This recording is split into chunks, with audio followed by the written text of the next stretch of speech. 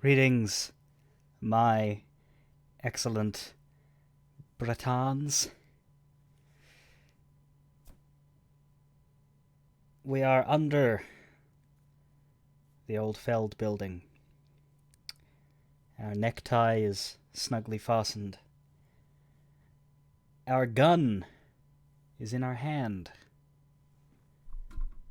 We also have a sword. In case I never affiliate with anyone who isn't prepared to drown me in money. 3-year anniversary. Wow.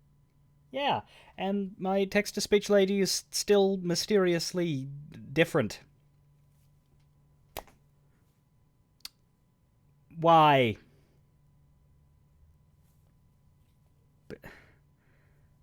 I don't... One day I'm going to figure out how whether Streamlabs has a setting for the text-to-speech voice, because I never touched it, but it was always the same woman until a while ago when it changed to this American woman, and then it changed back, and now it's changed back again.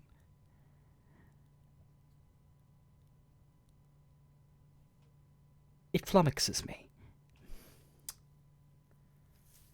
But today, I imagine,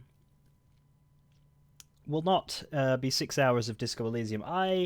As much as I've played this before, I really can't tell. I want to say 3 to 4 hours. I do.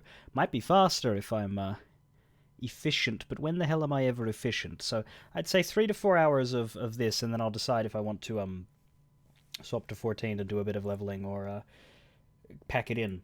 Depends on how much time I have. But if you're watching the highlight of the last episode of Disco Elysium, then it will cut off at the end of Disco Elysium. I'm not going to put random Final Fantasy onto the end of the stream.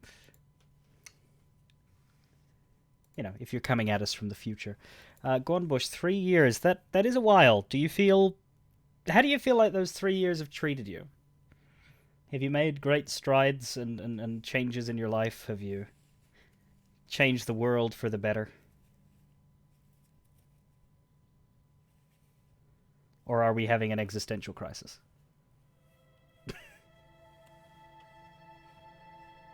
Actually, I need to get rid of this. I need to set up the Twitch integration, which means you need to not look at me while I enter a code. Ugh, that doesn't look right. No, I didn't think it was. Your hair has more white in it. Hard to see the top of your head. You just need a ceiling mirror.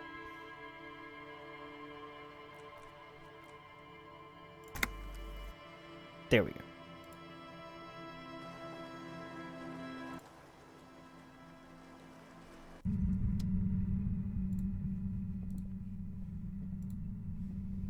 Huzzah!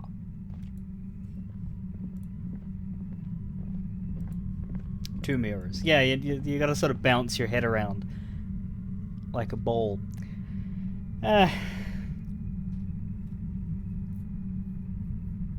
Life is short and fast, and it only gets shorter and faster. But we enjoy the time we have now. So yes, here we are in the underground cave tunnels. I think the communists dug these, or maybe they were naturally formed. I mean, you can see a bunch of support posts, so you'd assume they've been dug during the revolution under the electronics building. And right here, there's nothing really to mark it out, but right here is where they give you the point of no return speech. And we've pretty much done everything we can do. Look for Ruby on the coast is the quest that lies beyond here. Offering figurines to Dolores Day is a strange one, but we can't do that yet. Spirit is eternal, we also cannot do yet. We cannot check the island for bullet traces. We still don't have the last armor piece, and we don't have the murder weapon. But nothing that can be done now, except for these white checks that we skipped for various reasons. We never properly looked at the horseback monument or the set of tracks, which we're a bit past that now. It's a nice hint, but we never managed to get it get it properly done. We never fixed the mirror. We never subscribed to Measurehead's race theory. We never shaved. We never stole from the map wall. I think we just bought the map. But there's not very many. We did most of our things. Some of these are actually... yeah, that map wall one I think is actually there in error. We can't do that one even if we want to now. We're not going to shave or get rid of the expression. We prefer our grinning superstar. There is still time to shave both in-game and IRL. I'm probably due for another trim down of sorts.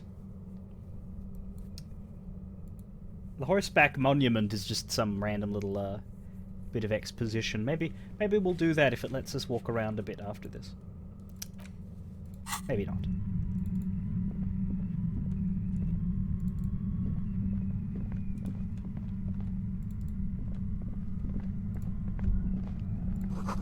It feels strange. A concrete pipe buried in sand and dust. A polar anorak, composure and shivers.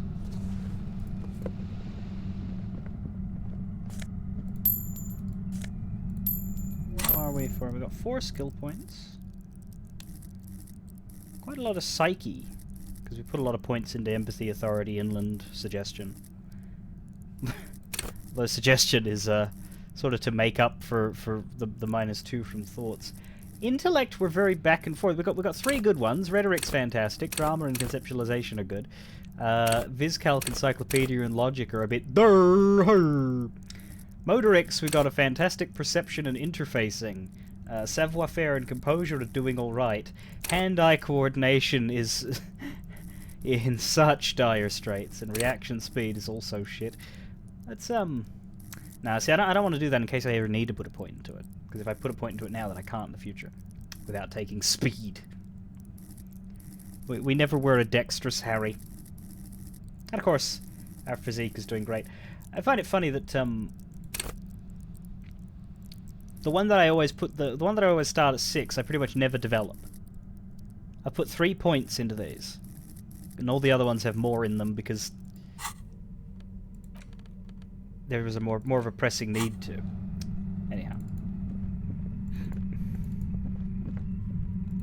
Nothing else here. Ah! Suddenly your entire body is paralyzed. Aggressive white noise fills your skull. Strange pain like you've never felt before. Through the static you hear a woman's voice. All I am hearing from you is white noise, white noise. All I am hearing from you is white noise, white noise, white noise. If looks could kill, I'd be in trouble right now. Time stands still when you're around. I gave you all my time, and you gave me all your lies, and you've just come around to say goodbye. Did that song ever leave Australia? It's an Australian band. It's one of those, basic rock bands, you know the type, like it's just like 4 guys, 2 with guitars, 1 with a mouth, 1 with a drum kit, and they just sing songs with and vaguely interesting lyrics, and sometimes they make a hit. Many like them. The Living End, I think they were called. And there's a few of their songs that were like just all over TV, radio in like the late 2000s, early 2010s.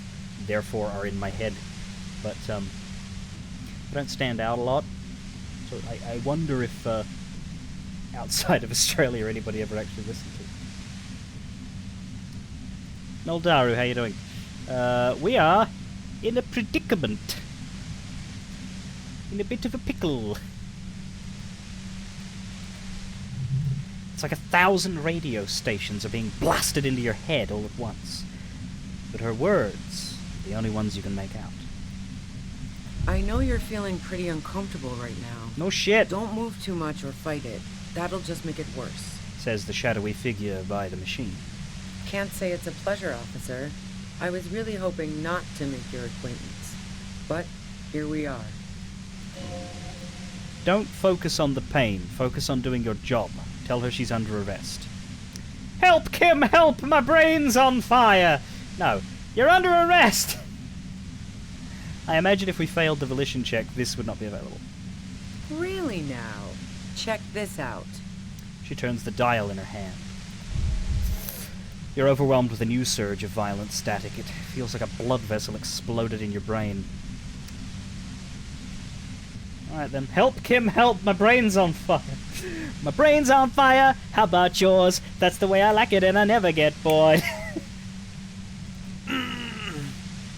The lieutenant clutches his head as his eyes roll back into his skull. Hey now! The torment Lieutenant Kitsuragi is experiencing is worse than your own. He's trying to resist, but there's no way of knowing when he will recover. I'm using a pale latitude compressor. You and your partner have been caught in its field.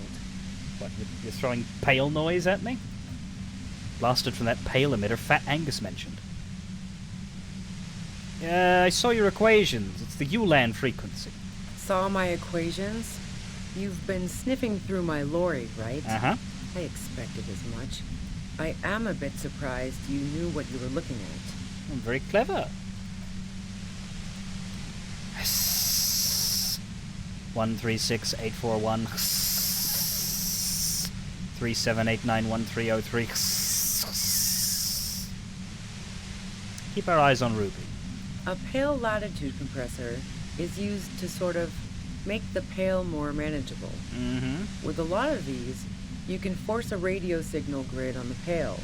Literally crunch the distance across it. Why are you giving us exposition while you are torturing us? Signals are relayed across a series of repeater stations fixed to buoys. Not a fun job manning those stations. All alone out there in the pale, people lose their minds in just a few years. So, what we are experiencing is a concentration of radio waves. He gestures towards something with great effort. Precisely. This is an industrial strength paraboloid. It's meant for forcing dimensions on something that doesn't have them. Needless to say, the frequencies used are out of this world. Totally radical, man. They're out of this world. At the upper limit is the large prime number generator station. It's used specifically for pale latitude compression. That's why you may be hearing some numbers. But you might also hear, or think you're hearing, local radio chatter.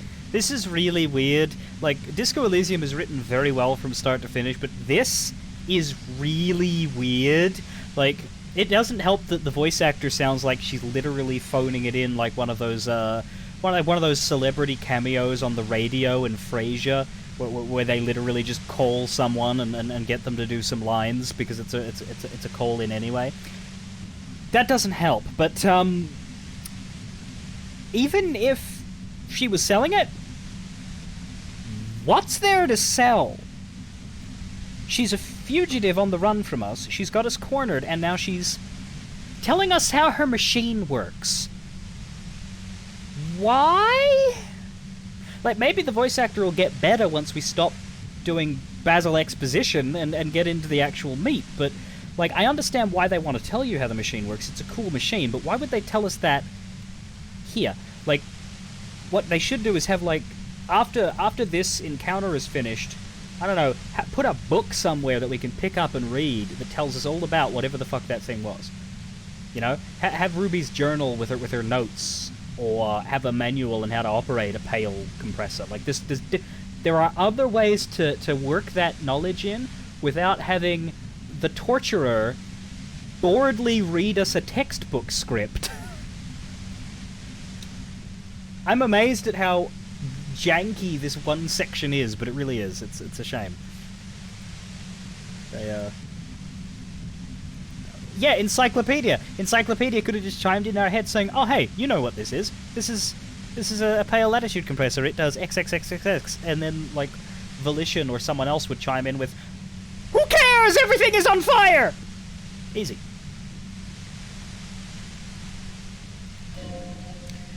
She's been holed up in here for a while with no one to talk to. Keep her talking and you just might get an opportunity to break loose. How did you get your hands on this thing? I built it myself. She nods towards her torture device. That's illegal. I'm guessing it's patented. But we are beyond that, aren't we? Oh yeah. Way beyond. He studies her death ray and the lore official strapped in it. Will I stay like this forever? No. Once I shut down the compressor, the pain will end. Oh. It may take a few minutes for you to steady yourself, though. It's a bit like waking out of a very confusing dream. 3, 4, 2, 4, 5, 5, 7, 9, 7. Terecalis. Palanara oleo meti ni pelvis, o meti ni pelvis mutudruk. 4, 4, 6, 4, 5, 4, 4, 8, 2, 9. Have you experienced the compressor yourself? Yeah, I stuck my head in there before using it on you. It seemed like the ethical thing to do. Can't say that I enjoyed it. The field was weaker, but I can imagine what you're going through. This is all great, but let's talk about the man who was killed. Yeah, let's not talk about that shit. You were hunting me and fell into my trap instead. That's all there is to say about it. Cool. So she thinks of you as hunters, not cops, and herself merely as prey. Please, could you just turn it down so I can ask you something? If you've got something really important to say, you can do it through the white noise. 2, 3, 6, 1, 8, 9, 2, 8, 1. If you're looking for a deal on mattresses, speed for 2, 3, 5, 6, 7, 3, 2, 9, 7, 1, 0, 4, 7, 3, 0, 2, 8, 1, 9. Oh, Rosaline, oh, Rosaline. Then this... The lieutenant clutches his head, grimacing. God damn it. She regards you and Kim with sudden sympathy. Fine. If you really want to talk, I can dial it down. I've also got a gun, by the way. She steps reluctantly out of the shadows. The pain lessens. The gun she's carrying is a 2-barreled front-loader, not like the murder weapon. Well, doesn't feel much better, but you can form sentences now. Thinking doesn't seem to hurt as much. Just keep her talking, and you'll get through this. How did you know we were coming? I heard you in the passages, and I've been preparing for quite a while. By hiding bullets under floorboards? So you found my shack, huh? I'm not surprised. Oh wow, yeah, no, this is a really, really, really, really bad voice actor. Wow. So, you found my shack, huh? Can't say I'm surprised. They could have got Microsoft Sam, or like one of those tech. They could have just used an artificial voice. Like that's a thing now. You can get artificial voices just to read script for you, instead of hiring a voice actor. There's YouTube videos where just robot voices will talk instead of actual people.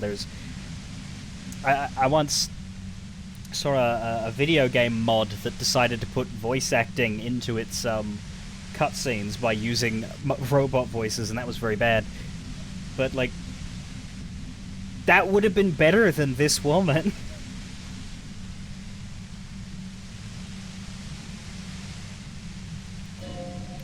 Her tone is bitter. She thinks she's been betrayed. She didn't rat you out, by the way, the washerwoman. So nice. That's one knife I didn't want to find in my back. She smiles a little smile. As opposed to the other knives she's finding there now. Hardy, for one. Preparing for the worst? I was. Before I caught you in the pale latitude compressor. I'm fine now. That's her admitting that the bullet was an emergency exit. It was dark in the shack. The waves outside had calmed down. She looked at the loaded gun, and then she cracked the barrel open and took the bullet out. Not today. Did you shoot Lely? No, I didn't do it. I only helped stage the lynching, though I doubt that makes much of a difference to you. Who ratted me out, by the way? Was it Titus? No, he wouldn't have broken first. When I threatened to arrest her, Classier broke. She told me everything. Oh, Well, I guess I always knew she was a survivor above all else. But she couldn't have known I was on the coast. How did you find me? Your first guess wasn't entirely off. Titus and his boys, ma'am. They told us you were on the coast. Kim should still be in pain here. Even now, Kim is a paragon of professionalism. He's trying to make a clean cut, telling her she was betrayed. Well, fuck.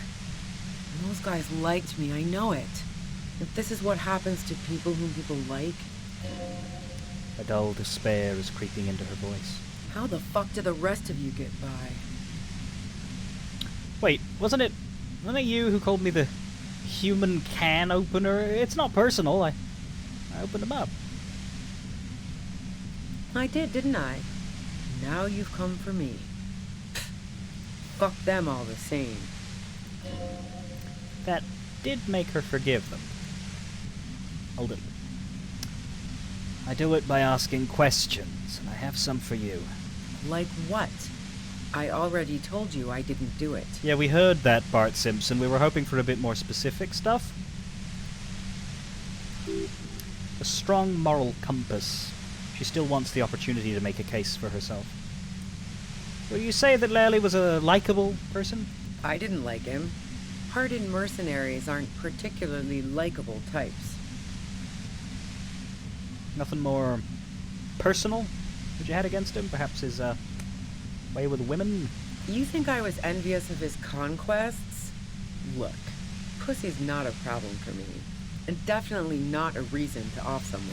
No, that's not really what I meant by that. At least that's what I did. Maybe the game wrote it that way. I thought it was like, you know, because there was that door gunner mega mix stuff. I thought maybe she was resent him for being a piece of shit to them, not being successful with Glacier. See her confident gaze, her toned arms. Yep, she wouldn't have had much trouble in the intimacy department. You feel protective of the Union? Yeah, sure. And I didn't like Wild Pines sending in those foreign hirelings. Me and a fuck ton of other people around here. She didn't hate him, okay? You don't feel sympathy for mercs? It's hard work. Plenty of broken people who don't come with that kind of body count. Besides, they're paid well for what they do. I have other questions. I'm listening. Do you have an alibi for when Lely was shot? Man, I was with the boys the whole night. I hope they at least bothered to impress that upon you. They said you left to take a really long leak, 15 minutes. Yeah, and I'm sure they also made some funny remarks about it. They always do. I've driven a lot of long haul and chugged a lot of beer, man. Can't do either without some power of mind over bladder. And anyway, that wouldn't have been enough time. Hold on, no one takes a 15-minute leak. Look, fuck you, man. I might also have stopped by the bar. She speaketh truth. Our investigation has shown that 15 minutes was just enough time to commit the murder. Wow. Now I'm curious. Please, explain. Play pinball much? No. Not since I was 14 and hanging out in the only diner in Dardun. Haven't been into low-risk, no-reward games since moving to the city. Why? There are some mysterious pinball machines in some mysterious rooms in the Whirling. Yeah, and probably some ghosts from the time of the suzerain. I'm not really interested in supernatural mysteries. What kind of mysteries interest you then? God, where are we taking this? Not murder mysteries either, if that's what you're thinking. Damn. She looks you in the eye impassively, making it clear she's not planning to comment on the matter any further. But I'm a paranatural detective. Cool. They sent a ghost cop after me. Congratulations. Well, who are they gonna call? What about elevators? Do you like elevators? The fuck do elevators have to do with anything? Do you or don't you? Not particularly. Why not? Why are you so hung up on elevators? Not even quaint old rickety ones? I'm not really into old shit for old shit's sake. God damn it! The lieutenant grabs his head. So you know she's not an antiques enthusiast. Not my jurisdiction, ma'am, but it also doesn't sound like she used the secret route. At all. Which is interesting, because there was a shoe that looked like it might have belonged to her. Or a footprint, rather, in the secret route. There's a secret way from the ground floor of the Whirling to the roof. Don't know it, but also, She frowns, studying your face. the shot couldn't have come from the roof. Or we would have all heard it downstairs. She has a point there. No one mentioned. The pain stops him from finishing the sentence. That didn't go super well. You gotta lay something better on her. You have a gun. And Where'd you get it? the gun store. What gun store? Trigger Happy Jacks. That doesn't sound like the name of a real gun store. What did you think? That I'm going to squeal on my gun supplier? Sorry, I'm not that kind of gal. Do you have another gun somewhere? Sure don't. A breech loader? No. What kind of gun is that? A Noctway 80 front loader. 2-barreled. Not really what you were looking for, I'm guessing. That isn't it. I know you don't like old things, but do you, sell antique rifles on the side? Never really got into weapons trafficking. Oh. Especially But it's not old fun. weapons. They break too often, and you don't want unhappy customers among gun collectors. That's a good point. Well, other stuff, I guess. Yeah, evidence. You, liked Classier a lot. I considered her a good friend, yeah. Are you a girl liker?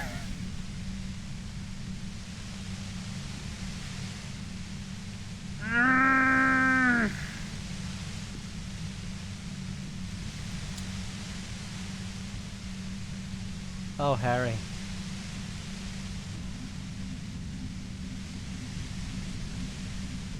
Harry. Harry.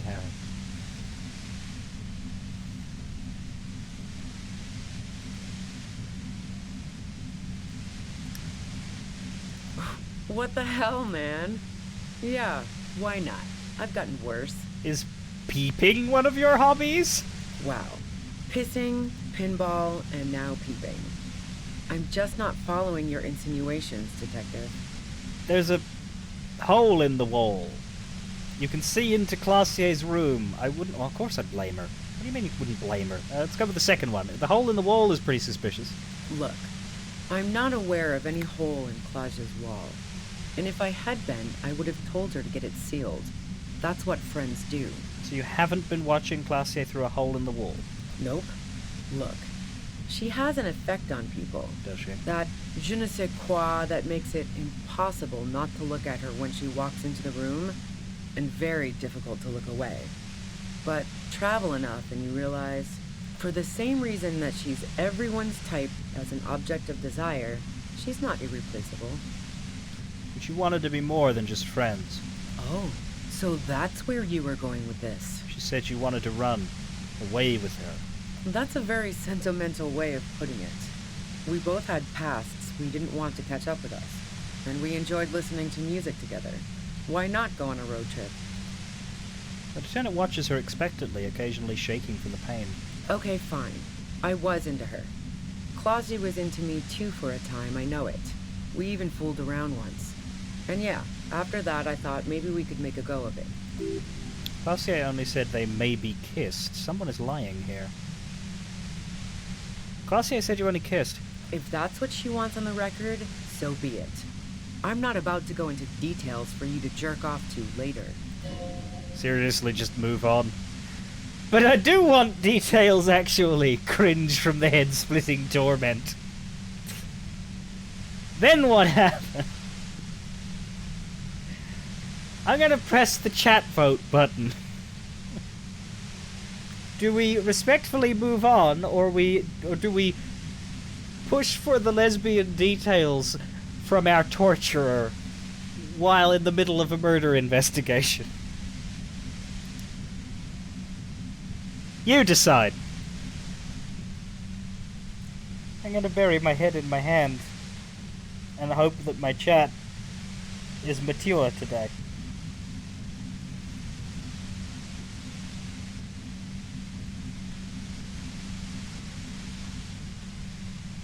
I don't know if that's 2 people or 4 people, but god damn it. Well, I do like to retain some semblance of dignity. So I shall move on. She rejected me with some wishy-washy bullshit about how she was confused because she felt so close to me and valued my friendship so much, and how guilty she felt for leading me on. Oh god. I knew that wasn't the whole story, but thought, fine, I'll take it and move on. No ill will there. Wasn't a problem for her. Fassier said you got very angry when she started seeing Lely, that you threatened her.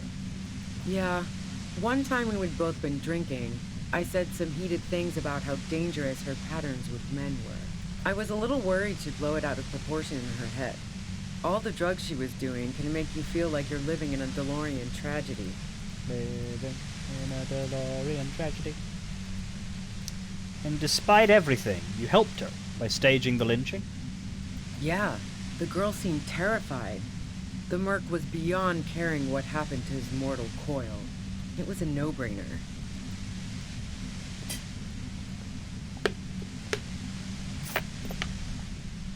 There are other things I want to ask about.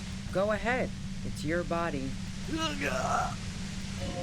And mine too, he thinks, but keep on, this must be done. Do you like to hang out on rooftops? Who doesn't? Oh, you probably mean Claudia's rooftop. Sure, I've hung out there. She's got this great antenna. Is that the only reason you hung out on the roof? The view's pretty bomb, too. But you might say the antenna was the main attraction there, yeah. Along with Claudia. The view's pretty bomb? Is that because Martinez is a bombed out husk? What's so great about her antenna? It's very powerful. I used it to tune into RCM frequencies. That's how I knew to be prepared for your arrival. 851023933. Come in. So you're sure you didn't shoot the merc from the roof? Yes, I'm sure.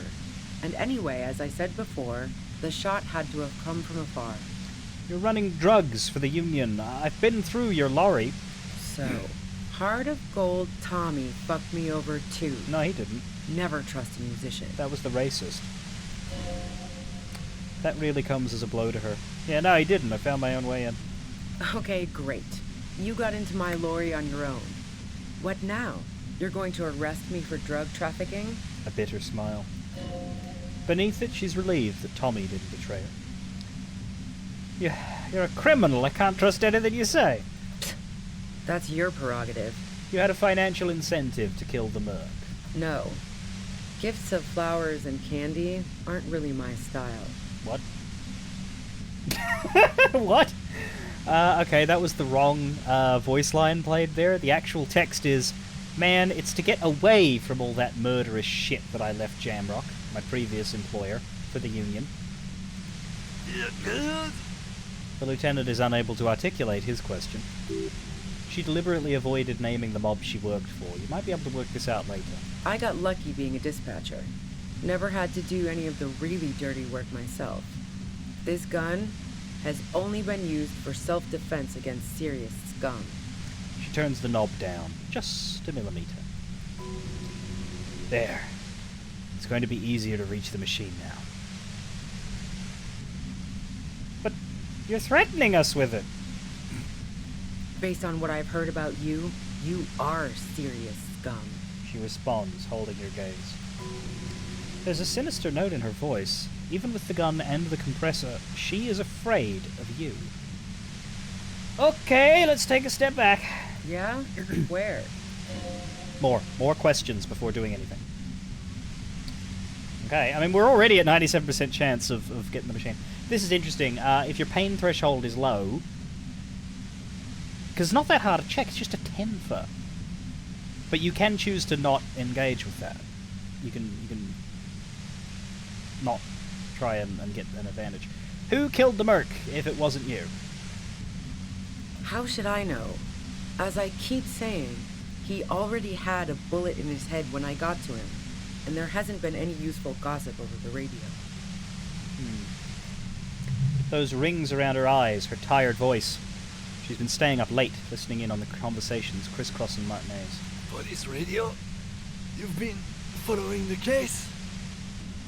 I don't think she means Kim. Who hasn't? You know, I can still see him there, in Claus's room, lying on his side.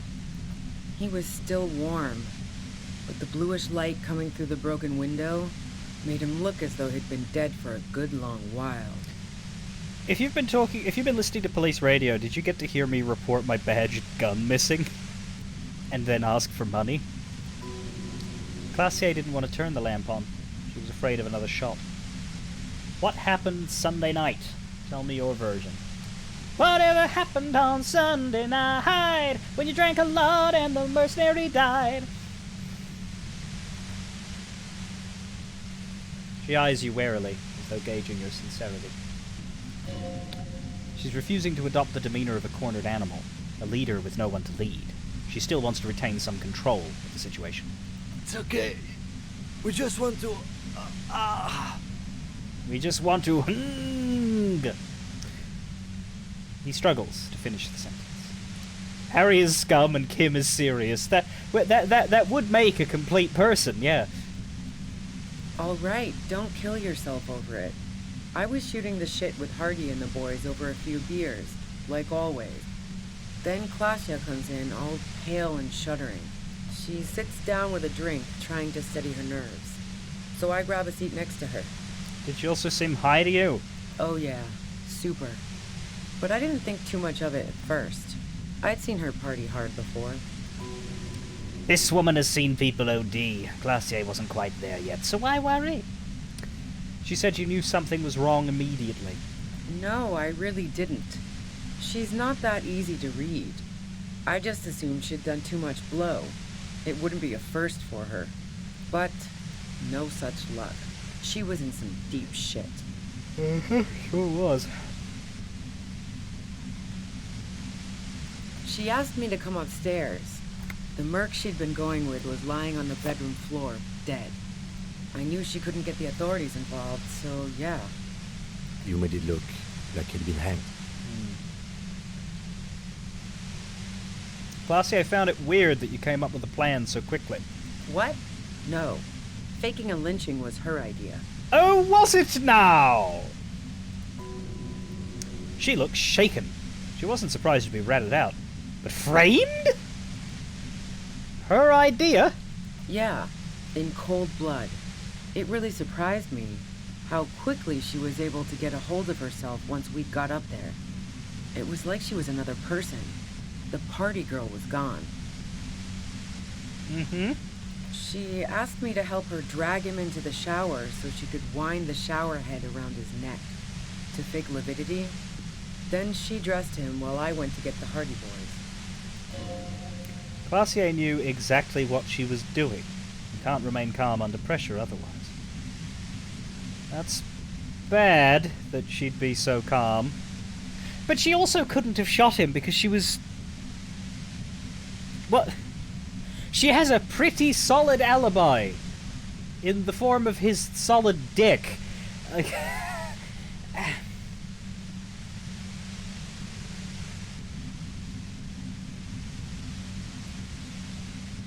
To put it crassly, if she shot him, then who was he fucking? But that doesn't mean she wasn't involved.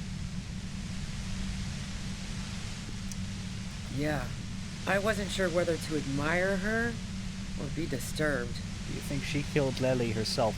And there's also the point made that, like, how could the shot have been close by if no one heard it?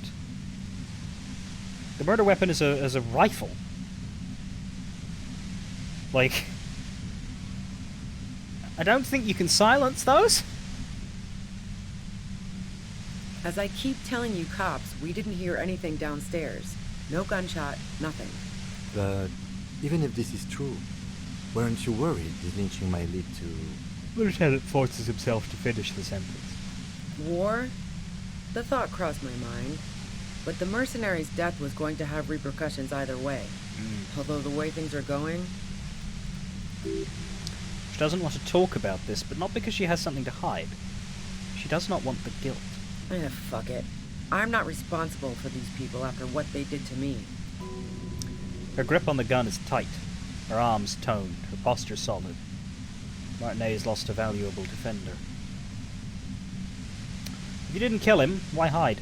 I saw you roll into town. I wasn't about to stick around for questioning by a goddamn La Puta Madre agent. Sorry, what did you call me? That strange, distant fear is getting close now. It's a fear of yourself. What do you mean, La Puta Madre agent? Yes, you. Everyone says you're his peon, his human can opener. I thought that's meant to be peony. Is that peon? I swear it was peony. What's the E there for otherwise? If I was his peon, then I'd be going around saying zug zug. Through the sudden sharp pain in your head, you hear the lieutenant mumble something to himself. Fucking hell and why me, you hear through the white noise. It's especially bad suddenly. Felt like a vein exploded. Who's everyone? How do you know this? Everyone in Jamrock. The cops, the criminals. Why do you think I'm holed up in here with a goddamn death ray waiting for you? La Puta Madre. I've heard of La Puta Madre. He's dangerous, right?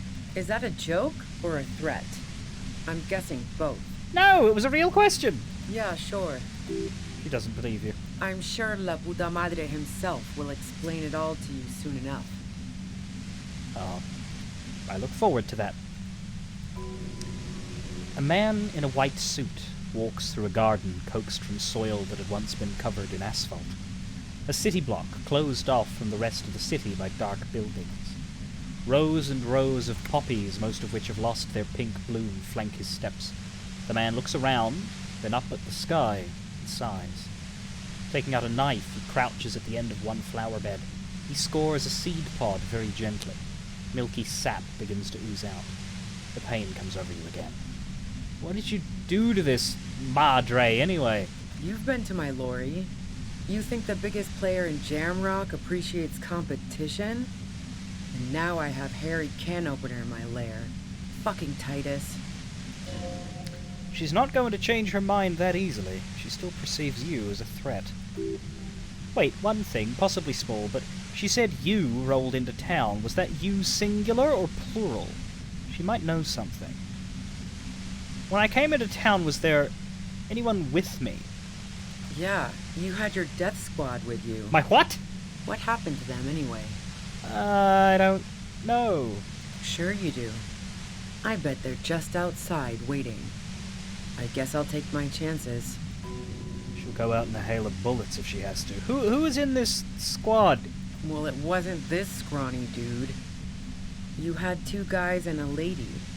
The guys looked pretty buff. Lady wasn't bad either. 2 guys. What else can you tell me? One of the guys seemed chipper, a blonde. The other had a brooding something or other about him.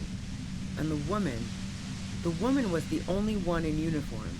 All were carrying. That sound about right? Nope. Doesn't ring any bells. Well, this has been a great talk, really. But I think I'm going to hit the road now. You know about the bunker next door?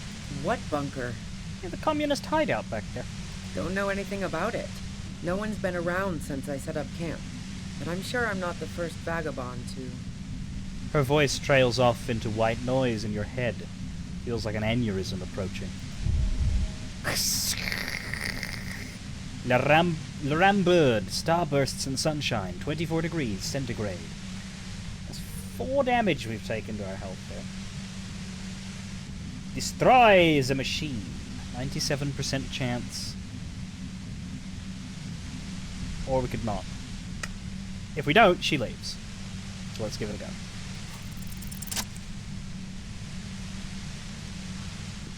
By the power of our own grit. Inch. Hey! You did it. The compressor lies broken on its side. It's quiet in your head again. It still hurts like hell, but... You okay, Kim? All good, officer. Be careful. She looks at the machine, assessing the damage. Her hand trembles. Oh, fuck it. She puts the barrel of the gun into her mouth.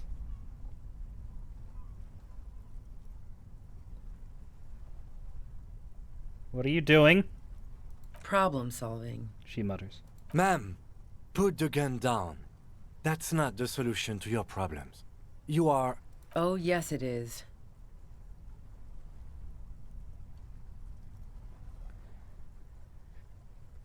%72% chance.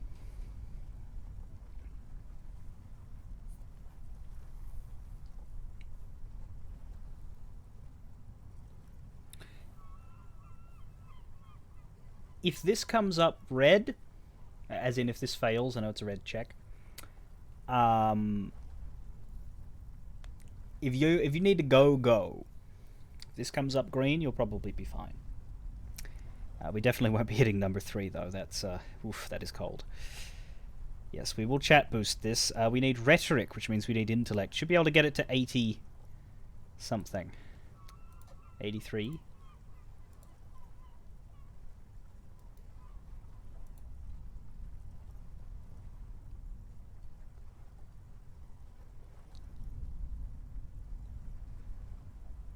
Actually got a good chance. The first time I played this, the first time I streamed this, we had a very low chance of succeeding this check, and indeed, we didn't. So let's see how we do. 4 out of 5 universes, I succeed. Let's see which one we're in. Okay.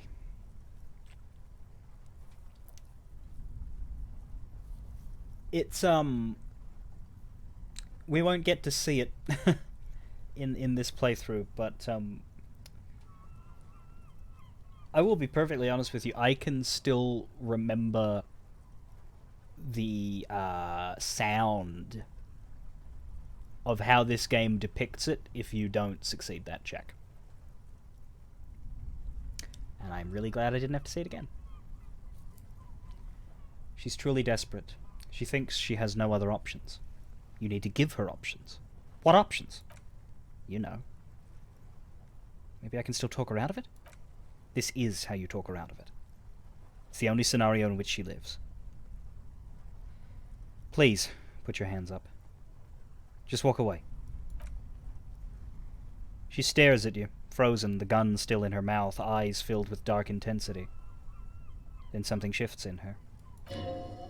Gratitude. Doubt. She's still ready to go. You don't have to do this. You're not cornered. I'm letting you go.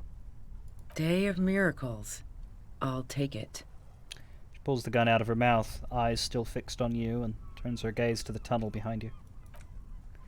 She runs past you, then past the lieutenant, and disappears into the darkness of the tunnel. Good call. The lieutenant is still unsteady on his feet. Are you sure? Yeah, I'm sure. I would have done the same had I not been incapacitated. He couldn't take it like you. It irks him. Then he gets over it. I think she didn't do it. Her tent. We should check it out. He points to the back of the cavern.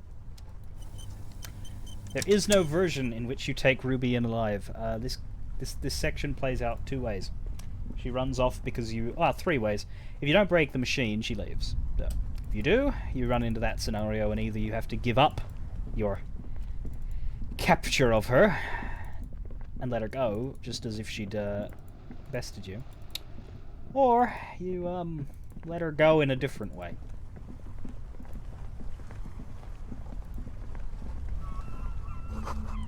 Dark water trails into the distance.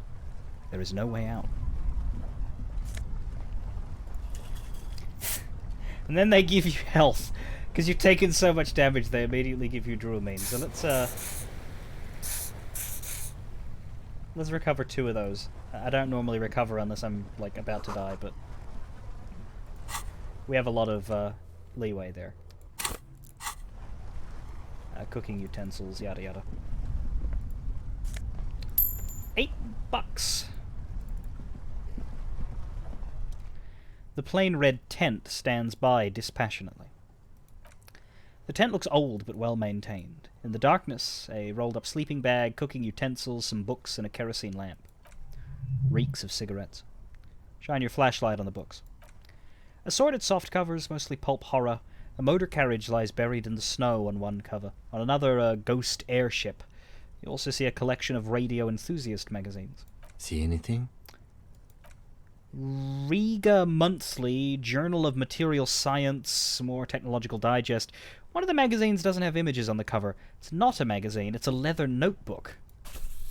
You pocket the worn brown leather journal. A trusted friend left behind. We should read this immediately. Like, right now. Indeed.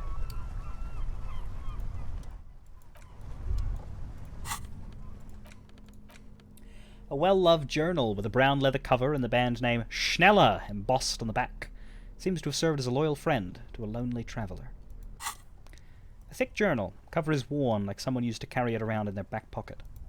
It's made of full-grain leather. Lower left corner of the back cover sports an embossed brand name, Schneller. This was important to her, when it was still hers. Unwind the strap. Journal falls open. About 2/3 of its ruled pages have been filled. Study the handwriting. The large cursive of someone who writes quickly and confidently. Perhaps too confidently. Many phrases and even paragraphs have been crossed out, with tiny corrections scrawled above and in the margins. Flip through the pages. It's a mix of logistical notes, diagrams, personal reflections, all dated. It's good she left in a hurry. We could learn a lot from this. What kind of logistics? Hard to tell, exactly. It's mostly noted down in code. Looks like contact information, quantities, directions. There could be useful information about local operations in those notes. We have a junior sergeant at my station who's good with codes. I can give this to her after we finish this. What are the diagrams of?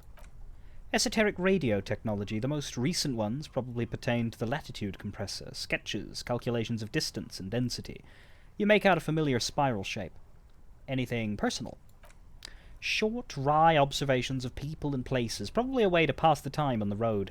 Also, what appear to be attempts to sort through some difficult decisions. There are few passages with many questions in them. Staff issues, always tough on the leadership. You smell traces of betrayal.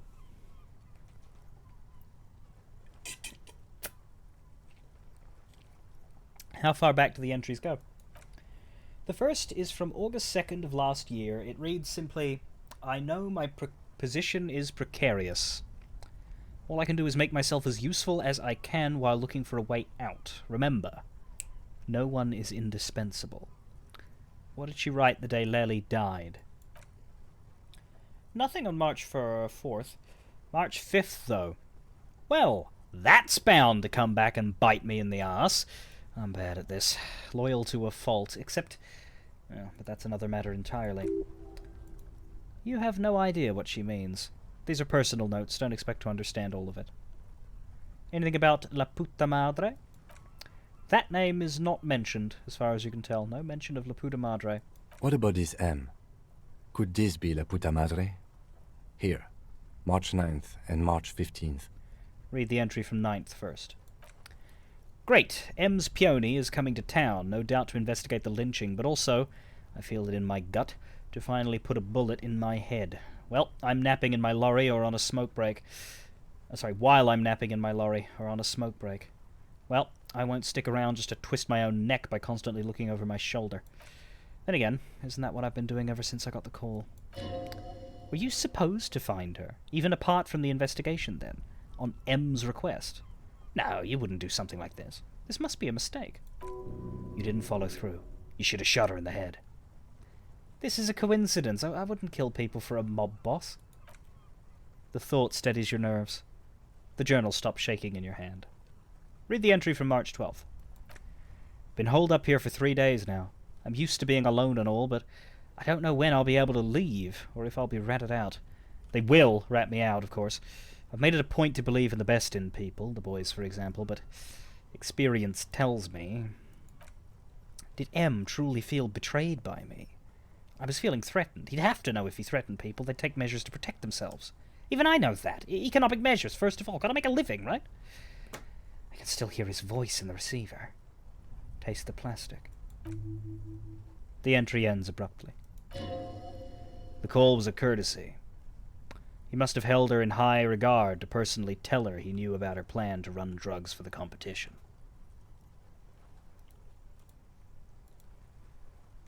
So they were connected. He would have a reason to send someone out to shoot her. Could it have been us? What's the most recent entry? From today. Even when I leave here, if I leave here alive, what's my next move? Staging a lynching is a crime, even if I'm not accused of murder on top of that. Forever on the run? Not really my idea of the open road. Man, I was really looking forward to winning. It looks like she might have been framed. If she didn't do it, maybe it's good that we didn't catch her. I wouldn't go so far as to say that. We have other reasons to arrest her. Pro tip for you aspiring criminals out there. Don't write about what you did in your journal.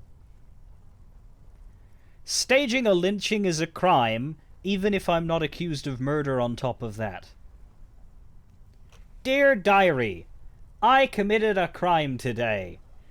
Good thing the police will never read this, 'cause it might be construed as a confession.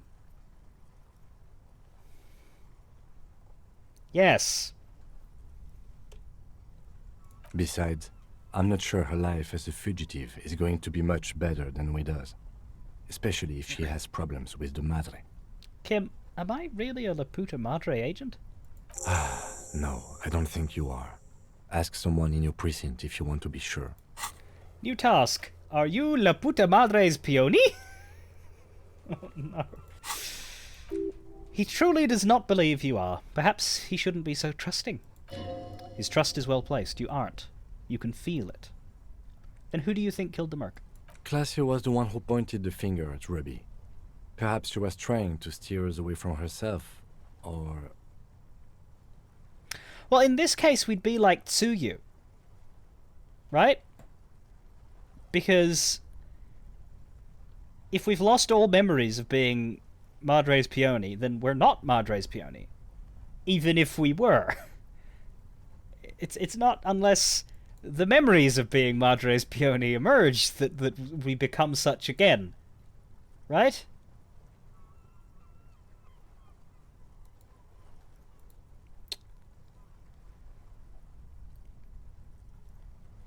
No one heard the shot, Kim. Maybe she had an accomplice. Either way, we need to keep an eye on her.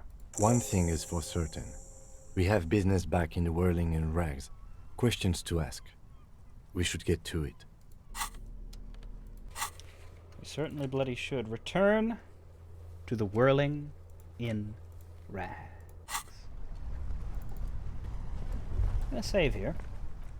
And I'm going to change the voice over settings, because I think this is where something happens. Ruby is on the run, Blue Moon. We passed the rhetoric check. You were there, I think, the first time I streamed this, and Ruby didn't work out so well. I was saying, I still remember the sound, the imagery as well, but the sound especially of her firing that bullet, and I'm very glad I didn't have to hear it again.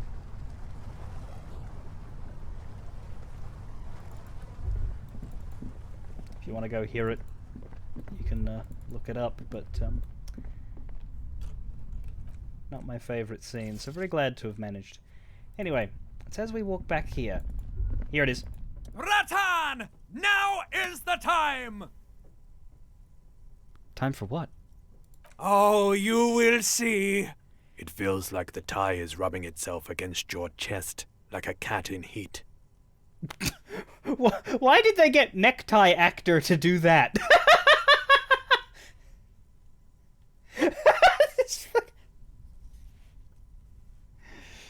It's like he said it along with everything else. First the spirits! The blue medicinal spirits! Grab the bottle and uncork it! It is time to unleash the other world! Wait, right now? Ruby's gone. I don't think there's really anything to celebrate here. Hush, hush, Ratan. Now is not the time to celebrate. Now is the time to get ready! Trust me on this! This is what it's all been building towards! It's gonna be off the hook! Off all hooks! Slowly uncork the blue medicinal spirit. The bottle opens with a silent, mysterious hiss. The fumes rising from its mouth are as crisp as the northern winds. Howling somewhere, lashing the boardwalk with brine and rain. An ancient warmth crawls under your skin. Now, Bratan, take me off! What? I didn't know I could do that. Also, Summer, you asked for a compliment 15 minutes ago. Summer, of all of the things numbered 76, you are definitely in the top of quality. Much better than, for example, Bethesda's approach to 76, or Overwatch's approach to the number 76. I didn't know I could take my tie off. Bratan! Have I ever lied to you? Just take me off! The necktie tugs encouragingly at your neck. Take the necktie off. Your fingers manage to undo the oily knot, and the necktie slides off. It looks so frail sitting there in your hand, weighing almost nothing. Now what? Now, put me in the bottle! But why? Trust me! Just trust me! You and I are gonna have so much fun it should be illegal! But that's too much fun. Just put me in the bottle, Bratan! I'm not gonna let you down! You and I are like the same person! Begone, foul necktie! Finally, I rid myself of you! End it. Throw the necktie as far as you can. No, never! We put the necktie in the bottle. As the necktie slides into the purifying liquid, large stains of grease rise off from it and float to the surface. There they quickly dissolve and disappear completely. Cleansed by the blue spirit fire of 98.7% pure alcohol, the fabric looks almost new again, no longer like a disgusting worm of the lower intestine, but like a colorful and deadly poisonous reef snake of the Insulindian Ocean. So, what comes next? The necktie floats in the bluish liquid with almost unearthly grace. Necktie? There is silence. Necktie? There is silence. Necktie? There is silence. Necktie? There is silence. Necktie? There is silence. Necktie? There is silence. Necktie? There is silence. Cork the bottle and put it away. The lieutenant has been observing you quietly all this time. And we have gained the spirit bomb. He's struggling to keep silent, but finally seems to give up. I've got to ask, what are you doing?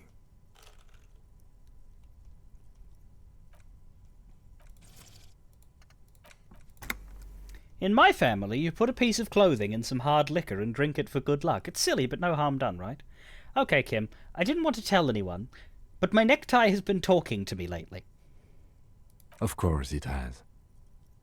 It started when I woke up in the whirling in rags, and it's been talking to me ever since. And what has the necktie been telling you, if I may ask? It mostly urges me to party harder. It teaches me about life, Kim, sort of a father figure. We're buds, mostly just goof around. Or signs of some really hardcore mental illness, Kim.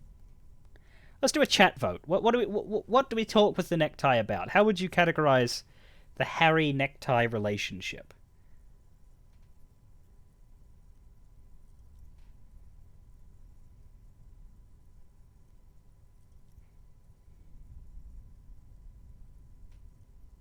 Okay, you guys are going to really need to learn how to stop tying the vote. We'll be real. We'll talk about the hardcore mental illness. I would assume, yes. Why did you put it in the bottle? Because it told me to. Right, okay. Anyway, I'm glad you told me your necktie has been speaking to you. That must not have been easy. For a second, it looks like he's about to add something. Let's go. But then he turns away, his gaze fixed on the road ahead. Well.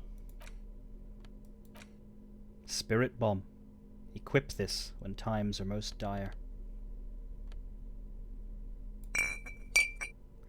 Your spirit guide to the party scene, the horrific necktie, floats serenely in the blue medicinal spirit. As it is still 98.7% alcohol, this necktie cocktail is extremely flammable and should be kept far away from an open flame. We can now wear something on our neck. We could go with the Mesk Banger's silk scarf for pain threshold. We could go with... You know what, let's wear Renee's medal. +1 rhetoric. Not because we believe in what he stood for or fought for, but because he's dead. And we shall remember him. The horrific necktie is getting ready for the endgame. For the love of God, do not remove it till the magic happens. Be ready, Breton! We also have a bow tie. Yes, but we're not Matt Smith.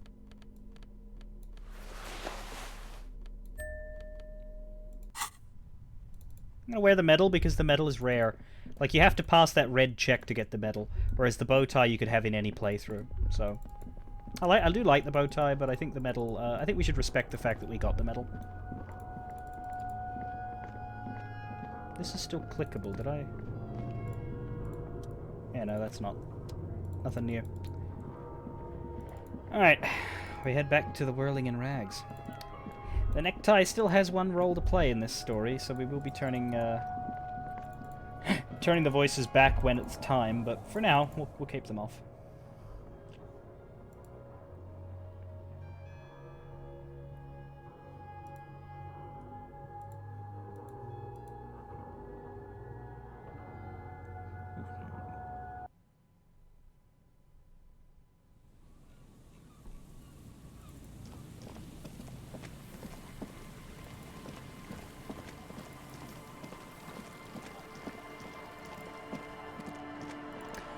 So I think the reason why fast travel is disabled when we went in there and then came back out is because it's actually supposed to disable here. We're not supposed to be able to get to the Martinez waterfront right now, and with good reason. Our tenant, the police.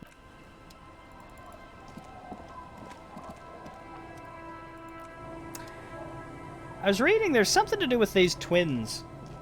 There's a sub-story with these twins that is very easy to fail to access, because you have to, like, fail stuff in order to access it. Apparently you have to fail the Shivers check on the mural twice in a row, which we were never going to do.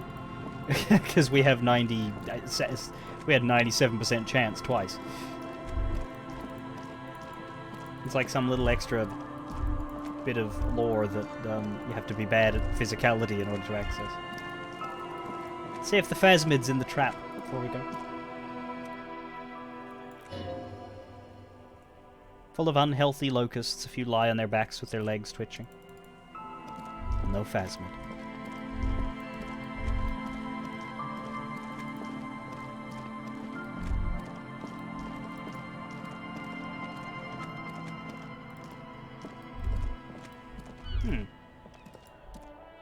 Stop.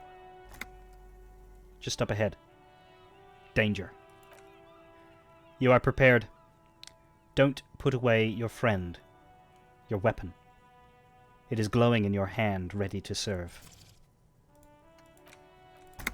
Do you mean my gun?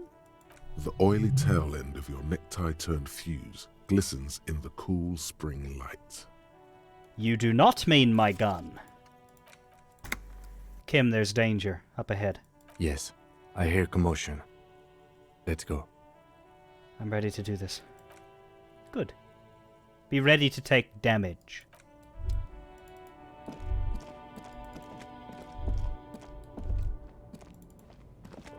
Pawn shop's closed.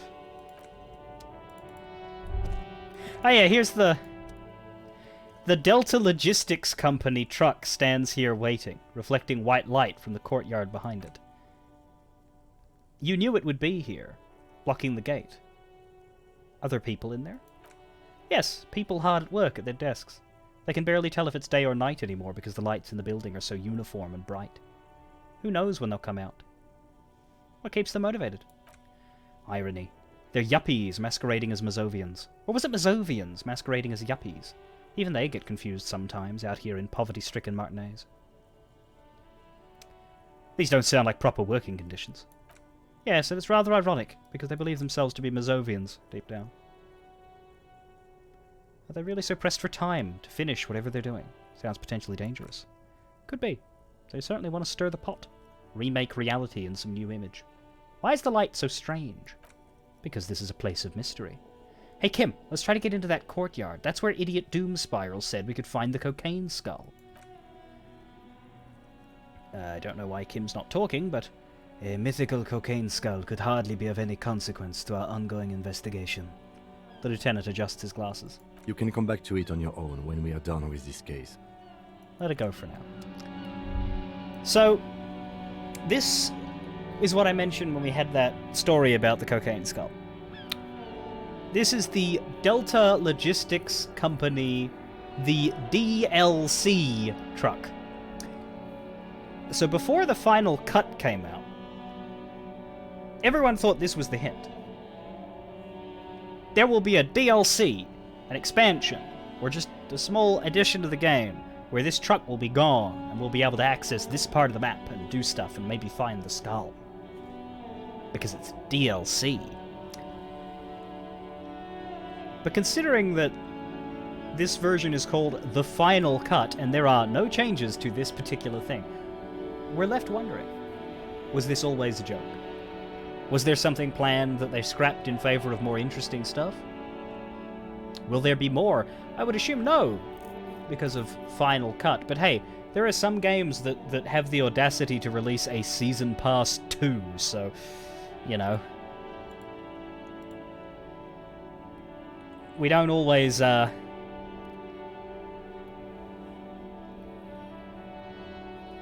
we don't always get it straightforward. I'm just gonna take a, 60-second break. I'm not actually gonna get out of my chair, but I just have to address something I just received, so I'll be back very, very, very soon.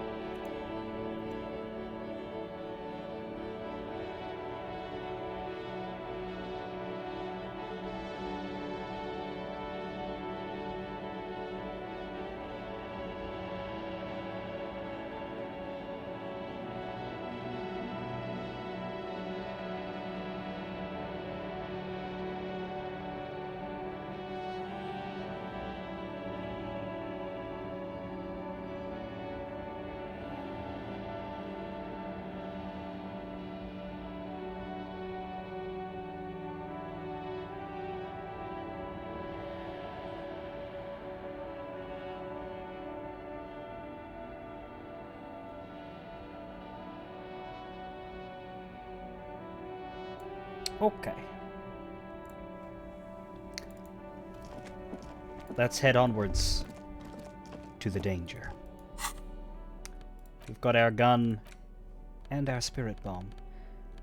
We could have two guns. I think Snip mentioned that. When Ruby... If Ruby dies, you get to take her gun. Which could also be your only gun if you failed to recover Harry's gun. So I'm not sure what happens if you approach this scene with no weapon. Because I do believe you can. All three of the weapons that you can get are completely optional. In fact...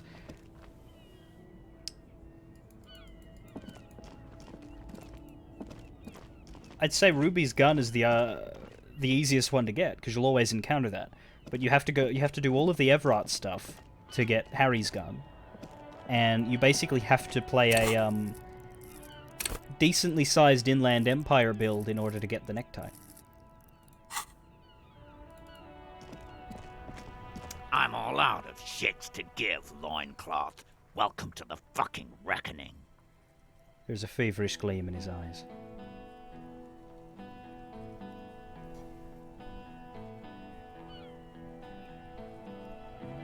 Please enjoy one of the best bits of music in this game. Put your damn gun down. People are gonna get hurt. We need to talk this through. Alright? The depressing fucking thing, though, is that both Courtney and Titus Hardy have had their voice actors changed for the worse, so this whole scene isn't nearly as epic as it perhaps could have been. Shut up! I'm not gonna Talk yourself out of this, loincloth shit fuck. This is the mercenary at the gates. His chest rises and falls under the ceramic breastplate. His fingers reach for the butt of his sidearm. There's something very wrong with him. He's dangerous. Shh. The lieutenant raises his left hand. This is a misunderstanding. Nothing irreversible has happened yet. You can just return to your unit and forget all about this. The Kipt is merciful, willing to spare us if we just forget about our murdered and humiliated commander. I think we should just kill everyone, Corty. So DePaul is coming at us from Alamigo. You are all drunk. Come to your senses. You won't gun down 7 people in the middle of the street. This isn't a frontier town or a jungle outpost. It's weird doing this at 11 in the morning because, yeah, this is supposed to be everyone is drunk after a long night, but because this can happen at any time of day based on when you encounter Ruby. We're sort of awkwardly having this at noon. Easy, Lizzie. Let me handle it. I know guys like this. I'm sure we can come to a peaceful agreement. Ain't that right, fellas? Titus, I don't think you're quite in your depth here. He is facing overwhelmingly superior firepower, and he knows it. Peaceful. It sounds like the armored figure is weeping. Rude Henkluin. Nest in your abdominal cavity like a little wild mouse. The masked man's words are barely intelligible, but you can hear them. Fuck, there's a third one. How did we miss something like this? The lieutenant points to the helmeted figure. That is true. Joyce told us there were 3 mercs. But one of those 3 mercs is dead. So who the hell is that? The lieutenant points to the helmeted figure. The lieutenant is genuinely worried for his life. You should consult him before getting in there. The big one is the mercenary at the gates, the scab leader. If this turns into a firefight, we should take him out first. We're out of time. This is... The Mercenary Tribunal. What do we do? My plan is not to get killed, but we have to intervene. Stop! This is the police! Get lost, comedian. You cops had your chance. Now it's fucking time for some justice. This is the police. I'm Sting, and this is my buddy Stuart Copeland. He licks his lips, waving his gun at the crowd. Losing his balance for a moment, he staggers backward. I think he's calmed down a bit. No, he didn't. He's about to open fire. So which one is it? Who's right? He is. I was wrong. Pig fuck! The voice from beneath the helmet interrupts your thoughts. You only make out the last word. Easy now. No one needs to die here today. Oh, people are gonna die today. We're not leaving it like this. These tribals hung him up for everyone to see. No one is going to kill anyone. Let's just put the guns down and talk like civilized human beings. With a wordless gurgle, the killer loads his long rifle.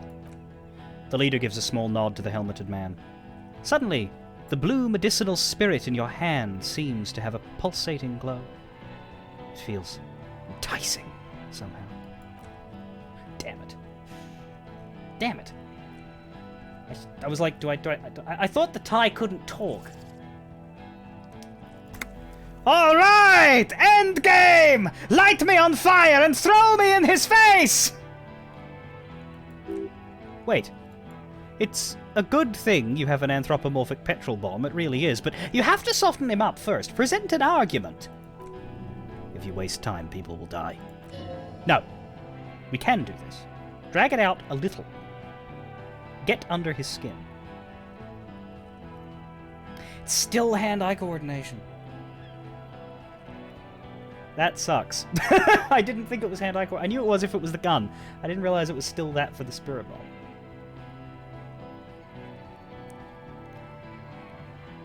Well, I think we can get pluses for it. Who is that? I didn't know you had a third guy. Rude. Rude is the killer. Rude, the killer. Owen Cloven. He doesn't talk much. Who including?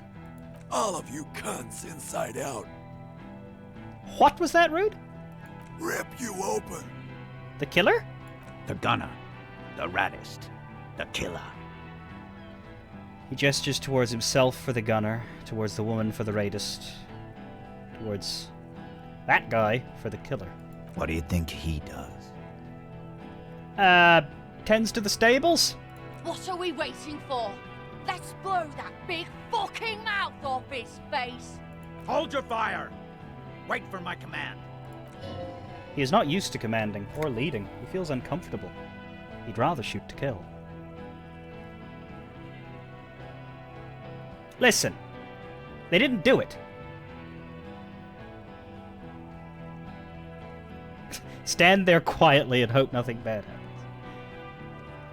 I don't know that we should use these ones. But these ones could work. Think of an argument. 92% chance. Alright, here we go. This is an illegal tribunal. Crenell would never sanction this. Who's the commanding officer? Take your pick.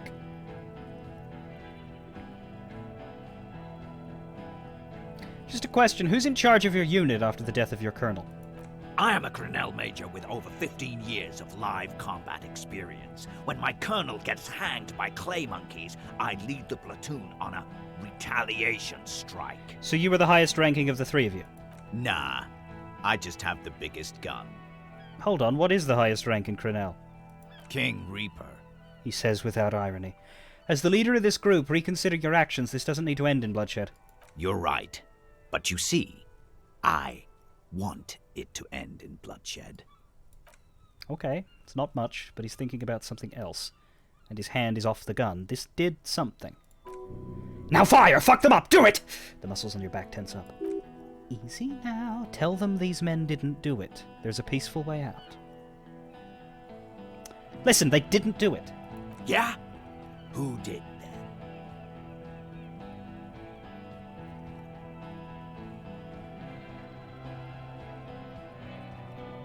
It was someone else. Someone who's not here now.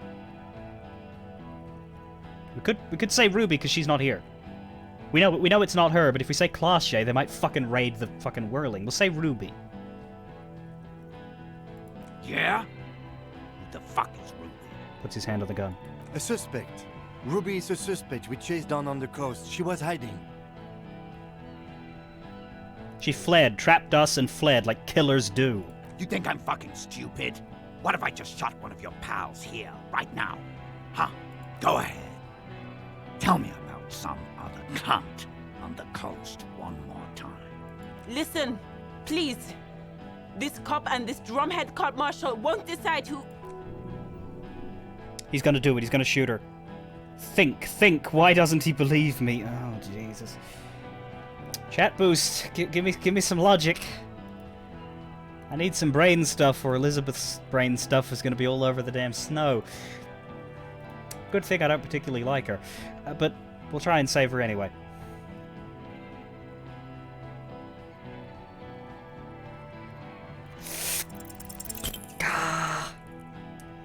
Your mind grinds to a halt. All you can see is the revolver in the man's armored hand, swaying, pointed at her. You move your mouth like a fish, gasping for air. No, she wasn't even there! He pulls the trigger. A plume of smoke erupts from the muzzle. The shot rings in your ears, a low, tinny ring. Then the Hardy Boys yell something. I'm okay. I'm okay. The woman grabs her left side. She's down. Her white shirt soaks a blood red around her abdomen. She gasps for air. She's not. She's bleeding out. If she doesn't get help in 10 minutes, she will die. Fuck this! The man starts pulling something out of his pocket. Gene! Cancel Lizzie!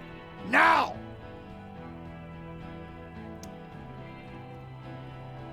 You're all drunk. Look at yourselves. Yes. So what? Yeah, so what? You should be drunk too, or like, drunker. You don't want to die sober, do you? Your judgment is impaired. You'll regret this. Nah. I'm clear as day. Fucking government-ordained super soldier. Enough already! What is this? We didn't come here to fucking chat! Interrupt me again and I will execute you on the spot, Lance Corporal. The outburst is accompanied by yellowish saliva around his mouth. Wild Pines rep wouldn't approve of this. You think I care what that company cunt thinks? He laughs. Hollow laughter. They're not going to forgive you massacring a bunch of innocent people. The man stares at you with bloodshot eyes, bull ready to charge. He's not listening. He's looking for an opening.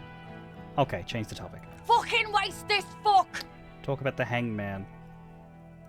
I don't really have the chat boost ready yet, and I don't want to sit there waiting. 42%. There's a chance. Dangerous!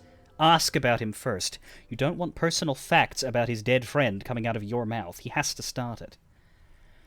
I knew you weren't a goddamn scab leader. Yeah, I don't fucking act so well. Laylee had a hard-on for making faces for you natives. Fucking food aid shit. That shit is done now. Trigger time. Who are you, a major? Sergeant Major Raoul Cortiner, reporting in to burn this fucking mud hut to the ground. He points at the whirling in rags. Why is one of the why is one of the Hardy Boys off at the side? It's kind of like him, actually. But they're all, arrayed. He's behind. He really didn't sell this line, by the way. Sergeant Major Raoul Courtenay reporting in to burn this fucking mud hut to the ground! That you needed to shout that. No. As he moves, the interlocking pieces of his armor click softly. Hey, Guanbush, do you remember that, that thought cabinet that you said was real easy to dismiss? I did it. But I knew this was coming. For killing, maiming, and humiliating our commanding officer, you're all sentenced to death by lead. I had to delete it. And the reason why I had to delete it was because if I didn't, then I'd be spoiling what came next. Because the only reason I had not to agree with you is this.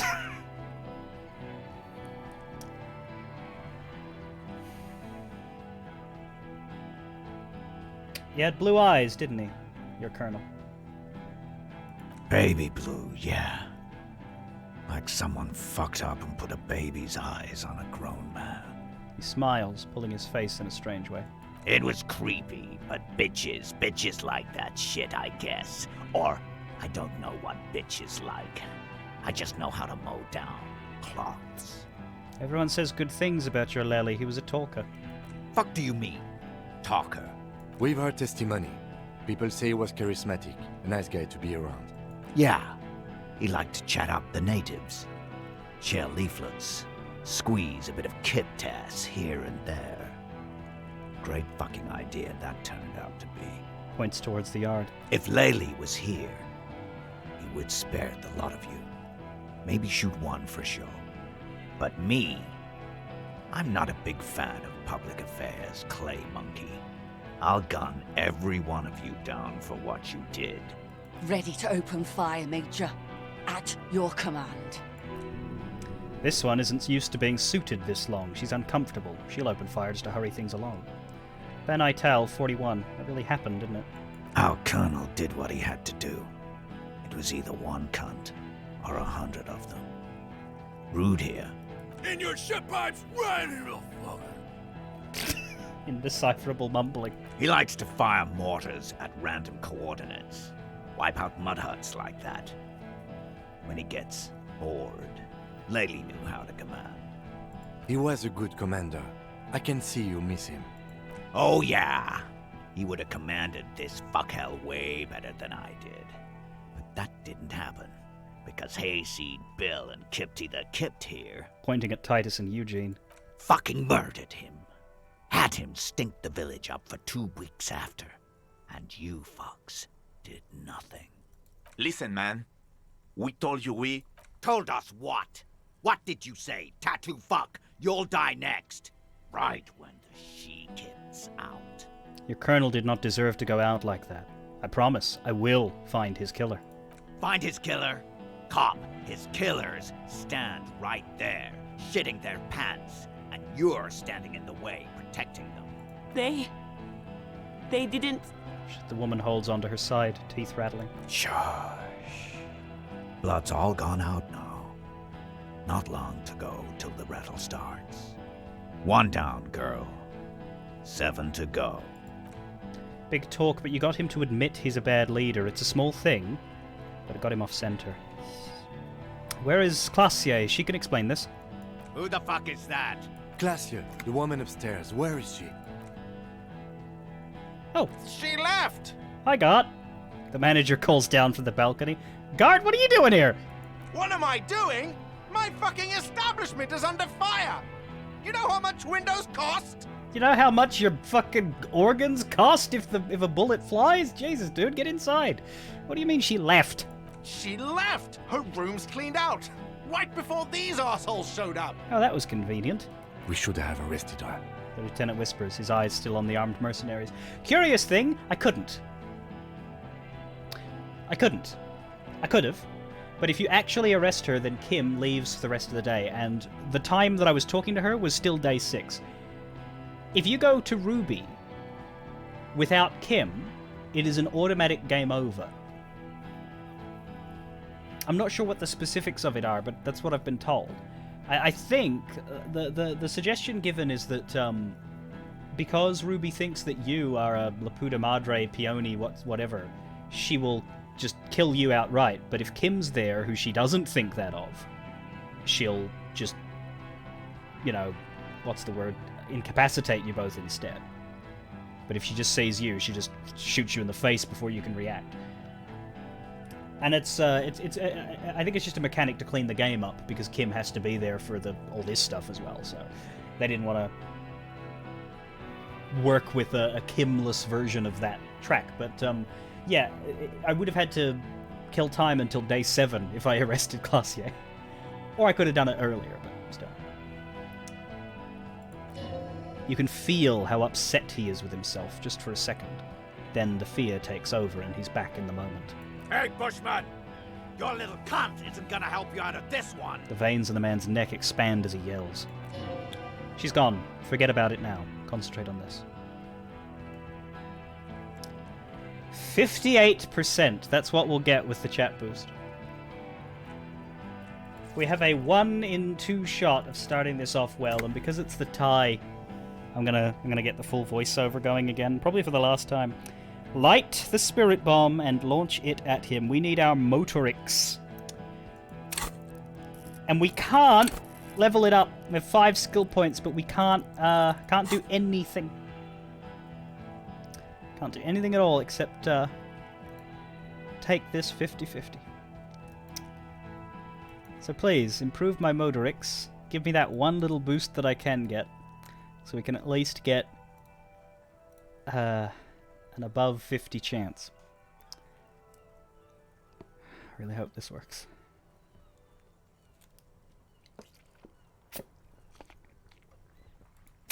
Oh my god, Snip, you're amazing. Yes, I can. Fucking great. 72 now. That was so good. That was so clever. Thank you, Snip. Boom. 72% chance. Let's go.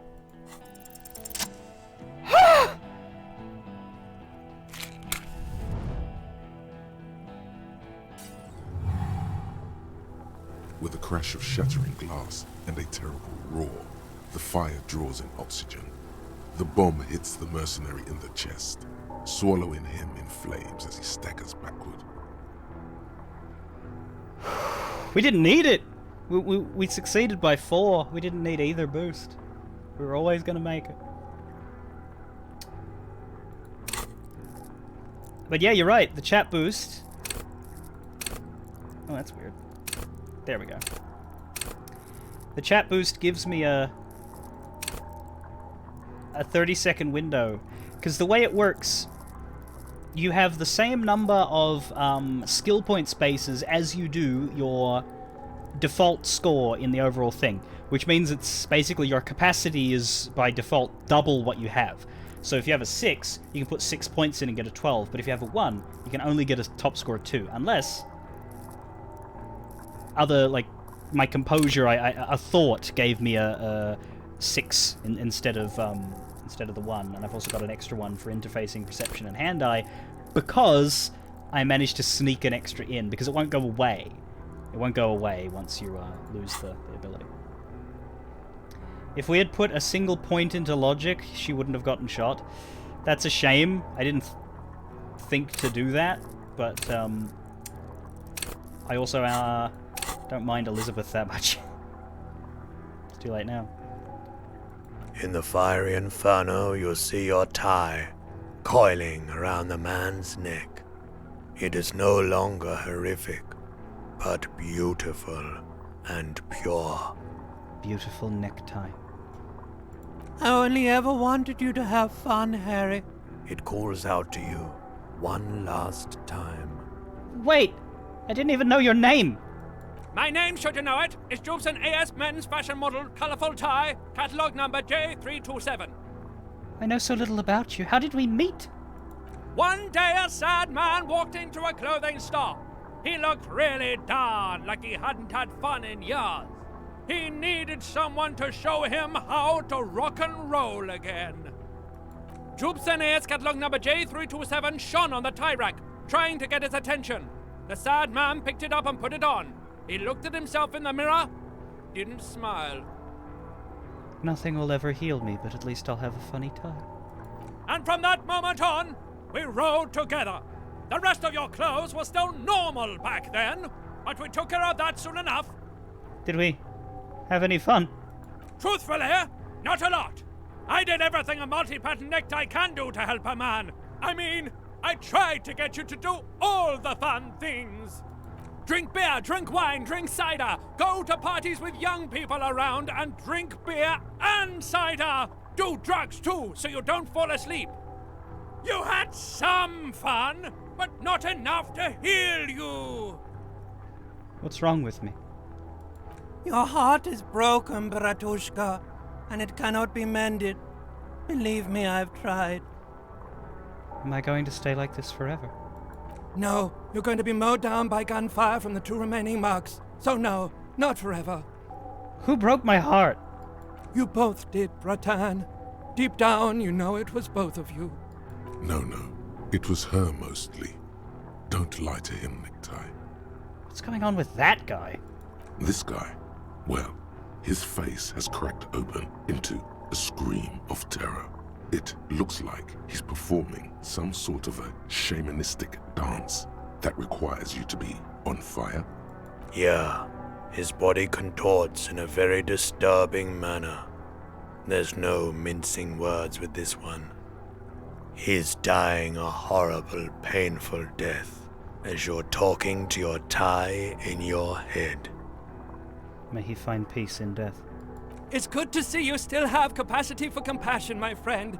Deep down, you are a good man. Goodbye. Necktie. See you on the other side. The necktie disintegrates into molten heat, its last remaining embers letting out a pop and crack that sounds like... Harry, for God's sake! Watch out! What?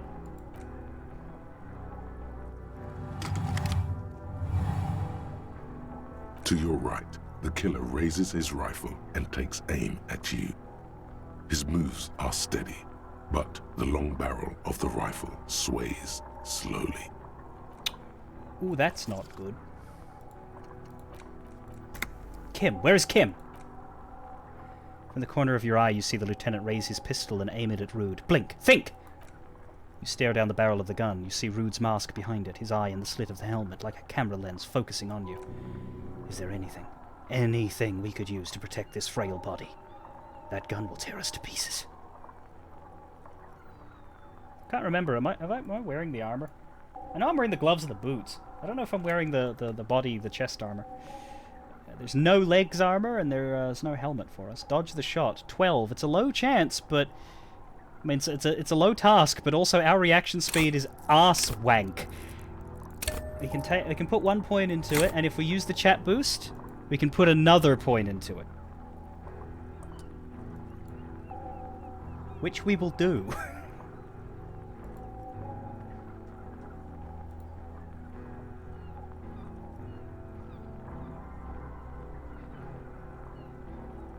It's Motorix, yes.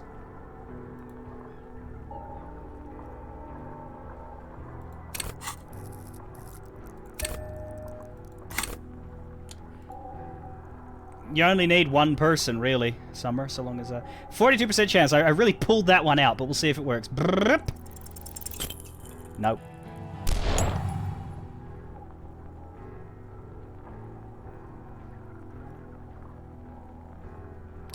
A low shot rings. You feel it tapping, like rain on your chest plate. Heavy drops of rain. Then the sound of dice rolling, as the Quiris distributes the shot evenly from plate to plate. We were. You got hit. The armor took most of it, but still, your ribcage burns. Feels like blood is slowly seeping into your lungs. God, please. The lieutenant says quietly, without trembling. He aims, face pale. Dice roll in the air, but it's not your check. 2 shots ring at once. One from the lieutenant's pistol and the other from DePaul's. It's aimed at the lieutenant, but it misses. You hear a scream behind you. Kim, did he hit the rifleman? Blood gushes from the helmet's eye sockets as Rude stug his back, disoriented. The sounds coming from his helmet are not human. An unbelievable shot from the lieutenant, who screamed. Glenn, dying in a pool of blood behind you. His mangled torso has 2 gunshot wounds. Blood gushes out of them like red geysers. Oh God, watch out! You see 2 crazed eyes stare at you through the burning meat and the flames, with his face boiling off. The man raises his pistol at you. Then he squeezes the trigger. Look the burning man in the eye. The look of vengeance, framed by melting skin. This is the last thing he will do on Earth, but he will do it.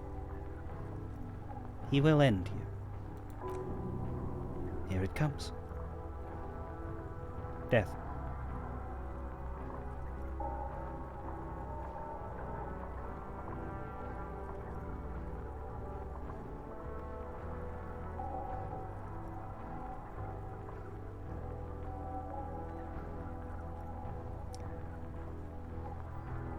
Let it happen.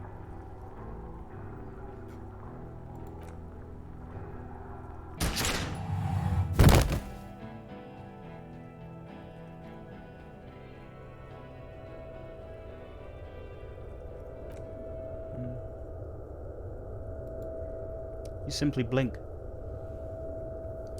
Then something inside your pelvis explodes. Your entire lower body is on fire and your legs can't support you. You fall down like a rag doll. Listen. Through the darkness and the pain. Through the darkness and the pain we carry on.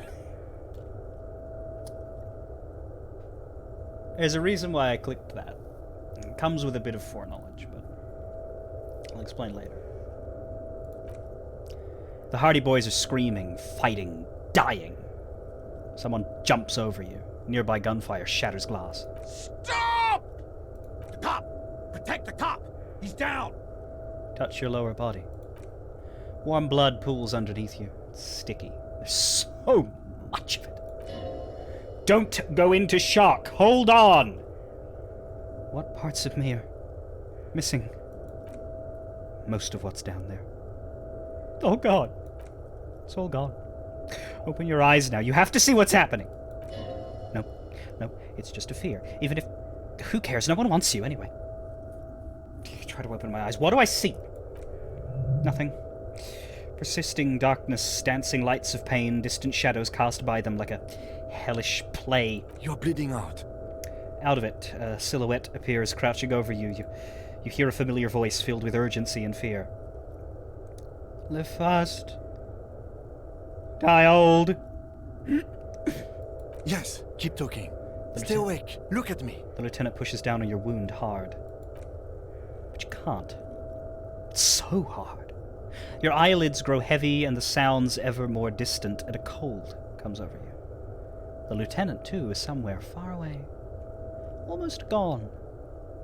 And suddenly, you sense something behind him. A slender white shadow, towering. Someone stands there, raising her pistol at him. The lieutenant does not see it. He's pushing down on your wound with both hands.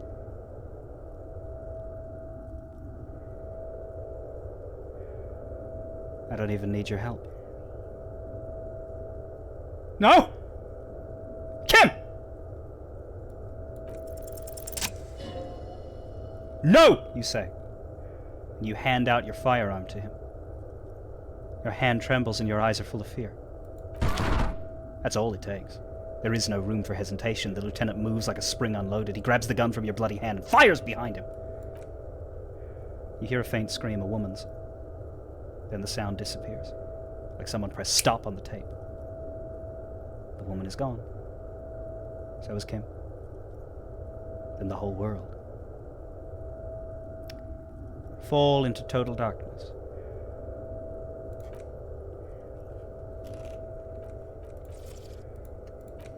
This is death.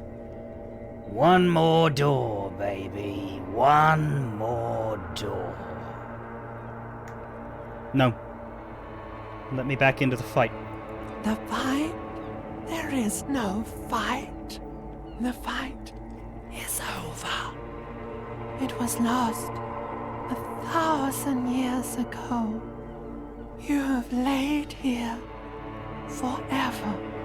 Keep falling deeper. Take the door. He's not taking it. His body is not taking it. Oh God, no. He's not disintegrating. He's swelling up instead. Over the hours. Hurting. Moaning in his sleep. And rotting. And being disinfected. And smelling of drugs. And feeling saliva in his mouth. Drifting in painkillers. Thrashing in his womb sleep. He can't go. Not before the case is solved. There is a radio in the distance. A radio of the world. Playing sounds. Good morning, Elysium. Soon you will return to the world. You're thirsty. Reach for the glass of water by the bed. The world is still there. Sleep some more. Hours turn to days.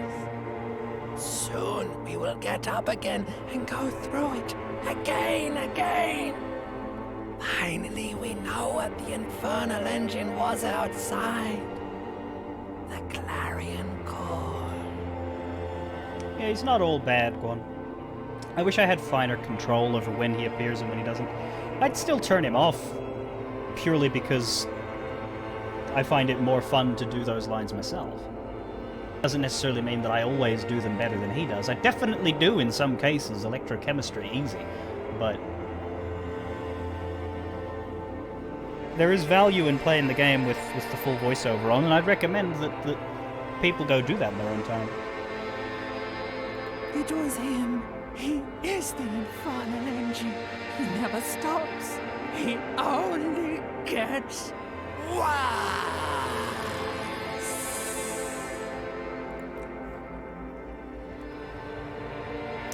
Yeah, I swap back to full voiceover whenever we need to listen to those two or to the tie.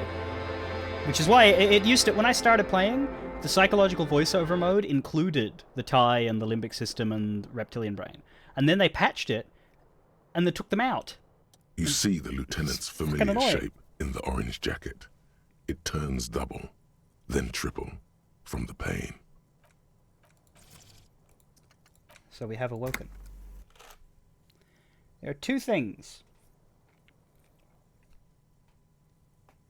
that I'd like to talk about. One of them I'll wait till this conversation is done, but because we're not going to see it in this playthrough,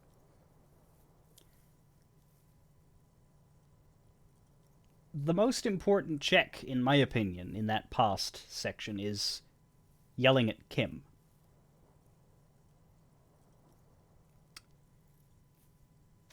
Getting Kim to realize that the woman is sneaking up behind him. If you fail that, or if you don't take it, Kim is shot. I believe he survives. I think he goes to hospital.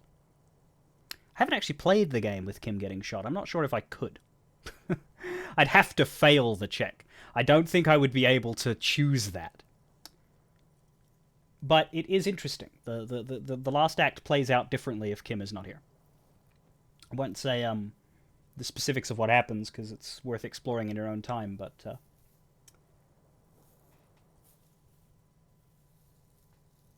someone else steps up to bat. Snip, did you play the Kim version of this, or did you play the other one?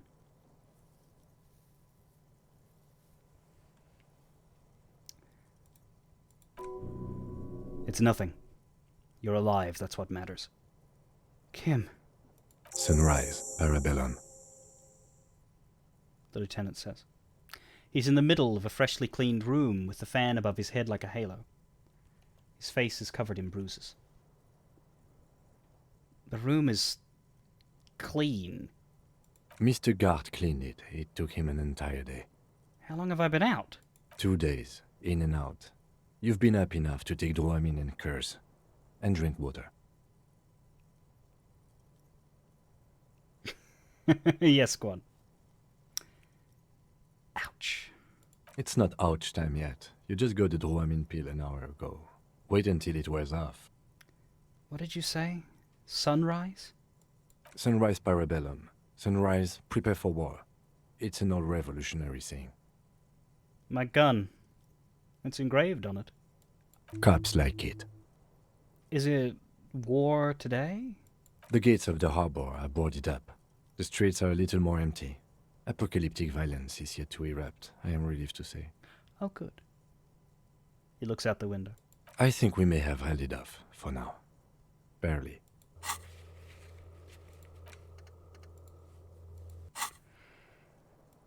Oh, here's fun.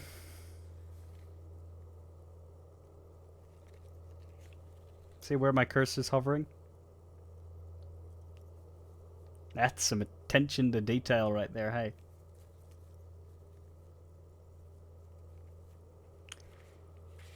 Kim got 2 out of 3.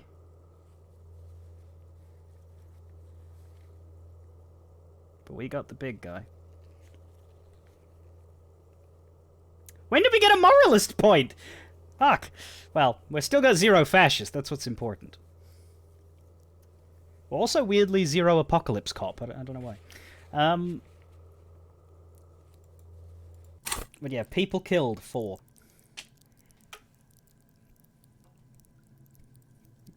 Again, I'm not sure what happens if you don't have a weapon, but if you don't have the spirit bomb, and you have either your gun or Ruby's gun, you get pretty much the same check. It's just less interesting.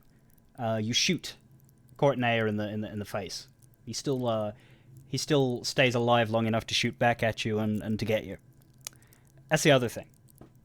That check, from what I know, is like the impossible door. You actually cannot dodge the shot if you try.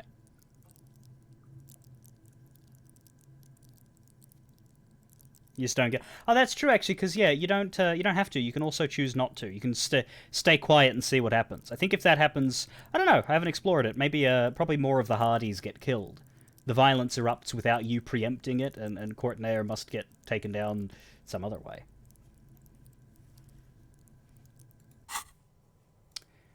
We held it off for now, barely.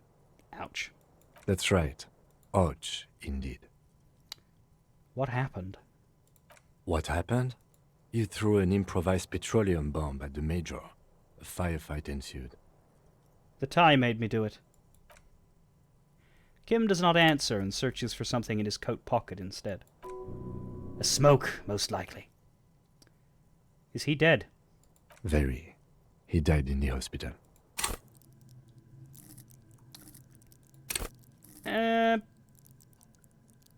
Clothing does have an effect on that. Perception was our highest for a while.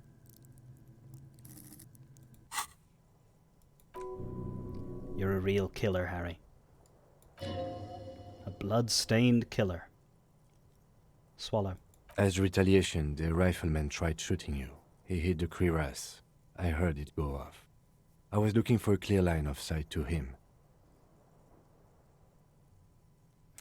I am curious as to what happens if you're not wearing the cuirass armor and you get hit by that first bullet.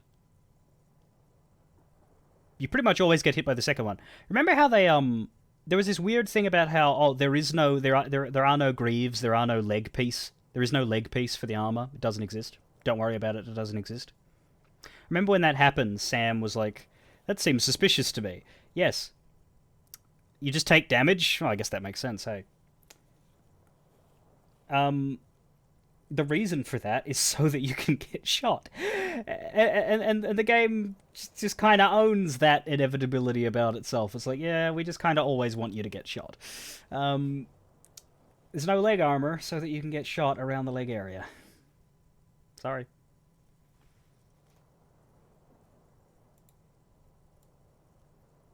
I shot and wounded him, while Glenn took a bullet in the spine. It was meant for me. He did not survive. There's a pause. I believe Glenn always dies as well. The main thing that we could have done better was not get Elizabeth killed. I know that that's a variation. Glenn, I'm pretty sure, will always get hit in that. The game does a good job of making that scene look incredibly tense and hectic and full of possibilities. It does go a set way, and there's a lot of things you cannot change, which I don't blame them for, because branching narrative is fucking difficult in video games. And also, I like the statement of it. There isn't you can't Mass Effect 2 suicide mission this. There's nothing you can do to make everything go alright. You can only make your decisions. That's one thing that I find is really compelling in terms of video game choice. An argument against choices being all super different. You only get to be you. You don't get to change how anyone else feels or acts. You can influence them. But you can't stop those guys from starting to shoot people, you know? You can save Kim, or he can be shot. But you can't stop DePaul from attacking him. Can't stop Courtney from attacking you. You can do your best. You can put him down, but you can't kill him straight out. You know, it's how it goes sometimes. There's just enough variance in this scene and just enough inevitability. I think it's balanced very well. I honestly do. I think that the more choice and the more branching paths you give a scene like that, the less impact those specifics tend to have. I feel bad that I couldn't save Elizabeth, and I feel bad that I can't save Glenn. And those are two different types of feeling bad, and I'm glad that I have them both. I'm glad that I have something that I literally could have done better, and I'm glad that I have something else that I just could not. Because that's life.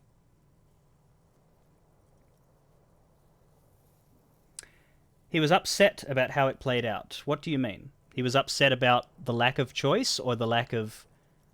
Was he upset that he felt... Because a lot of people feel lied to by it, and I hate that attitude. It's the same thing people have with Telltale games. They're like, oh, it's just illusion. It's just illusion. They say that what you say and do matters, but really, Glenn's always going to die. You know, you're always going to get shot. Why can't I go back and have my perfect run? Well, have you ever tried that IRL? No, buddy. Don't work that way. You'd be glad that you can save the lawyer.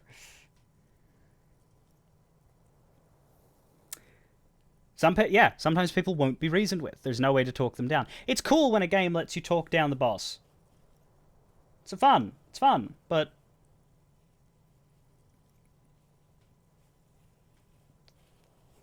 Can't have everything. Absolutely can't have everything. There's another thing that people have a lot of complaints about that we haven't reached yet. We'll talk about it when we get there. Because I too... also, in that case, defend Disco Elysium. I think that there's very little that this game does objectively wrong.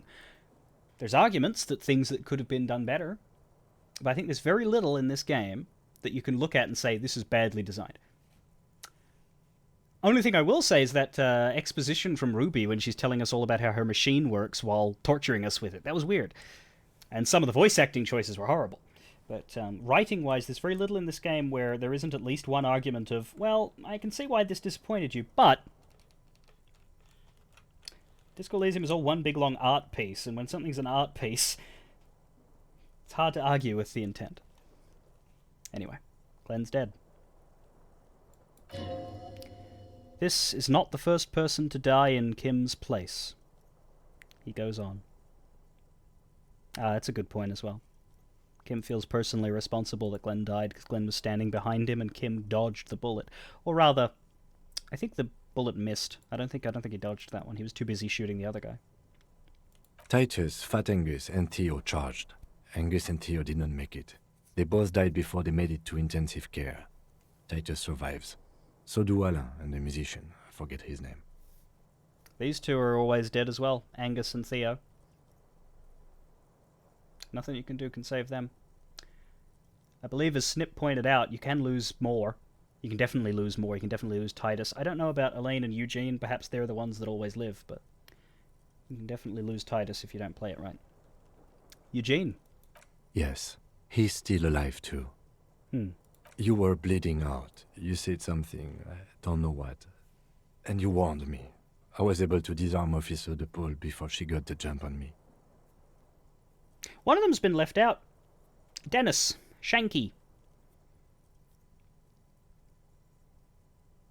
I don't know, him... I think I saw him, like, run away once, but I've also seen him die. I don't know. He's a weird case. We didn't see him at all, or at least he didn't speak. There's some permutation of the tribunal in which you can get him to, like, speak up and run away or something. I've not encountered it, obviously. Anyway, you disarmed Officer DePaul before she got the jump on you. Officer? I thought her rank was Lance Corporal. I wouldn't call her an officer. Alright, well, anyway. But yes, we warned Kim. Yes! I killed her. And that's what happened. The lieutenant takes a cigarette from his coat pocket and lights it. A bitter smell fills the room.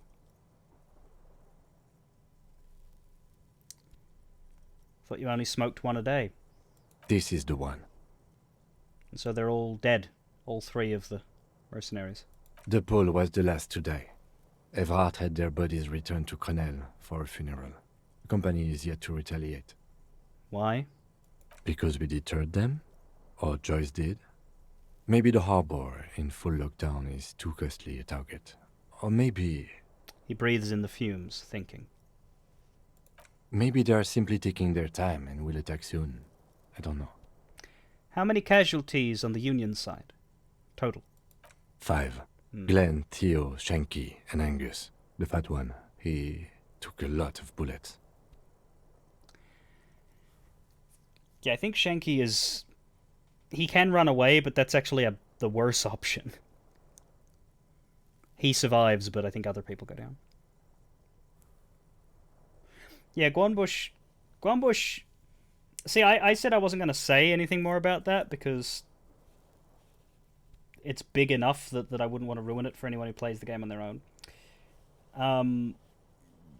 Too late now, I suppose. If this were 14, we would have tried to get the message deleted, but... yeah, given chat decided to spoil it. I even thought Guanbush's reference was a bit too on the nose and a bit too risky there, but... If Kim gets shot, you wake up, and Kuno is standing there.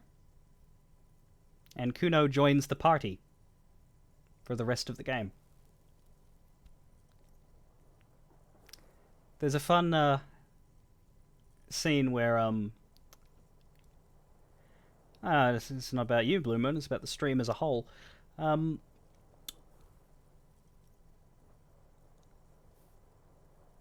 But given that it's too late, he says something. He makes fun of Kim, and you can either yell at him for it, or you can agree with him.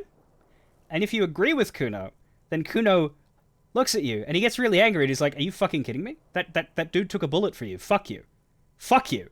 I don't have a reason to be nice to him, but you fucking do, you piece of shit. Fuck you. And then you carry on. I've not played the Kuno option because I just can't bring myself to let Kim get shot. But yeah, there's a Kuno ending, so to speak. And Elizabeth too. Elizabeth Beaufort was her name. The gardener. She did not make it? No, she bled out before Everard's surgeon could help her. Everard sent his personal doctor, but a costly loss for the Union. She was being trained for leadership. If I had presented the theory better to their leader. She never had a chance. She should not have been there in the first place. There was no way to convince them. Stop this line of thought now. You're too broken for ghosts. And that's... all. Total shit show, Kim. Yes, officer. 7 people are dead. It's not a success. But what's done is done. The violence is cordoned off. The Hornets did not get into the beehive. The worst scenario has not materialized. Yet. And we are still alive. Both of us. He did not expect you both to survive once you stepped between these two armies. His smoking, his hunched back. You have it worse, but he took a real beating. That cigarette has medicinal purposes. How bad am I hurt? Reasonably bad. You were shot in the left quadriceps. That's your thigh. It appears no major arteries were nicked. The bullet was removed and a bacterial infection treated with mercurochrome. The bruising in your shoulder is negligible. The armor took the brunt of the fire. Can I walk? We will see. If it's possible, then by pure willpower alone, you are going to have to become a psycho-locomotor. I'm a psycho-locomotor. Good. You'll need to be. Whatever that is. Has anyone from my station been to see me? No. Isn't that strange? I called your station after the fight. The injury was logged in. They told me they've sent officers to join you on the site. You haven't seen any, have you? I'm sure they're worried about you. Huh. That means he hasn't seen them around while you were out. They're not really worried about you. If they were, wouldn't they be here? If they're so worried about me, where are they? I don't know. If not my station, then who treated me? I did. Thank you. No need. Are you hurt? Not very. I have a concussion from that woman beating me with the butt of her gun. I tried to not move too much. Things would be worse if you didn't warn me. Thank you. I did not see her coming. Stupid of me. Okay.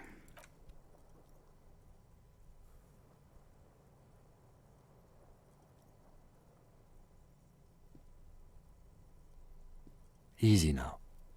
The lieutenant turns double again before your eyes, an orange hue of pain. You can take it.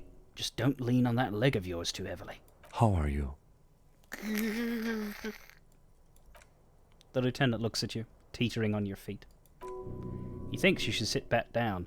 Back straight now. You're not sitting anywhere. What happens now, Kim? I honestly don't know. You don't know? We can't talk to Everard. The harbor is in lockdown. Everyone in there is outside our grasp now. Joyce has left too, thanks to our meddling. You don't think that was a good idea? I don't know what to think. It might not have been a bad idea. There is a pin somewhere in the machine. Something is keeping Connell from sending in a death squad. He looks out the window. Maybe it's her. Maybe she kept her hand. Either way, Ruby's gone. And Classio too. We really should have arrested her, you know? Wait, you've checked? She's really... Guard confirmed she left 20 minutes prior to the tribunal showing up. Who did it then, Kim? Who killed the hanged man? I don't know. I think the dangerous theory you presented on Classio, or whatever her name is, was wrong. We have not found a motive or a weapon for her.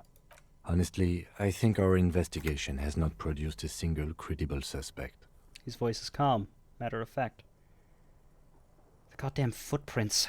Yes, God curse the footprints, not solving the case for us. Au diable. An antique bullet from a Bell McGraw 446mm. How hard can it be to find one? How hard can it be? How hard can it be? It's extremely easy. There are thousands lying around. We found one. All completely unusable. It's precisely how easy it is to find one that makes the bullet useless. We're just searching for a damn antique.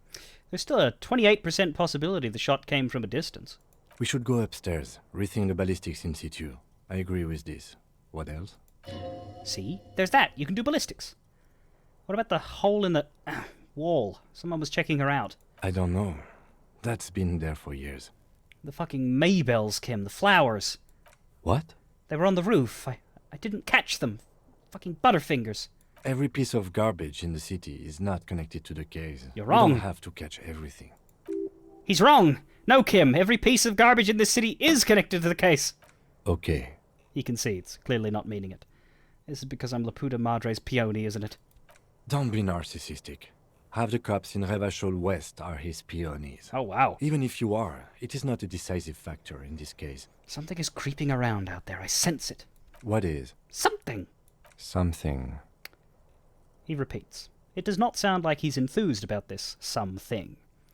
There are all these old bunkers and weapon caches, Revolutionary era. We could find thousands more if we wanted. All of Revachol is full of them. But they seem so mysterious. I can't believe they're fucking useless. No need to be melodramatic. The miracle hasn't happened yet, Kim. It's not over yet. He does not know what to reply. Looks out at the window, then back at you, then back to your window. Your window is now diamonds. It's morning outside, you think? You know what I think about solving crimes? He arches his brow, the ceiling fan patiently spinning over his head. Solving crimes is hard. It really is very hard. That concussion must be making him dizzy. You're not ready to give up, are you? No. Are you ready to limp? I'm ready. Good. Where do you want to limp to? A gust of wind blows in from the bay. The duraluminum box around you vibrates imperceptibly. A familiar cold, a red thread on the roof upstairs. Taut. Plucked like a string by the gust.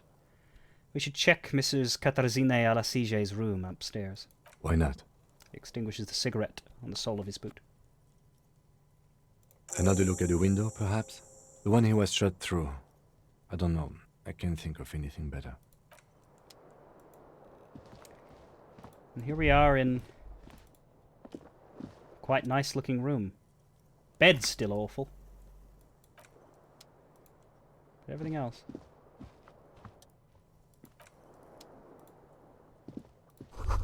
Newly replaced glass, shining in the morning light. You hear traffic outside, back in the world again. So what I read is that if you choose to let the shot happen, rather than attempting to resist and failing, you don't get hurt as badly. The bullet grazes you instead of opening you up. In fact, we're running quite normally here. I'm pretty sure you have a slower animation if you get properly torn apart by the bullet. This Stereo 8 player has been reunited with its right speaker. You see gleaming white enamel, no bottles inside. Look, the door is open. You can walk right into Kim's room.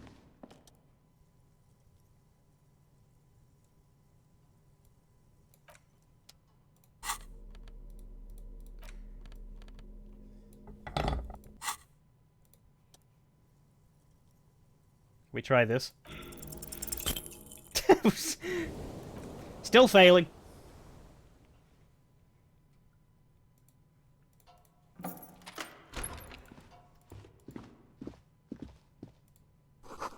The alarm is set for 6:50 a.m.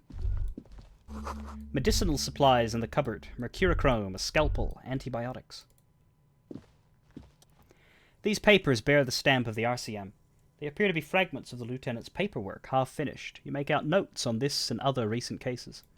I had Gart open the door to your room. He closes You were the notes. running a low bacterial fever the first night. That's another thing. If you don't have Kim with you, you can read his notes. I've never read his notes because I've only ever had Kim with me.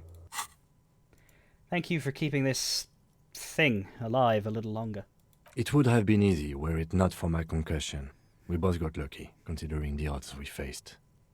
Let's go? I am sure neither of us feels solid enough to keep loitering in this room. Let's go. Can't use Kim's door, but we can go through here.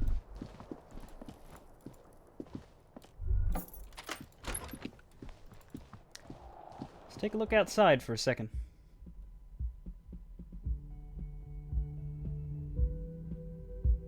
Before we get back to it.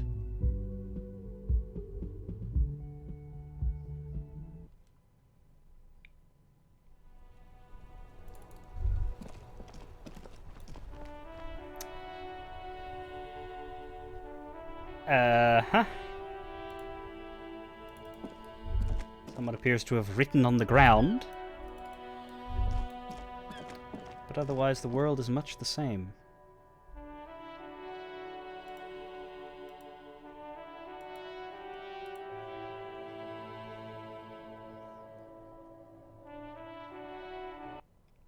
Precious little evidence of the violence.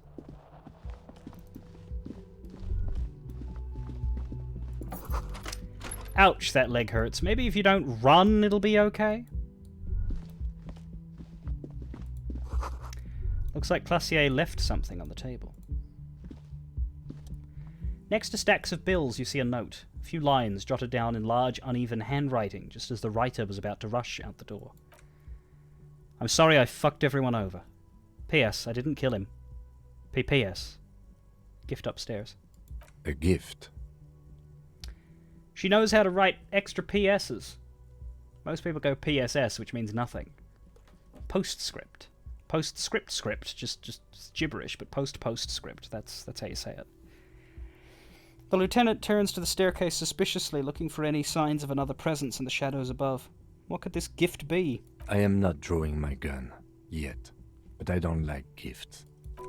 Just don't walk into another radio trap, okay? Relax, not everyone is out to trap you. Seems she left in a hurry. It's hardly surprising. No, I suppose not.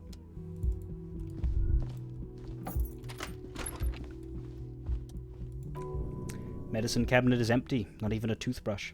I was kinda hoping the gift would be in here. I always took you for more of a drunk than a chemical abuser, Lieutenant Hilfreiter. Should we go? She really cleaned this out. Mm-hmm. She certainly had her priorities straight when she was packing.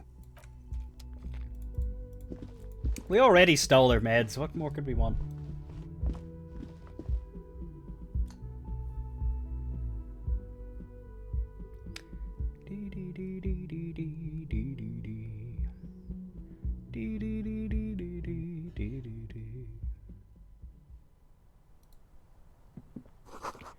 A red thread, made of nylon.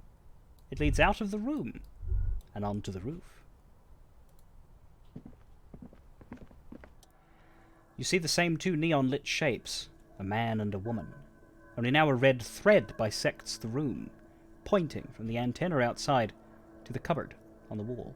This is ballistics. She's left a trajectory for us. The lieutenant tests the thread with his finger. Drawn taut, it rebounds instantly. A ray of backward motion explodes from his mouth to the roof outside. A prime, to then widen into a radius of locations in Martinez. B prime, B double prime, B triple prime. Where does the thread lead? It suggests the bullet came from the extreme upper quadrant of possible angles, from a point beyond the roof. B triple prime. The island in the bay. Is she trying to tell us the shot came from the islet? Unless she thinks the perpetrator was standing on the ring antenna. That is where the thread seems to point. There are ruins on that islet, a sunken sea fort. I saw it through the coin-operated viewer. I remember. How did she know how to do this? She was there that night. She would have known precisely where the bullet hole was in the glass. It also looks like there may be more to her skill set than we know. The question is, should we trust her? Of course we don't trust her. I don't know. At this point... He stops mid-sentence. What difference does it make? This is also the only known point of origin we haven't ruled out yet. So it is. For a second he seems... tired. You seem unenthusiastic. I just haven't gotten a lot of sleep these past few days. He doesn't really believe this will yield anything. Maybe we need to go to the island.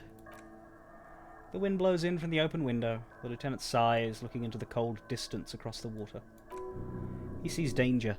Another trap, perhaps. He must be cautious for a reason. This man has decades of experience. You're not afraid, are you?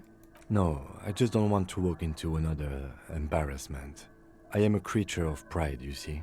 I'm afraid of becoming a joke.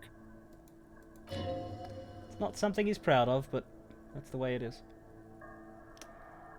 I'm going to the island. Are you in? Of course, of course. I'm in. He takes a second to gather himself and then says, How do we get there? Joyce Messier had a sloop, but she's gone. Lillian, the net picker, she's tarring her boat. Ah, yes, of course. The village. Let's go. All right.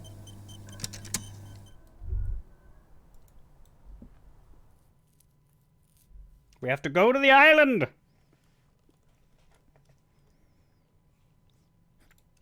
Go to the island to solve a mystery. We're looking for a man named Jacob.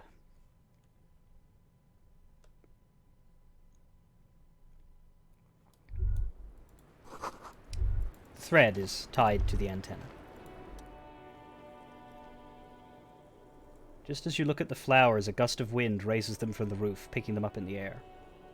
Move your hand, fast! You catch a single white flower between your fingers. The rest fly off into the wind. It's a Maybell.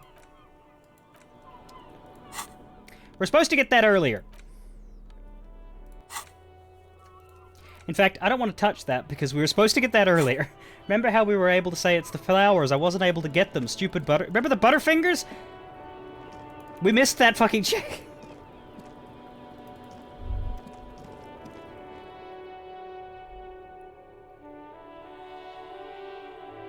I suppose I could look at it. I just don't want it to break my game.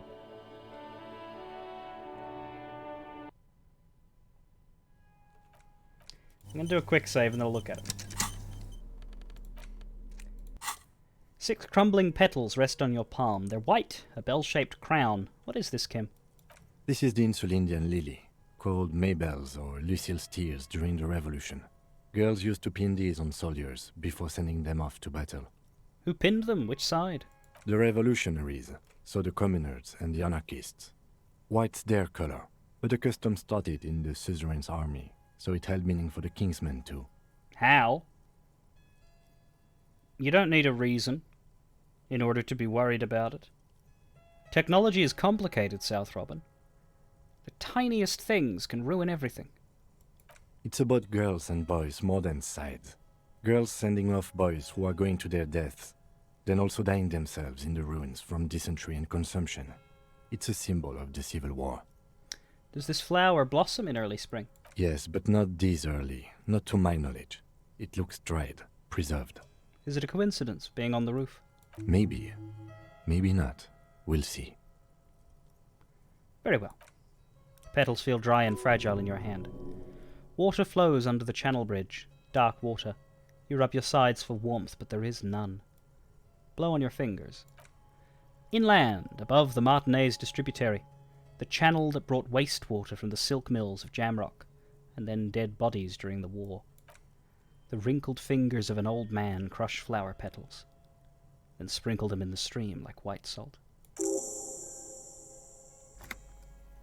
See that? I can't talk to Renee! He's dead! I don't want that in my task list! See? Break the game. Renee, that old man in the uniform, maybe you should show it to him when you get the chance.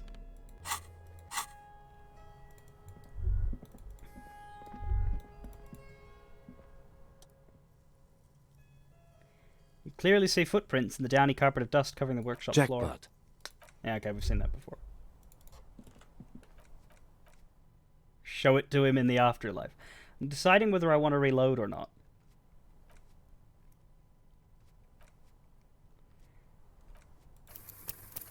Let's reload it, but I have a suspicion about something. I just need to... I want to leave the whirling and check it, and then I might redo the look through the flowers.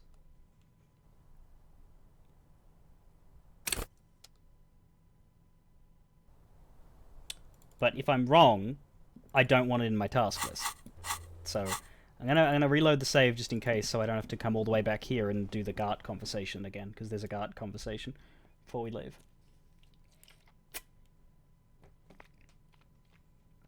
It's based on a vague recollection of something I read. Because Renee dies on day 5, so... A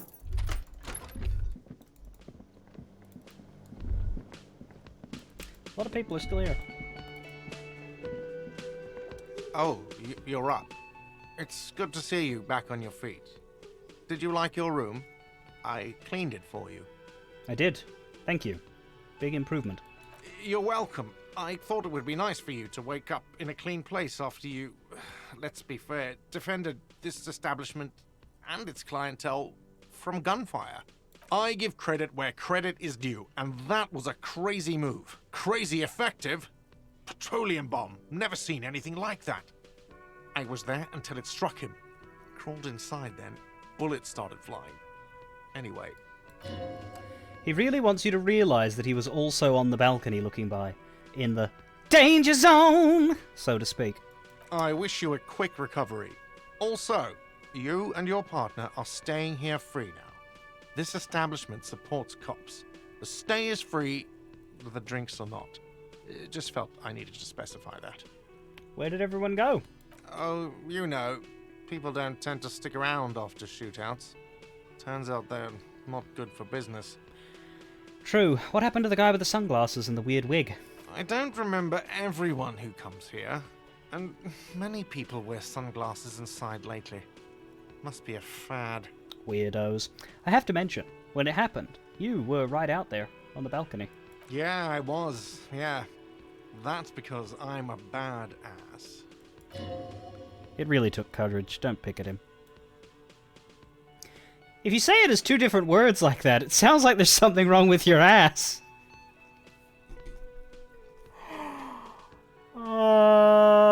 Chat.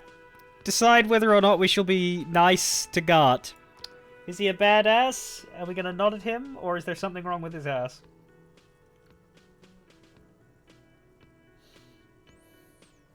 Don't tie the vote. Ooh. Well done, friends. We will stoically nod. He nods back at you, even more stoically. Just two badass men nodding stoically. Make that 3. The lieutenant is nodding too, hands crossed. Alright, thanks. No problem. They'll come back. They always do. The smoker is still here. Hi again, Gendarme. And he has nothing to say about the shootout. What are you doing here? Admiring the atmosphere. What about you, officer? I live here. My room is upstairs. Convenient. Bye-bye, Gendarme. Money guy, do you have anything to say about the shootout? It's all about money, you know. You gotta spend money to make money. Money is what really matters. They say money can't buy you happiness. But that just means you don't have enough money. You have to invest your money wisely. You can buy stocks with money, and then use those stocks to make even more money. That way you'll have enough when you grow too old to make new money. Real estate is the graveyard where tired old money goes to rest. Money is what literally makes the world turn. The laws of money are just like the laws of nature. Unpaid labor doesn't net you any money. There's no such thing as free money. Money is all about numbers. Money is actually all about trust. It's all about money, you know.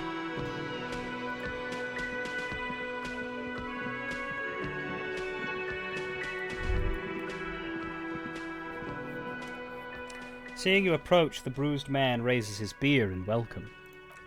Crazy motherfucker. Didn't think you had that fury in you. But I guess I've misjudged a lot of people lately.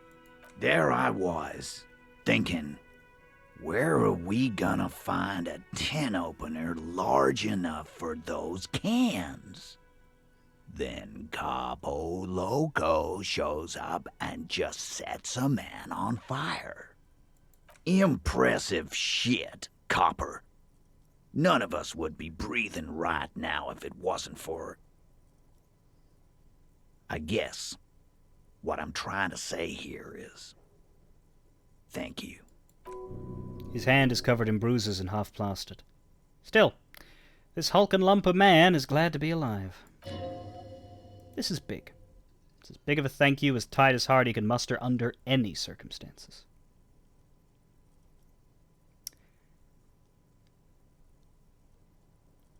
Rather than be the superstar cop here, I'll just say, it was an honor to fight by your side, Titus. Likewise, Copper.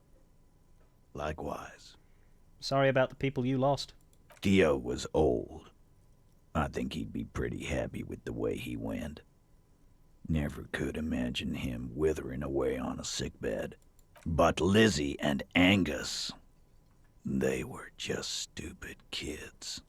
Didn't realize the shit they got into before it was too late. I feel responsible for both. For all of them, really. Here it comes. The last one is the worst one. He only deals with it by drinking copious amounts of 8% beer. Again, I point out, that Shanky guy, Dennis, they really do him dirty in this whole sequence. They mention that he dies, but nobody fucking talks about him like 90% of the time. An honest tactic. And effective. And Glenn. Glenn was my friend. Best I've ever had. See, there we are. I'd love that crazy homo like my own brother. We're all fucked without him. But what do? This job is shit. Yeah, hold on. Where's that Shanky fella? Dennis, that poor little rat is dead too. I always thought he'd run. But no, he stayed. Stupid, brave fella. Yeah, I think the alternative outcome for him is that he will get panicked and run away. If things go badly enough. So, weirdly, the best result is that he's dead, as opposed to alive and run away. And that if he's run away, Titus, if he's there, will be talking about, oh, possibly, I think if Titus is dead, Elaine is the one you talk to. Because I think these two, Elaine and Eugene, are the ones that live. They'll be saying, we're going to track that guy down and kill him ourselves. He didn't like him. That only makes it worse. We're born in this world to die, it seems. Maybe there's redemption in that. At least it ends one day. No, they died fighting for something they believed in. There's honor in that. Huh? Cut that shit out. That's the kind of rhetoric bangers sell to kids in Jamrock to get them to join a gang. I'm sick and tired of this honor bullshit. Yeah. Had to tell Angus's mum about the honor that was bestowed upon his son. You didn't share your optimism, Copper. But fine. Fuck it. To each his own. What's going to happen to the Hardy Boys now? I guess I'll take a closer look at our union members. There's bound to be some ambitious fellows there who'd love nothing more than advancing social democracy by busting some heads. Might even ask Tibbs if he's tired of replacing windows, and maybe wants to have some fun with his brother. Anyway, don't you worry. As long as Titus Hardy's standing, there will be Hardy Boys. Do you know what happened to Klaasje? Don't know. Don't care. I'll be glad if I never see that fucking woman again. Even after all the hell, he's still bitter about her? Level with me, Titus, after all we've been through. You really liked her, didn't you? Nope. He did. Same here, man. He shrugs and tries to look uninterested. Any idea what I should do now?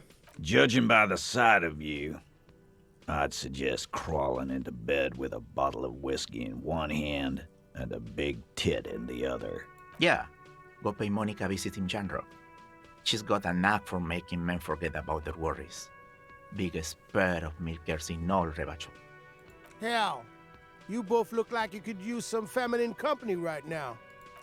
Thank you for your advice, Eugene, and you too, Alain. I do always appreciate a good use of the expression milkers. It sincerely amuses him how hard these guys typecast themselves. You're welcome, Bina Claude. You're all right in my book. So long, fellows. Be good, so I don't have to come back here again. Take care, coppers. You two look after yourselves now. Death passed on you today. but men don't get that lucky twice. Copo Loco. And normal cop, I guess. Good luck in Shamrock. Scars made the best tattoos, they say. Kim Kitsuragi, the only person in history ever to stand out for being normal. Thanks for getting involved, guys. Not a lot of cops would step into that line of fire, but you did. And if you ever feel like the uniform is holding you back, I've got a few vacancies.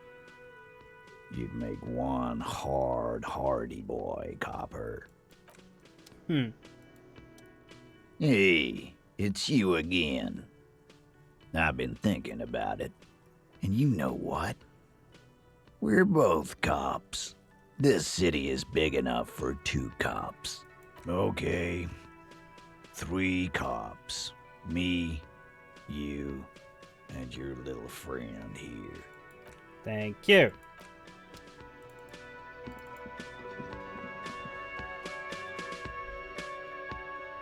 We're cops, we're cops. Bad cops, bad cops.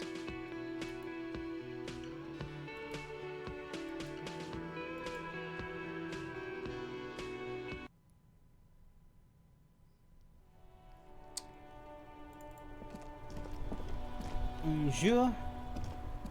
Je serai de retour près de tout.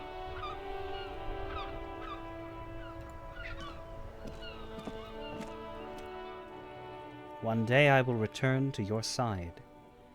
The graffito has been painted over the traces of the fight that took place here. It smells of blood and heavy fuel oil. This was Cindy. The skull. Looks like Cindy finally found the words for her masterpiece. The lieutenant crouches, touching the fuel oil with his finger. Looks like it, yes. This is still fresh. It wasn't here yesterday. I smell heavy fuel oil. And blood. Some of it is even yours.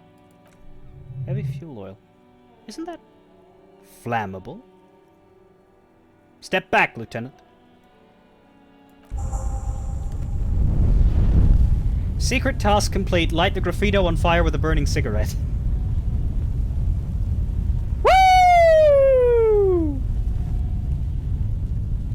The fuel oil catches fire immediately with an ominous hiss.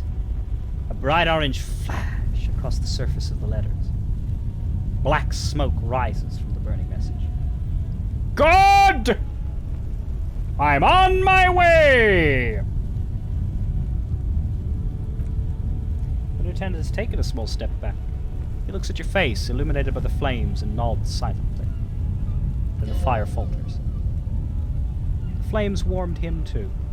Not at all in a bad way. Let's go to that island. Slowly the flames subside, the fuel burning out. The air still smells of mazout and springtime. Springtime for Harry in Martinez. Da, da, da, da.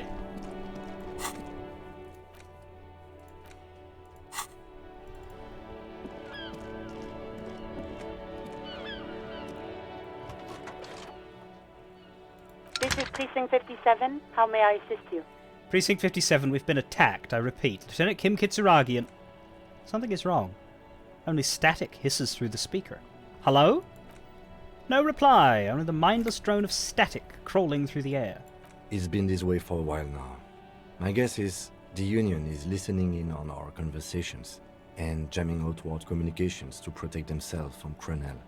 It only happens when someone mentions the attack. The rest is unaffected. Our best bet is to carry on like nothing happened. That is, if we don't want us cut off the grid completely. Isn't that dangerous? No more dangerous than stepping between 3 armed mercenaries and 8 Union men, I hope. He glances over his shoulder. I don't like it either, but that's the way it is. The streets seem safe enough to me. If anything, taking out the mercs made things calmer. For now. He flicks off the radio. Silence. You can try calling again. Just don't mention the tribunal. And remember, they are listening in. They're shutting you up. Silencing you. Don't fucking drop your guard. Everything sounds okay. No drumbeat of total war yet. If anything, everything sounds too okay. This is Precinct 57. 10-4, come in. Fireworker, over. Jules, I've heard that some people think of me as a La Puta Madre Peony. Do you think I'm corrupt? 10-4, sir. Well, there's been some talk, sir. Some talk? What do you mean there's been some talk? Do they think I'm corrupt or not? I only meant that there's been some talk in the station, that's all. But there's always some talk in the station. You know how officers in Jamrock are.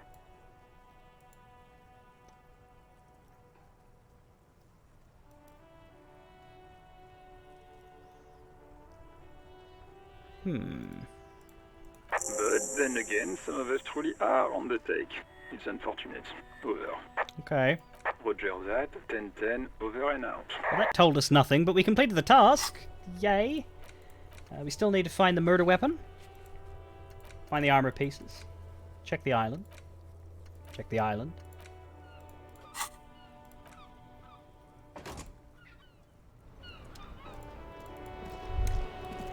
And there's some people still around. Others have gone, but there's some people still around. Tommy's here. My man, you're alive. Almost. Kind of. Sort of alive? Alive and limping. Man, what a day. I missed out on most of the action, but I heard it was quite the encounter. Had a strong sense of finality to it. So what's next? You guys heading back to Jamrock now? Talk is local union muscle were behind it all. I'd reckon the case is closed, even if it kind of turned into a shit show. Yeah, the case seems kind of done. Gonna check on a few last things. Good luck with that, my man. Ain't easy being you, but hey, you're still breathing, right? I met the lady driver on my investigation. She's called Ruby. Okay. He seems a little apprehensive. Is it wise to share information about the case like this, sire? The lieutenant throws you a quick glance. What are you doing? She slipped away. Oof, good on her. And good on you, too. Better focus your efforts on the bad guys. Mercs and such. Plenty of baddies to go around. And she didn't do it. Believe me, if it's something bad, then she didn't do it. Didn't know her for long, but I know people. He's relieved. All right. That's enough sharing details about the investigation for one day. Got any smokes on you? Nope. Don't smoke. Some of the other drivers do. Ah, we finally passed that check. Hey, isn't he smoking right now? The smell is in the air. Sure you smoke. You're smoking right now. Okay. But this is my last one. And it's a bad habit. You should quit before both of us have lung cancer. Are you sure you don't already have lung cancer? That's all for now. Bye. So here's the part that I undid the flowers for. Because what I read is that you can ask Gaston instead if Renee is dead, but I wanted to make sure Gaston was there after the tribunal. So I'm going to redo this. This is the revolution. We've seen all of this. But not maybe. Ask the Petanque player. Okay, well, we can't ask Renee, but we can ask Gaston. Mon Dieu! You set it on fire. What kind of a policeman are you? A beacon of light in the dull shores of mediocrity. You're welcome, Martinez! Oh, well, thank you, officer. It certainly lightened the mood. Very cozy, like a little street fair almost. Too bad Renee's gone. I was hoping to ask him about these Maybells. René wasn't really what you'd call a botanist, officer. And believe me, he didn't like Insulindian lilies. Of course he didn't. Flowers are for pansies. Stop wasting time with them. Wait, Insulindian lilies? That's their old name, dating back to the time of kings and crests, and all that other stuff he loved so much. Why didn't he like them? There were many reasons, but mostly it was the communals. They called them the Bells of Revolution. I guess in the end, the Insulindian lilies were just another piece of the whole Insulinde. The royalists had to surrender to the Mazovian insurgents. It doesn't really matter anymore. Sad smile passed his face. Well, bye for now. Cancelled. Forfeited. Interesting. So it's technically counts as a failure. It's the only thing that we failed, and you can fail some things if you do things the wrong way. I don't mind. What I wanted was for there to not be anything left active when I finish. I don't mind failing missions so long as they get concluded. You know what I mean? Because this isn't the sort of game that you 100%. We don't want to go that way just yet, actually. Let's just, I don't want to go everywhere, but I just want to check in with some people, see if they have anything interesting to say based on the big event.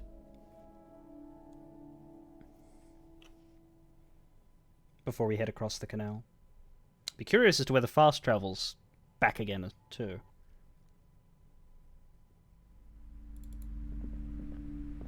Oh my god! Things have gotten out of hand. I thought the psychic stuff was bad, but the crime, it's even worse.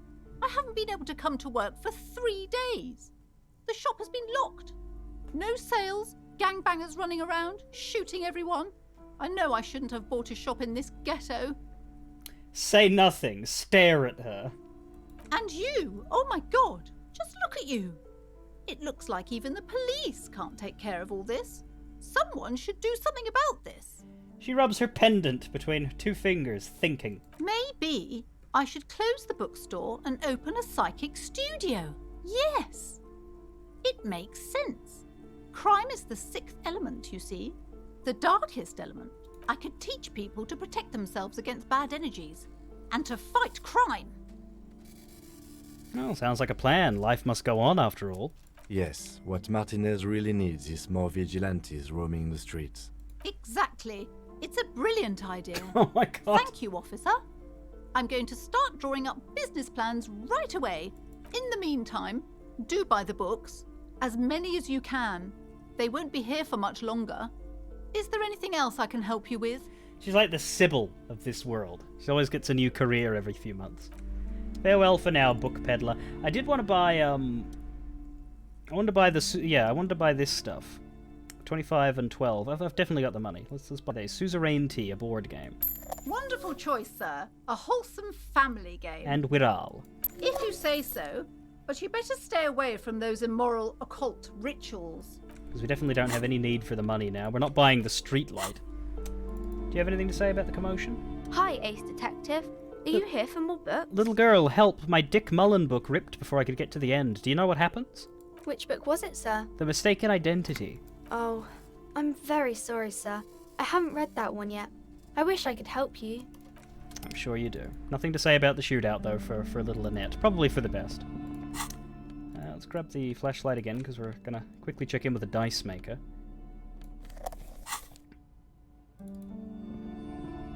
One moment she's into the occult, the next moment she's calling them immoral rituals. Well, you know, there's good occult and bad occult. Different cults for different...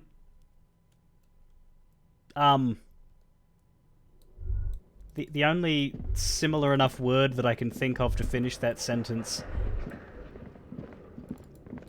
is slightly rude.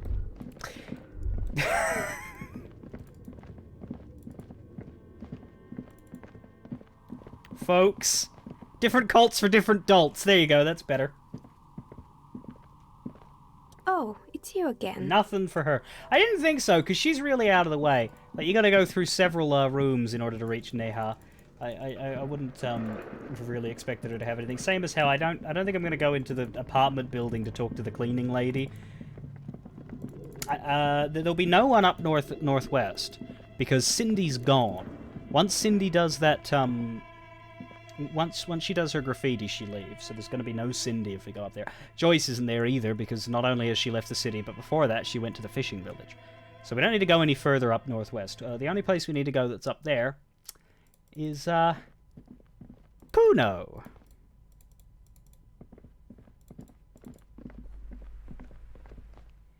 Abel, how you doing? Were you watching this the last time you were here, or are you a Final Fantasy XIV person? This game's a little different. On Saturdays I do variety, so I'm always playing a single-player game of some stripe. Give up. You'll never find the answer. There's no other copy of Dick Mullen and the Mistaken Identity here. But why? Because that's how the world works. Some stories never get finished. You shouldn't expect there to be a tidy, satisfying ending. But, what if you never find out how your story ends? There's got to be a way to solve this. There isn't. If only you had more time, more resources. Who knows what you could have come up with? Maybe if there had been more money and less speed. Or more speed! Or that, yes. Either way, you might have been able to come up with an answer. But not like this. Man, what a disappointment.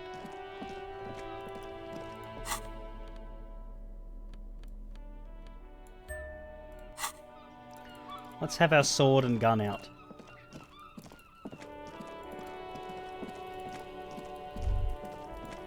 We never did this check.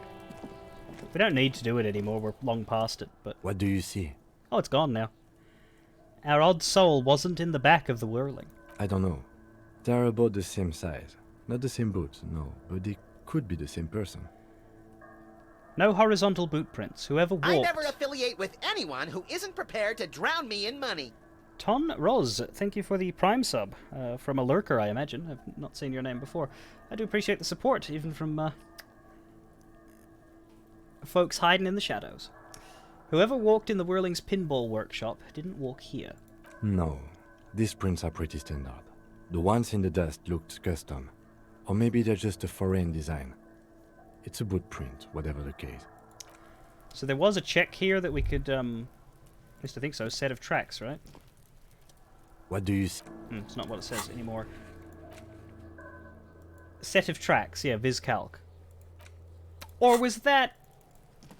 No. I think that was the fence. Yes. The tire tracks left here by an unknown event that took place some days ago. A message written in the language of burnt rubber. Some of that rubber stuck to the tiles right in front of the whirling in rags. This is point A. The driver started there and then accelerated straight into the fence. Left a hole big enough for the Franco-Nigerian cavalry, according to the cafeteria manager.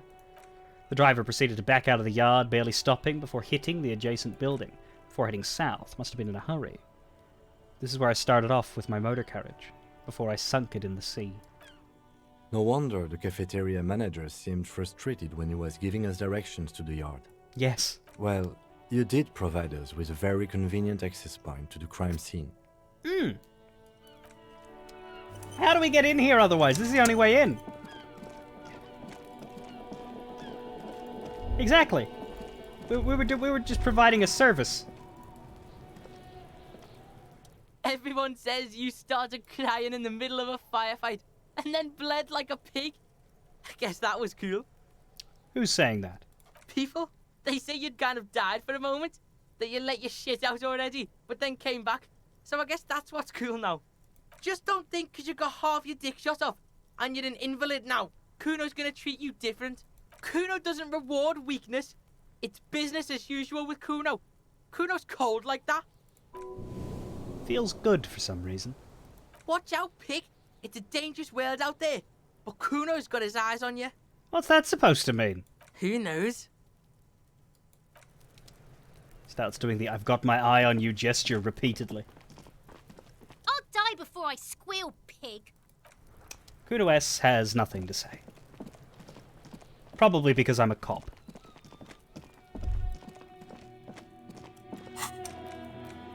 There's only 6 checks that we never ended up doing. Let's try the horseback monument. We kept failing the electronic doorbell.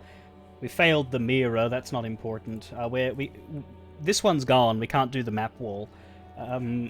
Wash basin and mirror we're not doing, and measure head we're not doing. We could try the horseback monument.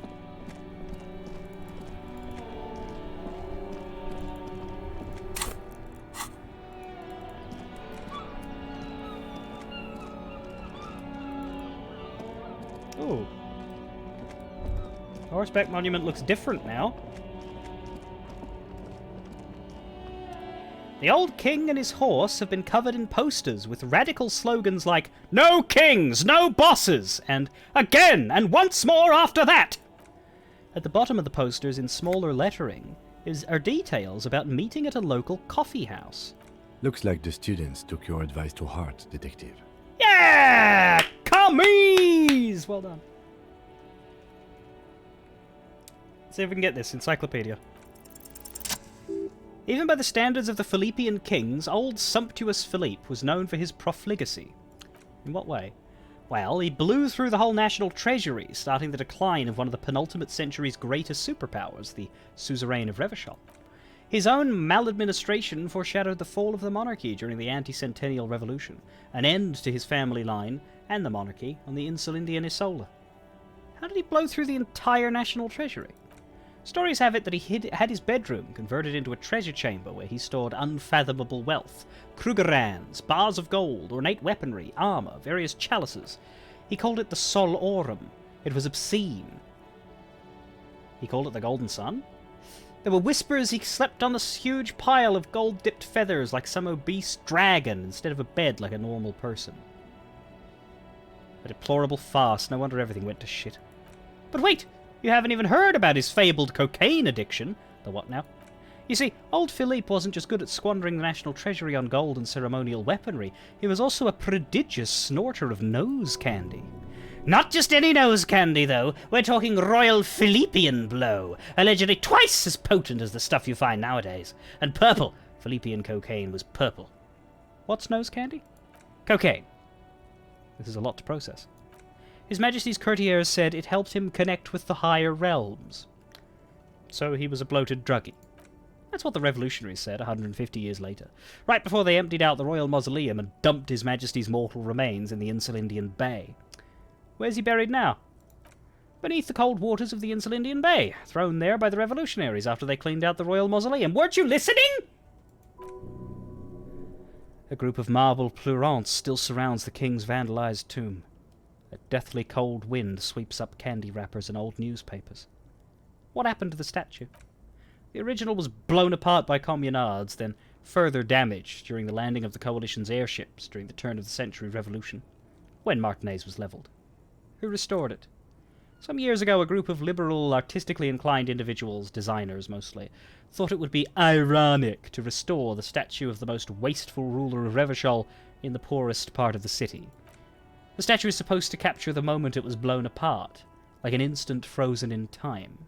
A rare butterfly, trapped in amber, floating on a sea of shit. It's brilliant. So funny and nihilistic.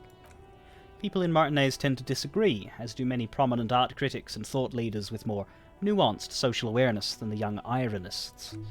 Philippe III the Squanderer, however, with his bronze face up in the air, doesn't seem concerned about what the hoi polloi think of him in death. Not that he ever did in life, either.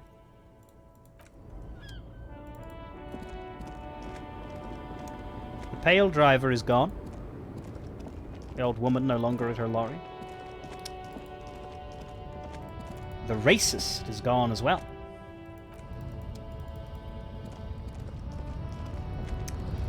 Mañana! There still. The boyadero stares at you with respect, gestures towards the trickles of blood adorning your clothes. Yep, I got shot. No big deal. Yet you live. It calls back to an older era where this was commonplace. You have a true boyadero heart. Right. So where is everyone? Hiding, gathering themselves. The harbor's in full lockdown, friend. No getting in or out, for the time being. You can't help me get inside? No, man. Not today. Today is war. He says it matter-of-factly, like it's no big deal. What's gonna happen next? Time will tell. I'll tell Everard you dropped by. I'm sure he'll be glad. He gives you a small wink. What will you be doing now? I'll be okay here, doing lookout. Quite the sight, aren't they? Getting to like that red I am. He surveys the red flags draped from the harbor gates. Don't worry about me. I live to alleviate the worries of our brothers. See if any insane killers turn up. Then I'll run. And live. Try not to get shot, huh? I'm sure I'll be luckier than you, friend. His grin is as wide as a desert. I like Mañana. I think he's my favorite of anyone associated with the harbor.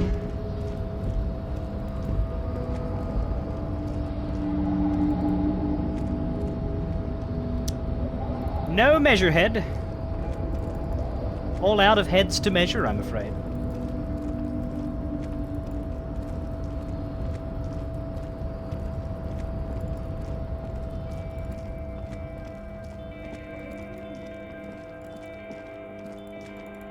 Oh yeah, the clerk.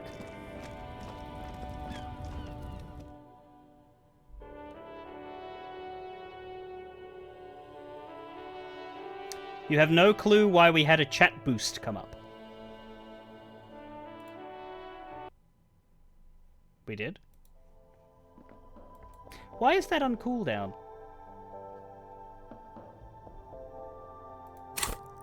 Did it come up like, did you guys vote on it and everything? Is this about the...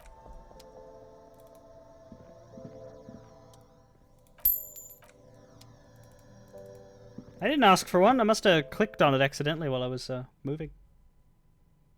You didn't vote. Yeah, but the vote appeared.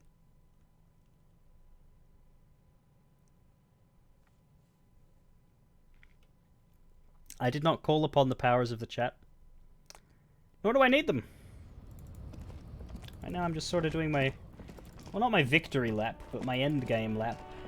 I'm tempted to go northwest just to see if I can get into the communists' den. I don't think I can, because it's supposed to only be open at night. We do have fast travel, though, but I don't think I'm going to use it. Let's take the time. We've got time. We've got 3 hours to finish this game in. And I can tell you that the island trip... Actually, can we look... Do we get anything new if we try to look at the island again through here?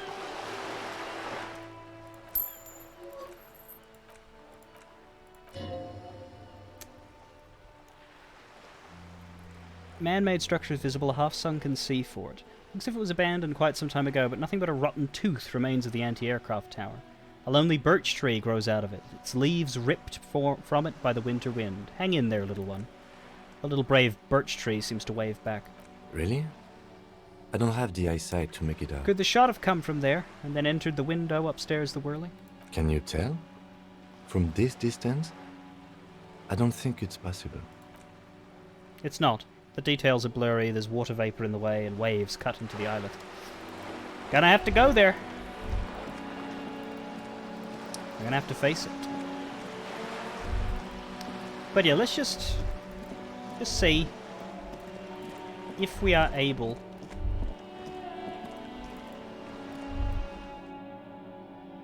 to speak with any of the communists, just for my own peace of mind. Then after that, we'll start heading downwards. We'll see if we can talk to Sealang and Roy. We'll try, yeah, we'll do a circuit. We'll try to speak to Give me a moment. Try to speak to everyone we can, just because I don't think I've ever done that before. I've played this game before, but I think on the last day I've not ever properly explored around, and I feel like I can afford to waste a bit of time.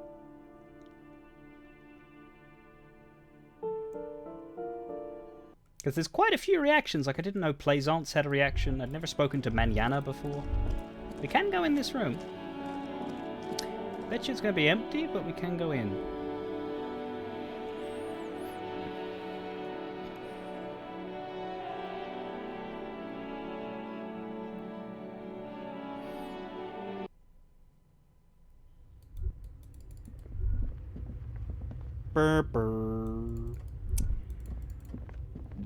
No communards today.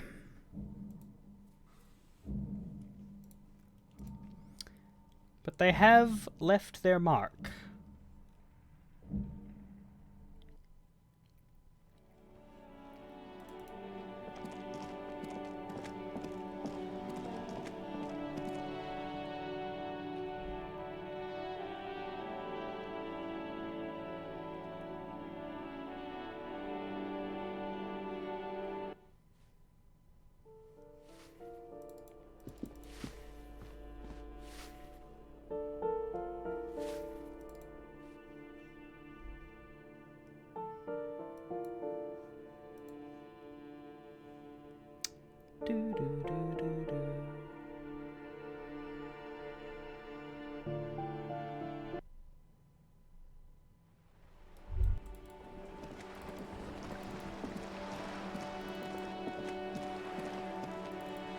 Something beautiful is going to happen.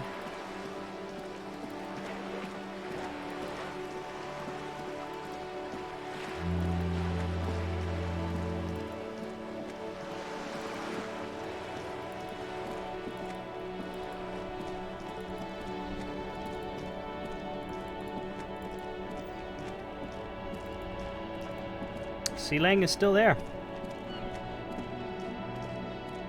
Wow! Wow, what? A cop limping down the street, bleeding from the shoulder, face bruised, looking like hell? You know what that is? Cool! Cool! That's cool! He nods and settles back into the pile of boxes.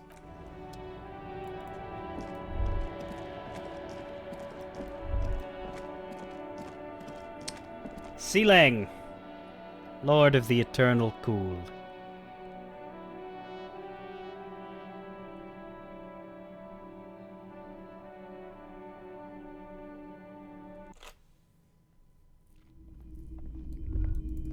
Anything to say, Roy? Between you and me, this is why I don't get involved in local politics.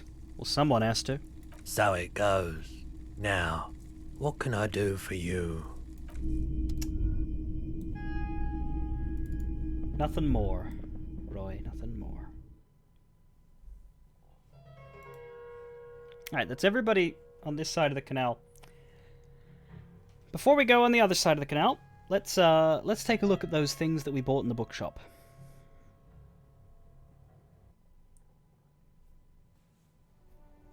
We've got a bit of time for that.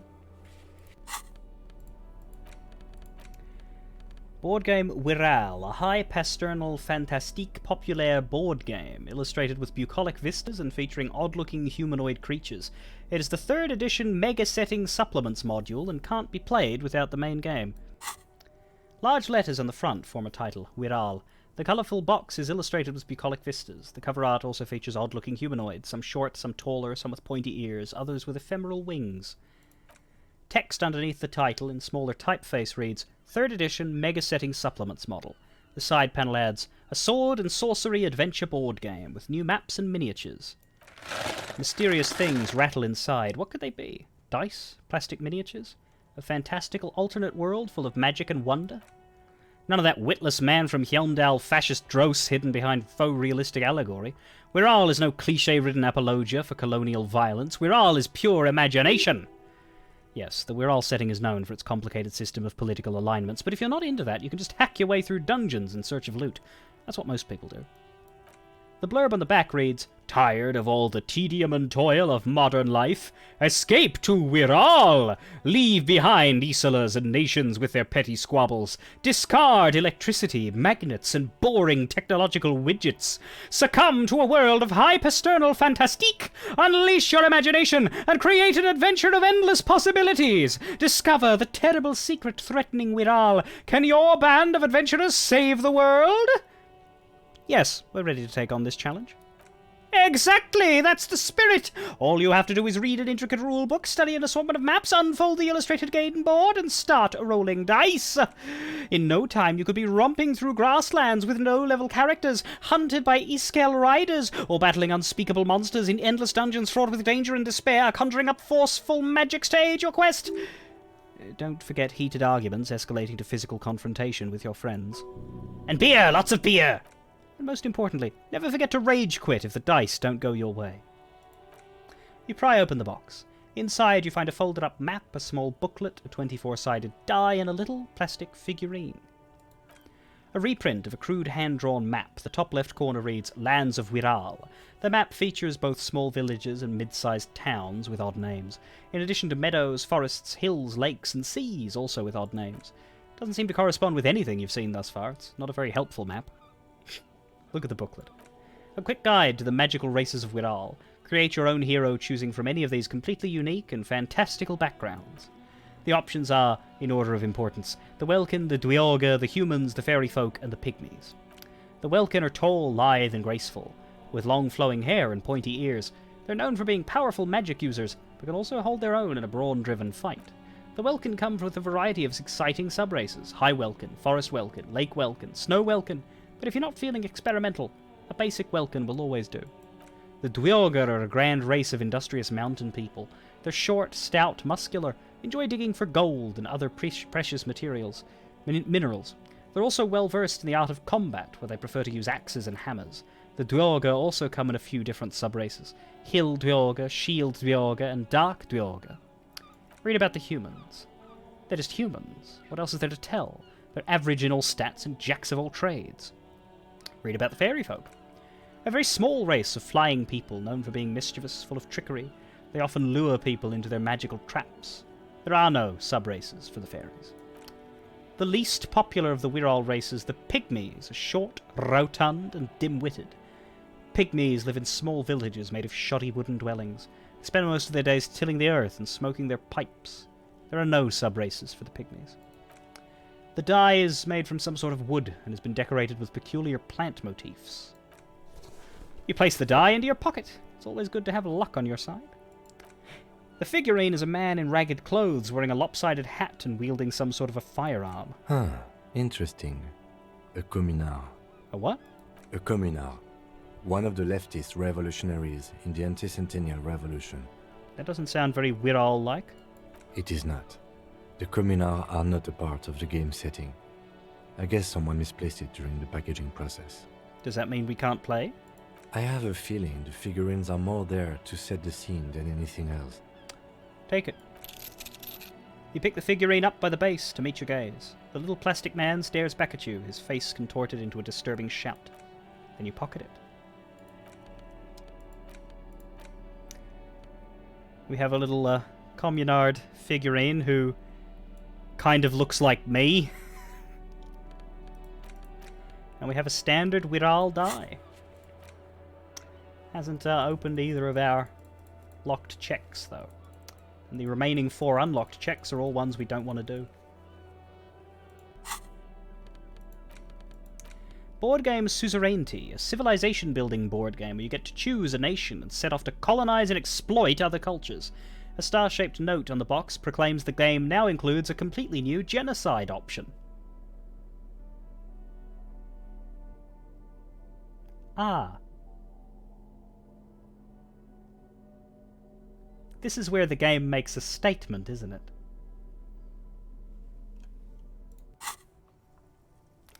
In your hands you hold a brand new copy of Suzerainty. It is snugly wrapped in a skin of plastic. The cover features a charming illustration depicting a mass of grinning labourers loading goods onto a ship, while a richly dressed administrator oversees their work. The box has a nice heft to it. You hear the rattle of individual wooden tokens and feel their weight shifting back and forth. What treasures wait in store for you? Even before you open it, you can tell that this will be a meaty game of grand strategy and complex player interactions. The plastic wrap rips off as easily as a bodice in a tawdry historical romance. There's a hiss as the lid slides off. Inside you find a thick, full-colour rulebook and more than a dozen pouches of various wooden components. Ah, savour that new board game smell. A mix of wood, paper and ink, all wrapped in the sweet must of cardboard. Read the rulebook. Welcome to Suzerainty, a game of economic strategy for the whole family. The rulebook is sumptuously illustrated and thick as a Gradian novel. Economic strategy, more like rapacious plunder and exploitation.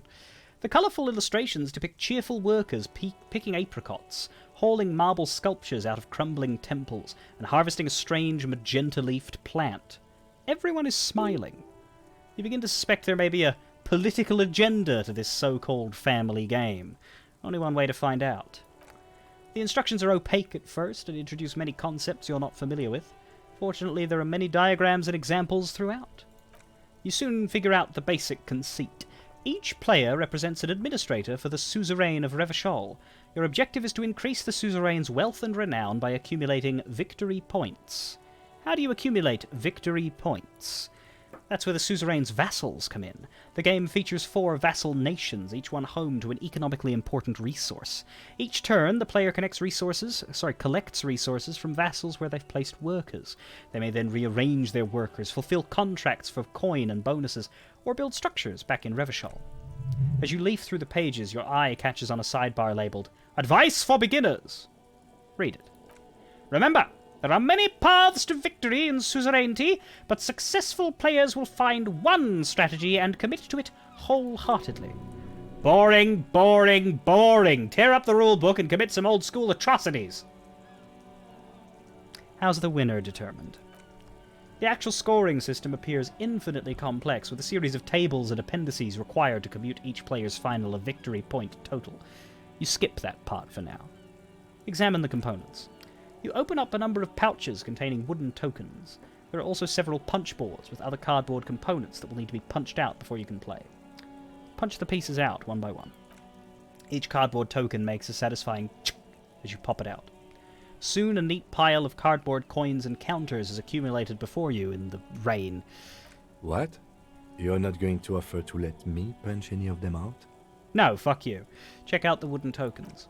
In addition to the worker and building tokens used by each player, there are also several piles of colourful resource tokens, each representing one of the game's 4 principal resources.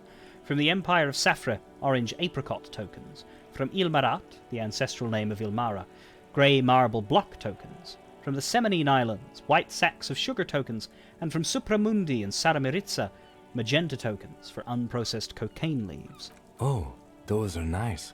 The lieutenant picks up a sugar token and admires it. Put the components away. Hey, Kim! Wanna play? The lieutenant looks over the rulebook before he sees something that makes his eyes go wide. Holy shit. The average playing time for this game is 1 to 6 hours. I'm not sure we can afford to set aside that kind of time for a game. Sure we can, Kimothy. If we use our powers of the mind, our psyche, to suggest that he should play with us.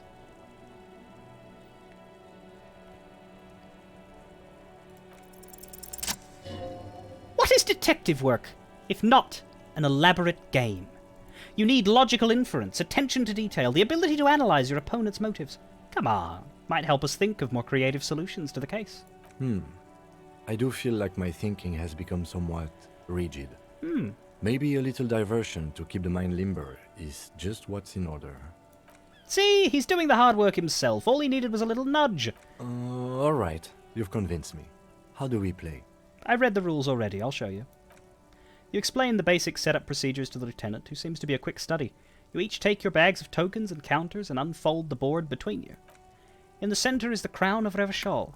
Radiating outward are her colourful vassals, each one supplying some raw material desired by the suzerain. Apricots from Safri, archaeological treasures from Ilmarat, sugar from the Semenine Islands, and magenta cocaine from Supramundi and Saramiritsa. There's also a neat little log to keep track of your progress in case you need to put the game away and return to it later. The lieutenant goes first. He draws a contract card and moves several of his workers to the Safri territory of the board, and the others to the Semenine Islands. Alright, detective. Your turn. You have a few options available to you. Will you try to fulfill contracts right away, or rearrange your workers to maximize production on future turns? Remember what the rulebook said. You'll want to choose a strategy early on, and stay committed to it. Chat vote. I don't like 3, but between 1 or 2, what do people think?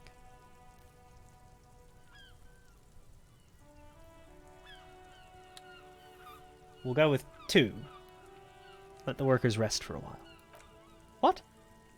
It's the very beginning of the game. Your workers haven't even done any work yet. Okay, make them work a little, but not too hard. That's more like it. You produce a handful of archaeological treasures and a smattering of other resources. Meanwhile, the lieutenant spends 2 of his sugar and 1 of his apricot tokens to complete his contract card. He's rewarded with 4 coins and a round wooden token that he places in the center of the board. That's a market. It's worth 2 victory points. Hey, why don't I get one of those? Don't worry, it was mostly just luck. You'll earn some points soon enough. What is that patronizing tone? You're one of the suzerain's trusted administrators! You may need to put the lieutenant in his place. I'm not even sure what points are, that's part of the problem. Points are nothing. They don't exist. They're just an arbitrary convention that games use to reward or punish players for certain behaviors. Who came up with such a concept? Game designers, I imagine. Am I getting points right now? There are some paranoid types who believe the moral intern keeps detailed score sheets for everyone in the Real Belt. But that's obviously nonsense. Yeah, what kind of horrendous nation would grade its citizens? Otherwise, no. There are no points, just your actions and the consequences of those actions. That's terrifying. That's just the way it is. The lieutenant doesn't seem to find much value in dwelling on the subject. Now, I believe it's your turn. Glancing over the board, you see several possible strategies. Pressing more workers into service would increase your economic output and help you survive a possible conflict with the lieutenant. Or you could ignore your labor supply and focus on fulfilling contracts for points and resources. Those aren't your only options. You could also show your workers how much you appreciate them by investing some of that wealth in them. After all, they're the ones producing wealth for the suzerain. Well, sure, you can do that. It's just not a terribly effective strategy. But then, it's up to you. Invest in my existing workers. Let's completely fucking tank the game and play commie. To the lieutenant's puzzlement, you spend several turns building various improvements to your territorial infrastructure. Soon your workers have access to clean water, paved roads, and basic hobbies. In return, they produce 1 extra resource per turn. Gaze on your workers like a benevolent parent. Too bad investing in your workers just isn't worth many points. What do you mean? Take a look at the scoring tables in the back. The lieutenant turns to one of those appendices you skipped over earlier. You see in Table 8C that investing in territorial infrastructure multiplies your final victory point total by 1, which is to say not at all. Whereas erecting monuments in Revachol gives you a multiplier of 5. So you're saying that the values of the ruling class are completely divorced from the well-being of the people who generate their wealth?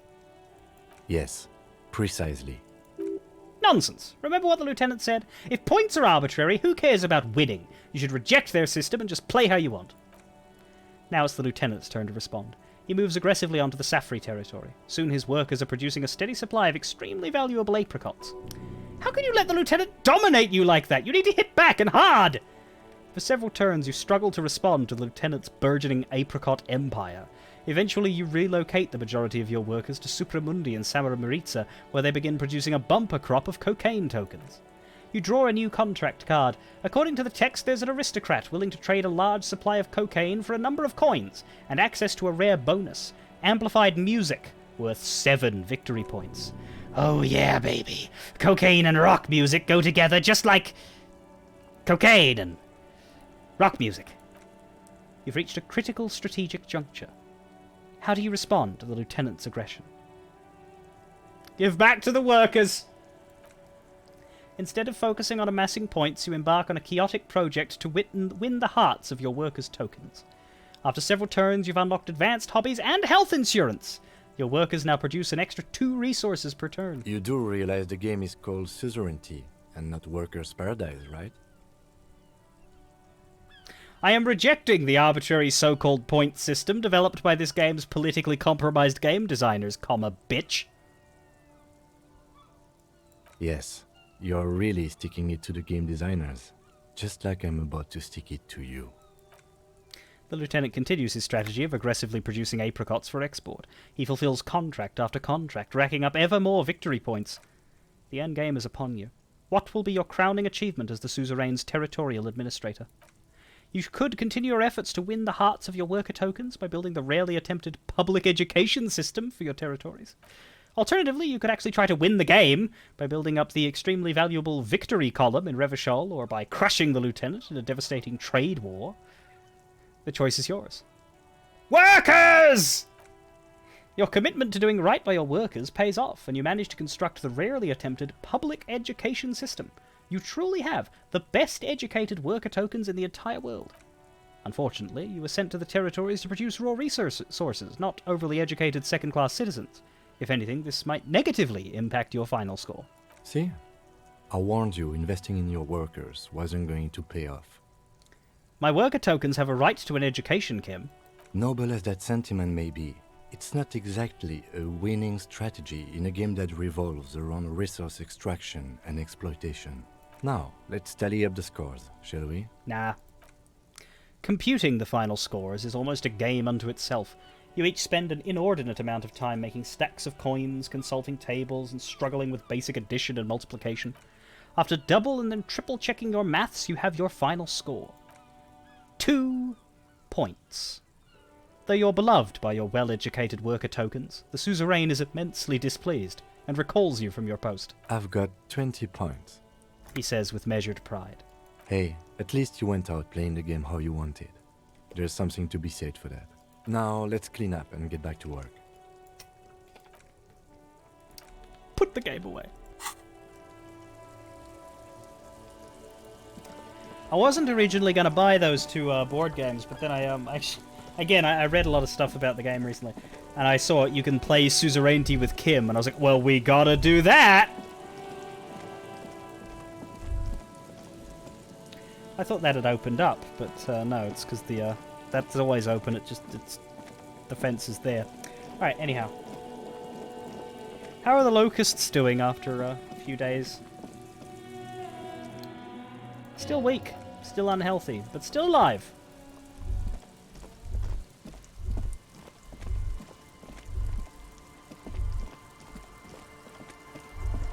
It's pretty much time now.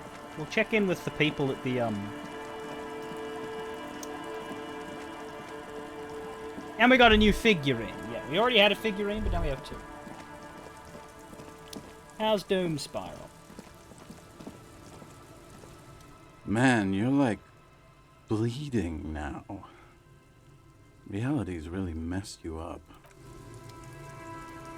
Man. The legend! He's back. And firstly, I got smokes and piss and a little speed to spice things up. Why do they call alcohol piss? Don't call her. I wish we could go to that phone up there and try to call Abigail.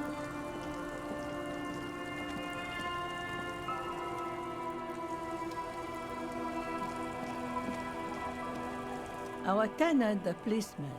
I hope the waves don't keep you up at night. What can I help you with? I got shot! Even I can see that. I told you not to bring your trouble with you, policeman. We've got troubles of our own here. Though I suppose you took the worst of it. Turns out you were your own ill omen. Guess you were right. The men with guns were coming for me after all. I'm not sure those were the last of the men with guns either. There are always more coming for your kind, officer. Thanks, that makes me feel so good. Alright, the last place to go is up here. Is the man with his son still at the mural?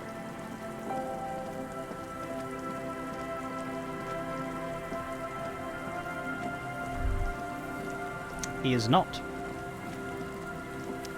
Well, take me to church. I'll worship like a dog at the shrine of your light. I'll tell you my sins so you can sharpen your knife.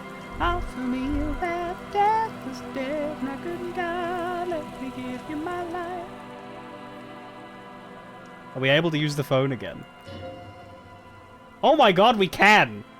No. Don't do it.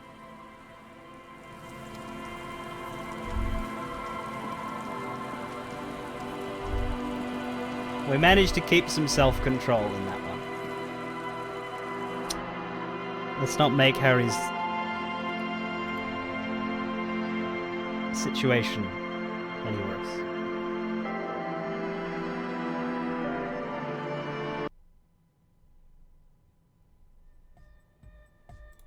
Hi, Ravers. I got shot. Oh, hey, man. It's good to see you. Goodbye, officer. Yo, man. What's on your mind? Pain. Park cop. I got shot in the leg. Ouch.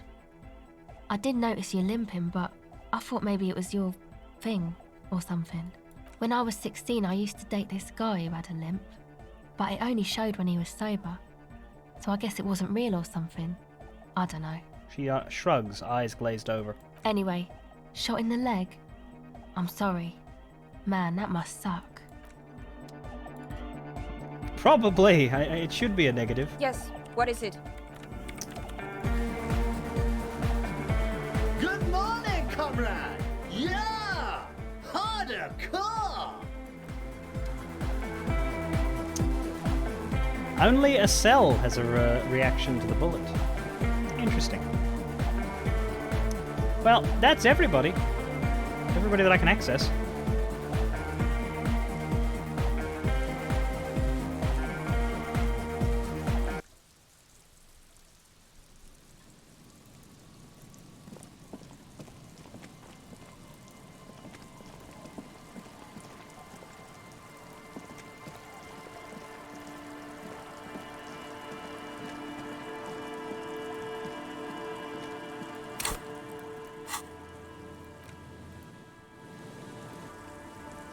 -5. Oof, hope not. Wait, did you look that up? Or is that your guess? Anyway, Lillian is who we actually have to talk to. Officer Harry, what happened? You're limping. Why are you limping? You look terrible. She sounds almost disappointed with you, reprimanding you for falling and hurting your knee. You seem angry. Why? Look at you. You can barely walk. Some people hurt me. Is this from the shooting in town? We heard gunshots. Not that we don't hear gunshots all the time, but they were closer than usual. I wonder if her reaction differs if you haven't dated her. There was an exchange of fire on Rue de Saint-Guylaine. It's nothing to be worried about. You should madame. see the other guys. They're all dead. So you're a killer?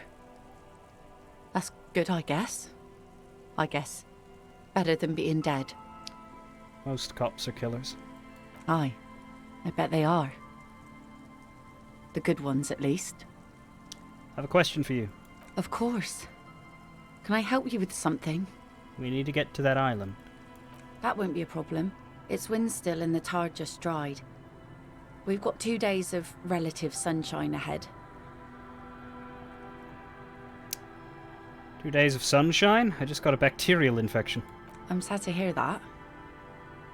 Take care of that with ether, will you? Don't get too many RCM men round here. Be sad to lose the first one. That's cool, you boasting your bacterial infection like that. What's on that island? I saw some kind of ruins through the binoculars.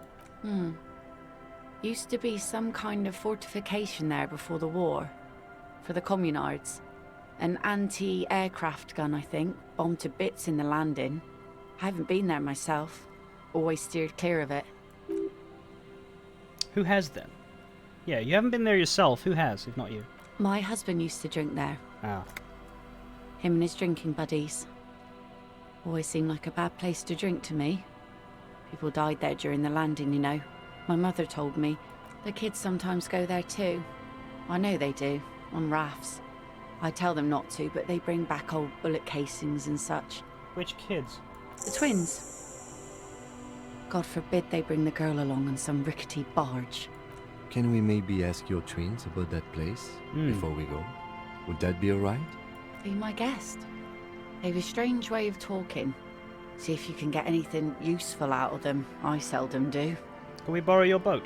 If you promise to bring it back. And no scraping the hull. I just got it nice and yellow. And no drinking on the boat. And no joyriding either. Of course, ma'am. It's only for a day or two. Official police business. Aye. What if I want to rock? See, that makes me not want to lend you my skiff. On a boat, rocking leads to capsizing. That there is an absolutely 100% rock-free skiff.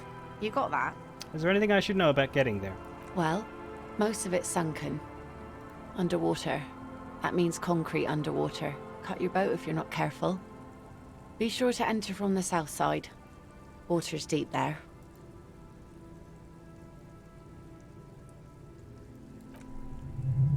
Aye, aye, Captain. Thank you. We'll use your skiff to get there then. Please be conservative with the fuel, will you? Just filled her up, but it's a small tank. Well, we don't take the boat just yet. We talk to the twins.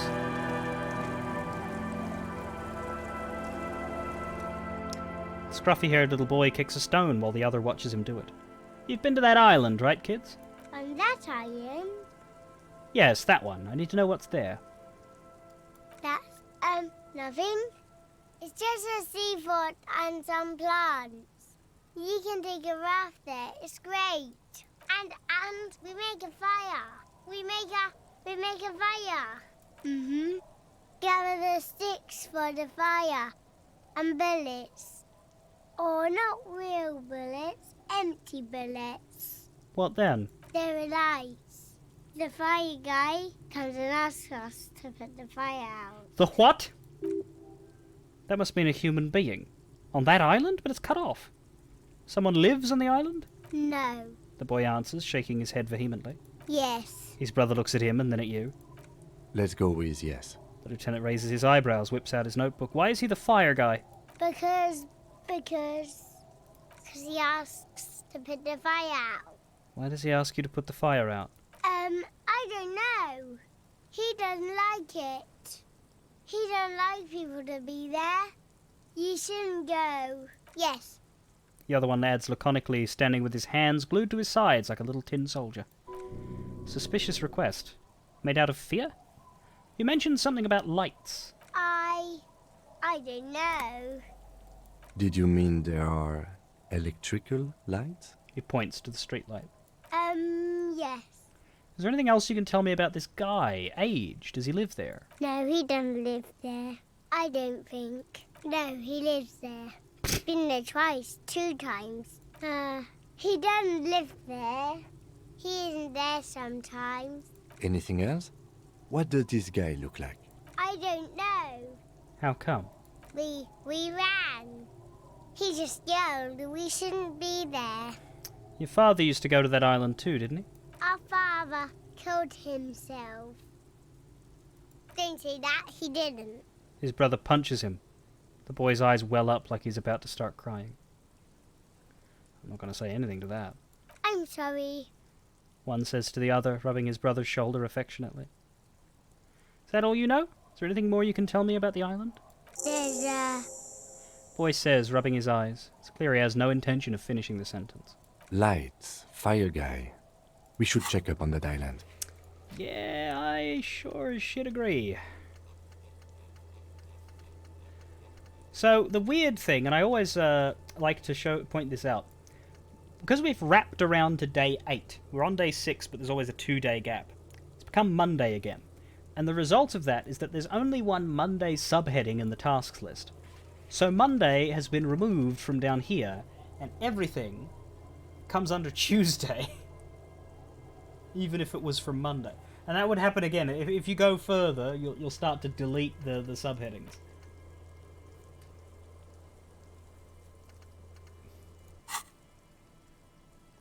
Yeah, no. They just clearly got actual children to record those lines, and that was really good. Most the usual Western approach is to cast adult women and have them, you know, kid up their voices to play anyone under the age of 12. Nothing from you, I assume, because she said that you didn't go. Hello, mister. No. Bye. I prefer it when video games and animation and whatever actually get kid voice actors to play kids. It is almost always the right choice. Because it's very rare. Because adults don't sound like kids. They can't. They can be better actors. That's the counter argument, is that if the kid is the main character, having an adult do the job means that they're going to be better at it in terms of the actual acting. But there are kids that are great actors, you know. Be careful. It's also harder to work with kids because of the extra requirements on them. So I get it for main characters, but for minor roles like that, yeah, there's no reason to just have a 30-year-old woman going.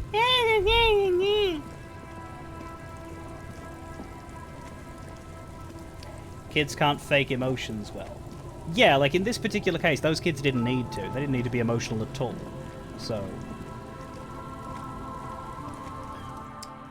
A skiff with a small steering engine in the back floats on the calm mirror of the sea. Its 2 seats are empty. I reckon here is where the streamer mode is going to come into play. We're about to, see, I've got streamer mode on. What that does is, replace potential copyrighted music, and I reckon this section is why it's there. When you travel to the island, there's a long scene of the boat traveling and a song playing.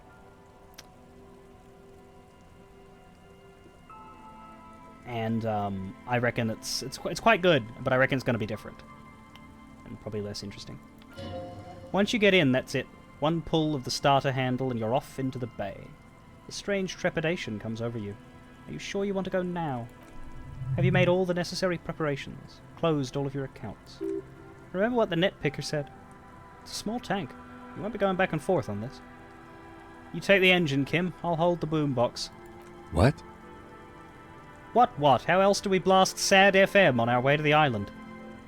Now, you heard me. Don't make me repeat myself. Fine, why not? Not cool. Now tune it to Sad FM. Sorry, very cool. You know you want to. Get in and ride to the island. Actually.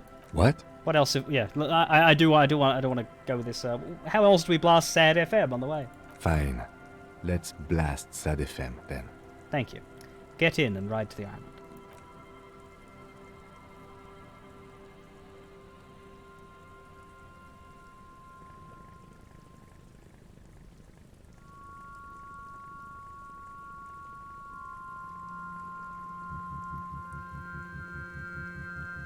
Want to be free. No, this is the same music. Want to be free. It will last forever. Want to be free.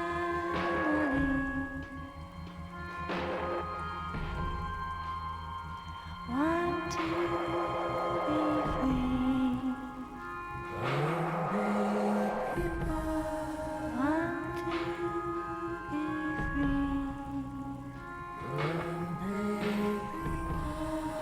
It will last forever.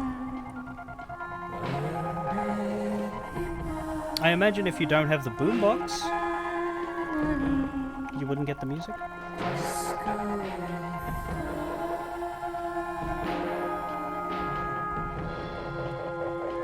I really like this. There's no cut. They show you every step. Well, every bit of water.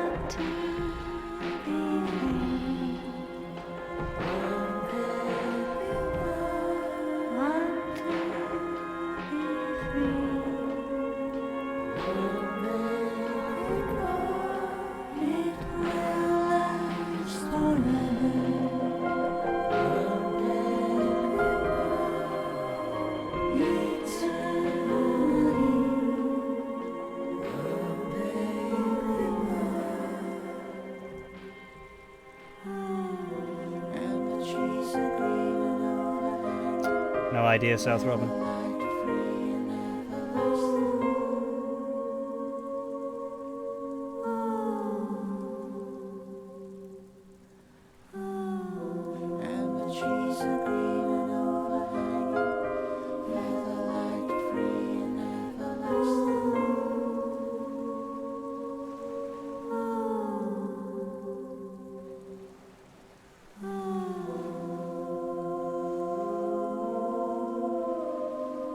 Want to be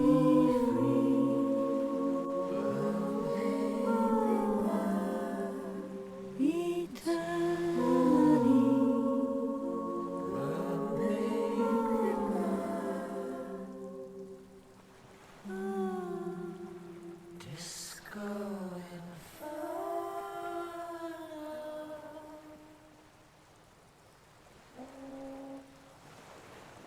The boat comes to a slow stop. The lieutenant turns the engine off. Then there's silence. In the silence, a sputter of wings, a flock of quails takes off in the distance. There is little wind here today. Very little. The ghost is standing still. You look up at your arms and then at the cliffs above you. Let's go.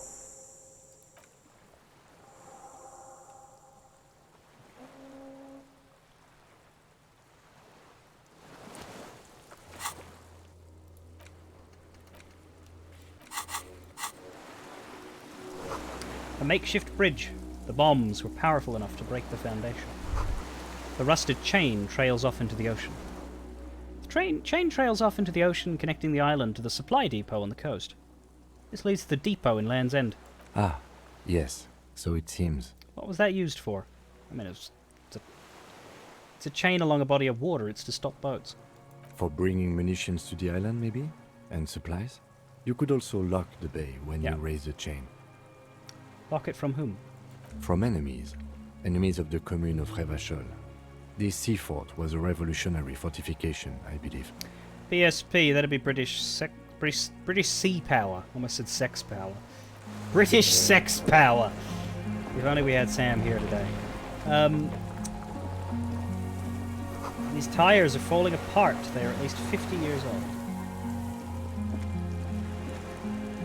Can't go any further along there.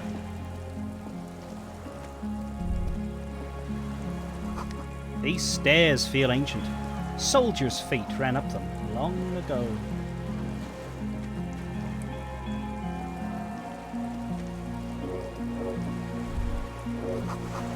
Attention, inflammable. Lingering trace of mazout in the air. Some fuel has leaked out of the barrel. Black, viscous.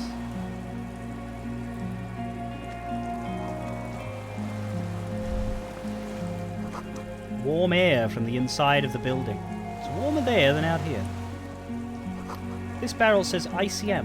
You see a star with little specks on it. This little birch from the coin-operated viewer. Still holding on. No way to get up there. Stairs are gone.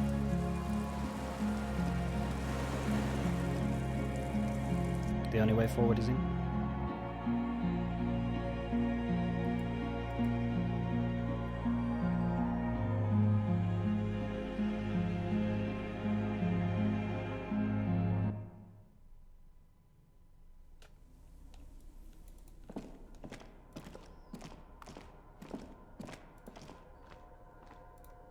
This was once an armament rest. Careful, these stairs have collapsed. An old cylindrical generator is nested above the ammo lift, with makeshift electrical wiring running out of its side and across the floor. The cables disappear into the wall to your right. The lieutenant puts his hand on the metal barrel, checking for warmth. It's cold now, but someone has been maintaining it. The wiring has been repaired. Where do the wires lead? Downstairs, somewhere? What kind of generator is this? Liquid carbon. I would imagine it takes mazout. He points to the open fuel cap on the side of the dynamo. The kind that's favored by vagrants and fuel thieves. It's been a long winter. Long and cold. If anyone stayed here, they'd need a generator. Tap on the side. Hollow ring. The canister is empty. Dust falls from the generator and down into the ammo lift. What does this mean? A generator here? I don't know. I'm not a philosopher. I meant, why is it here? Someone who has basic electrical skills has restored it in order to keep the room warm. Maybe it's the fire guy. The wind outside picks up, suddenly with a faint howl. Geralt of Rivia would comment on it. Inside it's warm. Books, mostly fantastique and historical fiction.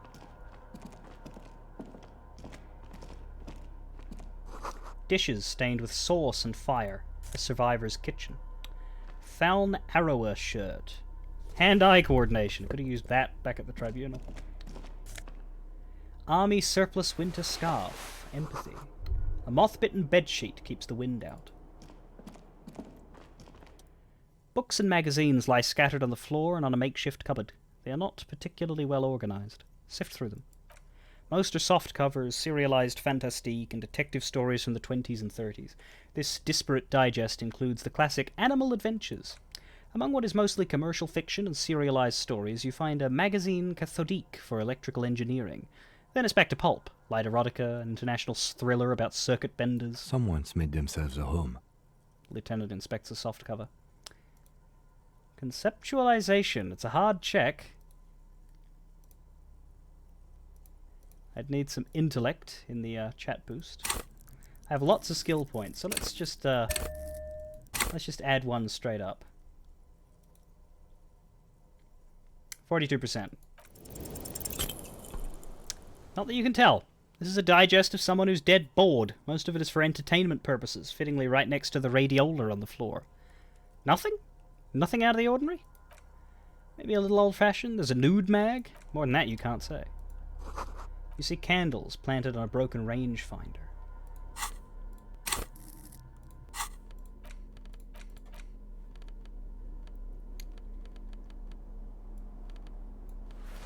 I want to keep the armor on, but could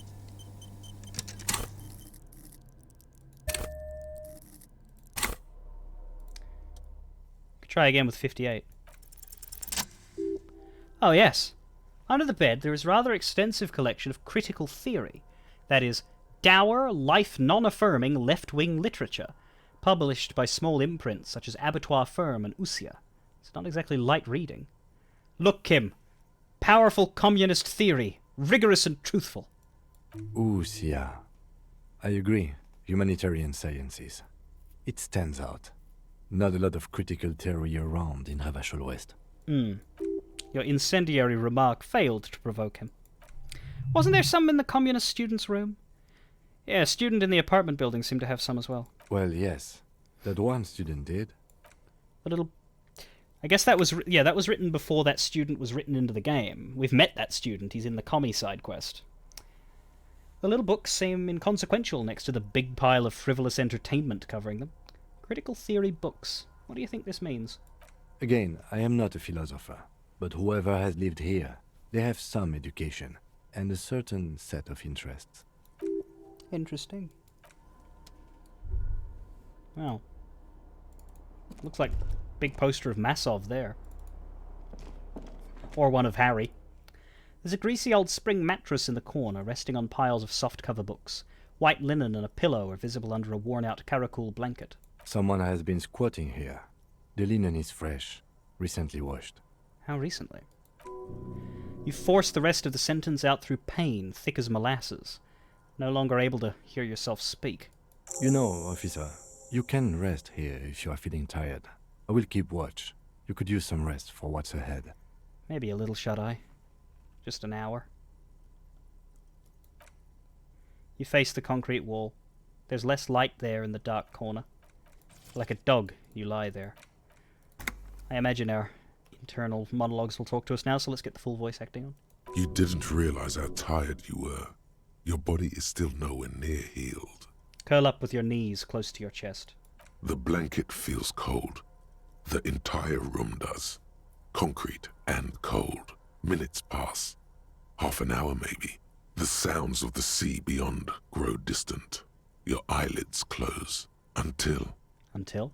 You feel yourself standing up in the darkness, right next to the mattress. Slowly, the world begins to hatch from the blackness. It's evening.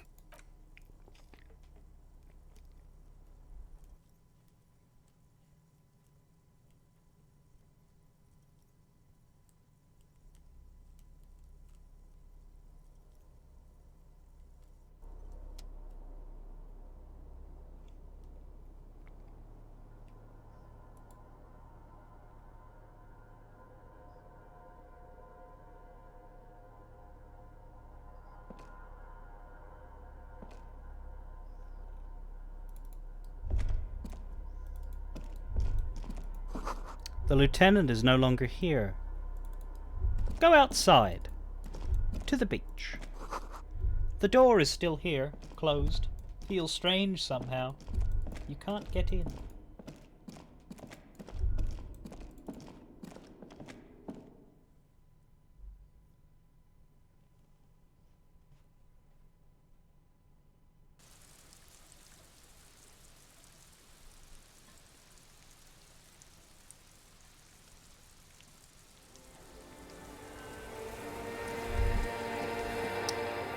I'll, move this.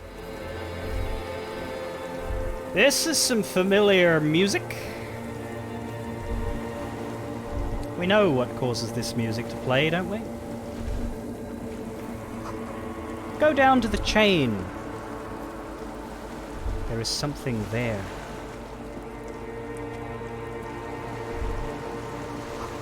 Walk into the water. Now. You see her footprints on the water. Further.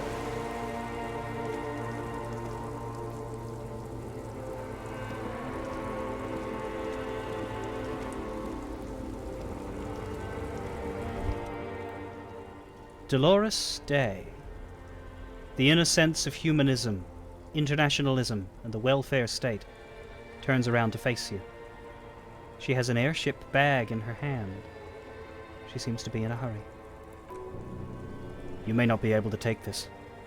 Not this time. Not anymore. Can you stay for a moment? We need to talk. We need to have one more massive epic showdown. No, Harry. No. I don't want a massive epic showdown. Why not? I want to go to the aerodrome. I have tickets for the 10:20 flight to Morova. Really. But it's already 2 in the afternoon. There is no flight. We don't have anything to talk about anymore. What? Every combination of words has been played out. The atoms don't form us anymore. Us. Our love. Our unborn daughters. Unborn daughters? It's all gone.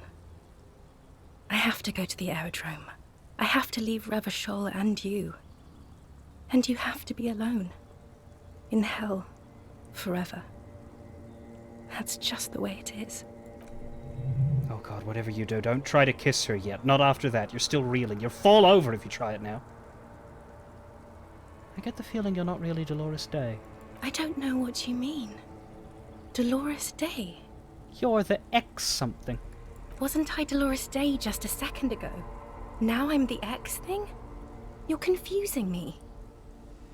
Look, I have to be at the Lausanne Aerodrome at 10:20 p.m. I still have a light rail to catch. I haven't even bought the tickets yet. She keeps glancing over her shoulder nervously. We all told you. Everyone warned you. Who everyone? Everyone.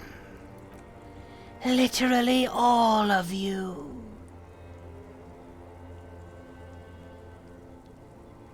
I should have gone even deeper. To a place where I never met you. Because it's impossible to meet people in the abyss of the void! Great. It's the abyss of the void. Soon it will be the gloaming. Then it will be the world ending. My friends are waiting for me on the platform, Harry. It's impolite to... What?!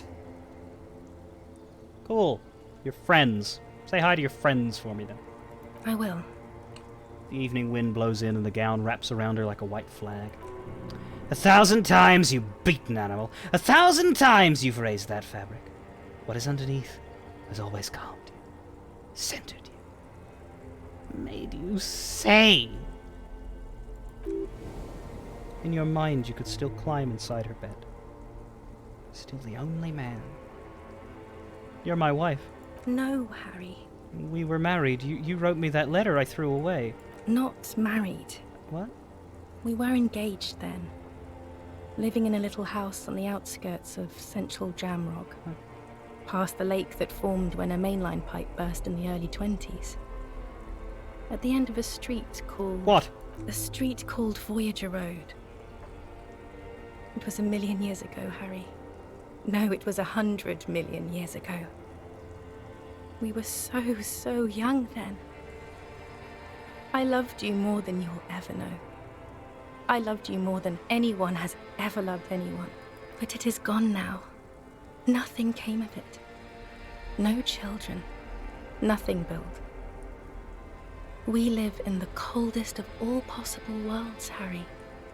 Orbiting the most distant star. It is agony. Sheer agony. How bad I have to go to the aerodrome. I get it. You have to go to the aerodrome. I really have to go there. No human being in the history of the world has ever had to go to the aerodrome as much as I have to go there now. You see, Harry, I have to go there even more than I used to love you. And that's saying something. But I thought if I threw the damned letter away, it would help. It doesn't look like it did, Harry. I'm sorry. I shouldn't have wrote you any letters. I was too young then. I've heard you before. You're the voice on the phone. Oh, Harry, you shouldn't have done that. She shakes her head very slowly, her white hair brushing her shoulders. Do what? Call me like that. It wasn't me. It was my hand. My fingers called you. They shouldn't have. They really shouldn't. Oh. I was in Morova already. Safe. In the warmth of the night. Wrapped in my future love. There, I think of you less and less. Whole weeks go by without me remembering you. Months already. Soon it will be years without the hurt. I sit there in Morova, in the holy gratitude of my bliss. I put my hand on my belly and smile. The air gets cold around you. She looks down on her stomach and then up at you. Her eyes are full of tremendous distance and mystery. Black-eyed dogs wander the alleys. Apple trees hang their bony limbs low over the patchwork of roofs, red and black. Revachol West, the evening sun. She's left and bloomed, far away from us. Our vast soul. Your name means pain. I don't want to say that. Why? That's what Dolor means. You're the symbol of pain. Great. Now I'm the symbol of pain. The smile immediately disappears from her face and the air remains just as cold. On second thought, you're Dolores Day, Queen Regnant of the territories of Mundian and Celinda, and nothing else. Yes, Harry. I am. Oh, good. Things have gotten much better for me. Oh, good for you. Now that I am the ruler of the known world. Wow, lofty title. Oh God, it's already so late. I have to go, Harry. Tiny golden watch with red straps around her bony little wrist. That's not a very good way for things to be. It's not, but... She looks at her feet. Little golden sandals cover her toes. But what? Tell me there's something good. I don't know why I said but. There is no but. That's it? That's it, yes. We've talked about it 1,000,000 times. You will get over it, just like I did. Will he? People do. Things will get good for you again. Where? In hell? Stop, you're only making it worse for him. You never help with anything. You're right, I don't even remember who you are anymore. Ha-ha! See? It just takes some time. For you, it will take something like 20 years, maybe? It was hard for me, too. I used to think I couldn't live without you. She looks you straight in the eye. Her irises are light blue, flecked with green. But I can. She keeps her shoulders squared and her back straight, but it's clear you're still making her sad. It's not possible. It's like eating rocks. You just can't do it. 20 years? That's so much time. Yes. It only took me 1 year, maybe 2. Phew. So you felt that way once? That you cannot live without me? Yes. But that time is gone now. So very gone. With all my strength, I can't. It's like eating rocks. There is a silence. She looks at you, then over her shoulder, then corrects the wreath on the dome of her forehead. As you talk, it feels like chewing on gravel, granite, steel bars. Your innocence, Dolores Day, I'm sorry I made you sad. It's okay. It doesn't have to be like this. Maybe we could try again. No, Harry. We can't. Why? We already tried again, and it didn't work. Let's try building communism twice. If it doesn't work, we'll abandon it and be slaves forever instead? Yes, of course. I'm bourgeois because I don't want to keep hurting you. What went wrong when we tried again? I can do it better. I don't know. Please. She shuffles from one golden-sandaled foot to the other. In the distance, a streetcar screeches. Why? Why? Can't we be together? Harry, we can't be together because you're insane. Her eyes turn to sorrowful ovals. She avoids turning them to you. Insane? Like what? Like cool insane? They're turning moist now, her eyes. She slowly shakes her head and tries to get a hold of herself, brushing her hands in her gown. What do you mean by insane? You know what I mean. In case you haven't noticed, I'm a cop. It's not easy work. No. It was just a necktie. It's over anyway. It's not about some tie, Harry. You've worked there for so long you can't even talk like a normal person anymore. It's always lists with you. Questions. They're not lists, they're trees. Dialogue trees. This is another one, isn't it? We're in a tree right now. Lists are absolutely normal. Everyone has them. You just list everything you want to ask. It's not just the lists or trees or whatever. You get sad, Harry. Too sad. People can't get that sad. It's impossible to watch. She corrects the wreath on her head with her hands trembling now. Other people get sad too, but not like you. You stay down for years, and then you start beating things. You get violent. In conclusion, you're ill. You're an old, insane man. And you have to be in hell until the end of your life. And I have to go to Morova. I know you still love me, kiss her. I wouldn't recommend this.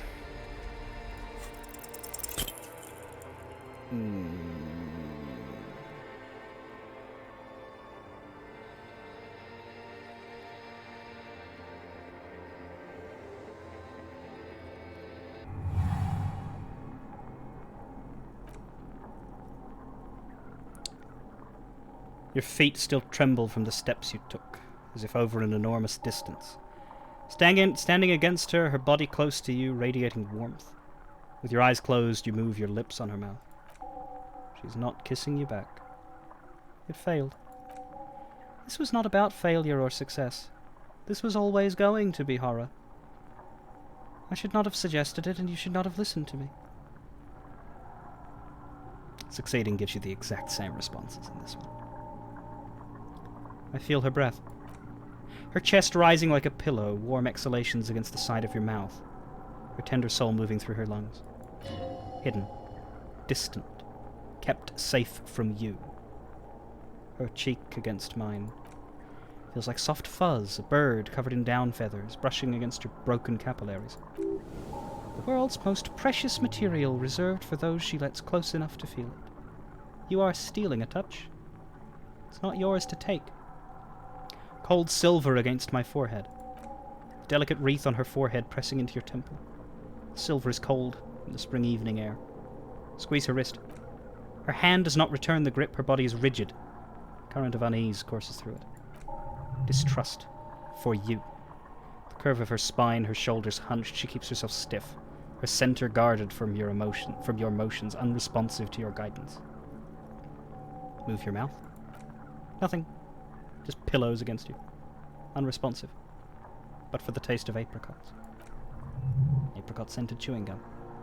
You're not kissing me back. The moment is ending.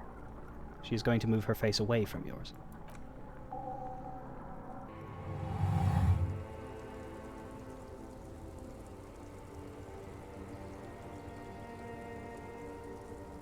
Trying hard not to look at you. When she withdrew and you held onto her hand, she tried not to look at your face and see the expression there. Rather, you should put me in front of a firing squad. I have no words for how I failed you. You're the apricot chewing gum scented one. No, I'm just Dora. You didn't kiss me back. She breathes out heavily, as if something painful has passed through her, and shakes her head. Say nothing. Stand there like a useless dildo. She shakes her head one more time. The evening wind rustles her hair, blowing old newspapers and fast food wrappings down the street. Why didn't you kiss me back? Why did you do that to yourself? You know I don't cheat, Harry. I never cheated on you. That's it then. No, Harry. Not yet. There is one more thing you have to see. She slides her hands down her chest and onto her lower stomach, and smiles. I'm pregnant. It's his? The man I heard on the phone? Yes. He did it. She looks down at her belly and then up into your old eyes. I terminated yours. Don't you remember, you poor fuck? You poverty-stricken fuck. Now, go ahead. Ask me more questions. Let's talk about something else. She wipes her palms into the silk of her gown. No, this has to end. Do the last one. More questions. Ask more. I've been reading books. I've got lots of new ideas about ideology, capital.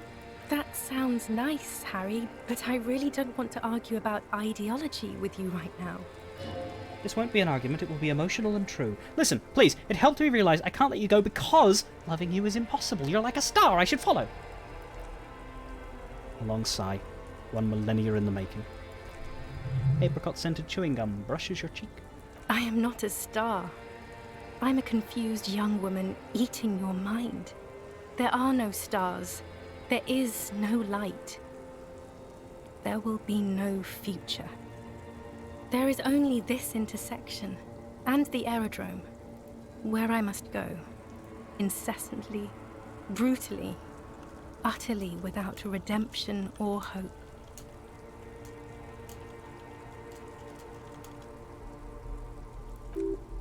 The star has gone out.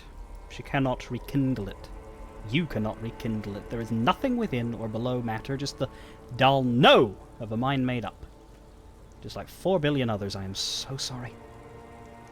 I brought you this figurine of a headless Faln rider. I don't want it. It looks expensive. I don't want it. I thought you liked figurines. I thought the figurines were for getting you back. That's not what figurines do, Harry. But then the figurines don't do anything. She looks at the headless Faln rider between your fingers and doesn't know what to say. Maybe this revolutionary figurine, then. Maybe you can take this revolutionary figurine. It's got a little musket. No, please. Please don't give me anything. What about dice? I had custom dice made in this place. Doomed commercial area. Harry, I don't want things. I want to go to the aerodrome. Okay. I won't give you things, then. I didn't ask for things. It's too late to give me anything. I would have liked these things a long time ago. The headless Fallen Rider especially. But now, only boring hell remains. Her crown of hair is aglow with the red of the neon on the corner. Like this, she tramples her feet for warmth. It's getting really cold outside. Mass murderer. That is very contested by modern historians. Very contested. Plus, she tramples her little feet for warmth. You're only saying this because things didn't work out between us. I have to go to the aerodrome now. I don't have time to defend myself from these accusations. Would you say you haven't behaved like a mass murderer with me? You were very bad to me too. We've talked about it like 7 million times now. I don't want to do that anymore. You're not even human. I am actually very ordinary, Harry. Below this gown and wreath, I have an ordinary soul and ordinary thoughts. The only thing inhuman about me is this. She looks around. This thing you've made me into. I'm sorry for saying so, but I just hate it. What is this? This is so far gone, Harry. I don't even... No, you're special. You had glowing lungs. My lungs do not glow, Harry. I am just like all the others. None of us have glowing lungs. Stop making me into some kind of... But then this is all meaningless. It is. And it's making me late for my beautiful, beautiful flight to Morova. Far, far away from you and Revachol. A warm gust wraps her gown around her waist and between her thighs. An apricot-scented ghost wafts out of her, her skin, the fabric, into the flow of the air around you.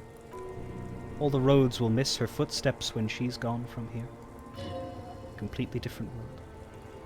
I want to go back to the completely different world, the see-through world, with you. Please, Harry. I don't understand what you're saying. You're pitiful and frightening. A smoky apparition of its former self. Don't go. I have to, Harry. Really, I've already missed the 8:30. I'm gonna go now. Her fingers wrap around the bag handle. You have sworn a holy oath, Harry. She herself begged you to not let her go. Wait, can't we sit down and have a coffee first? There's a cafeteria on the corner. No. That would only be painful and dull. At the aerodrome, life, love, and laughter are waiting for me. At the cafeteria, dust, hell, and tragic comedy. What is there to do in Morova? Light, life, culture. It's so much better than here. Everything here reminds me of you and the horrible times we had. The nights we stayed up fighting for our dying love. I have to wipe it all off me and be clean again. I want to be a good person again. Not this. Not what you made me into. But I swore I wouldn't let you go. You told me. You asked me to be this way. That was someone else. I betrayed her, overwrote her, and am happier for it. And I'm really going now. The time is up. I must be on the 10:20 flight. Overwrote her? What are you, a bloody traveller now? Am I ever gonna see your face again? No way. Get fucked. Fuck off. I won't see you, but you will see me. How can that be? Oh, Harry. This is a dream. Can't you see? I'm already in Morova by now. Who knows how long ago this happened? A year? 2? 5 years ago? How will I see you again, then? Right here, tomorrow night. Once this dream starts happening, it keeps happening. 3 times a week, at least. And Harry, it really, really looks like it started happening again. There's the video rental. I'm suffocatingly beautiful. And young. And I smell of tutti frutti chewing gum. Like I did that time when I asked you for forgiveness. After leaving you the first time. So long ago. But this is intolerably bad. Oh yes, this is real darkness. It's not death, or war, or child molestation. Real darkness has love for a face. The first death is in the heart, Harry. See you tomorrow.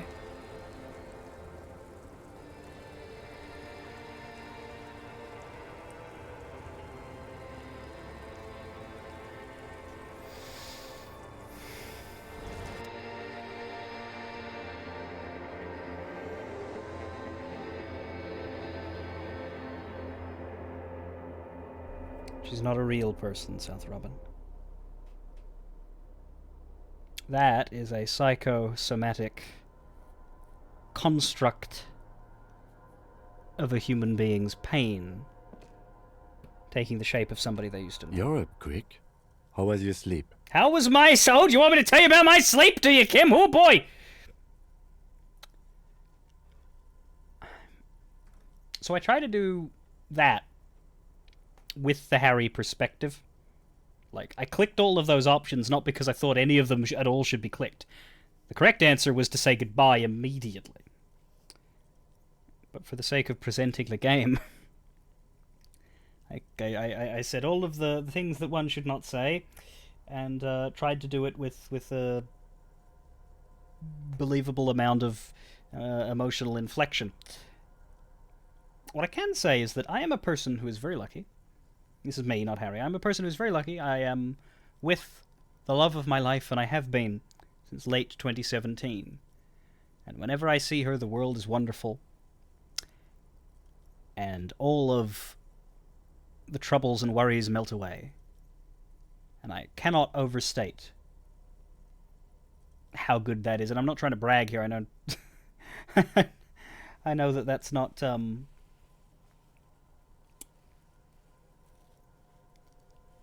what all happen, what all have. But the point is that that sequence, you don't need to have been in Harry's position to be fucking devastated by that sequence. I have no relative experiences to project with. I might if I get drastically unlucky in my future, but I don't believe so.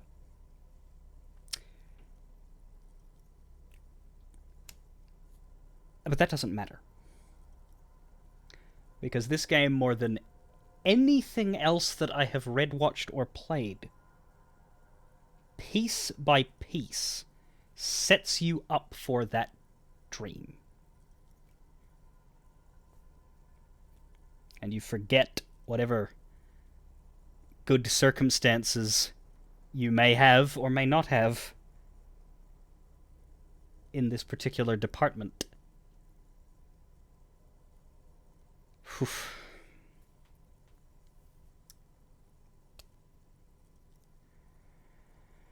Let's solve the fucking case, Kim. Are you sure you're okay? You thrashed around and you bolted up, half covered in blood from your wound. It was total annihilation, Kim. I did not want to wake you. Perhaps I should have? Was it a job dream? Nope, that was an ex-wife dream, Kim. The lieutenant nods solemnly.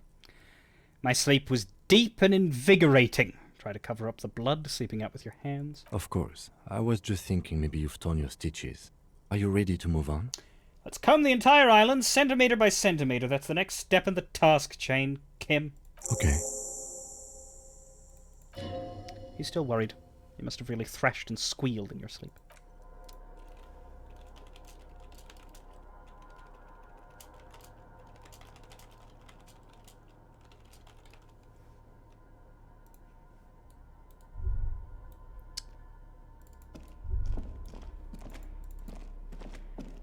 Another thing I read that's interesting. Yes, anytime. If you need a rest later, it's okay by me.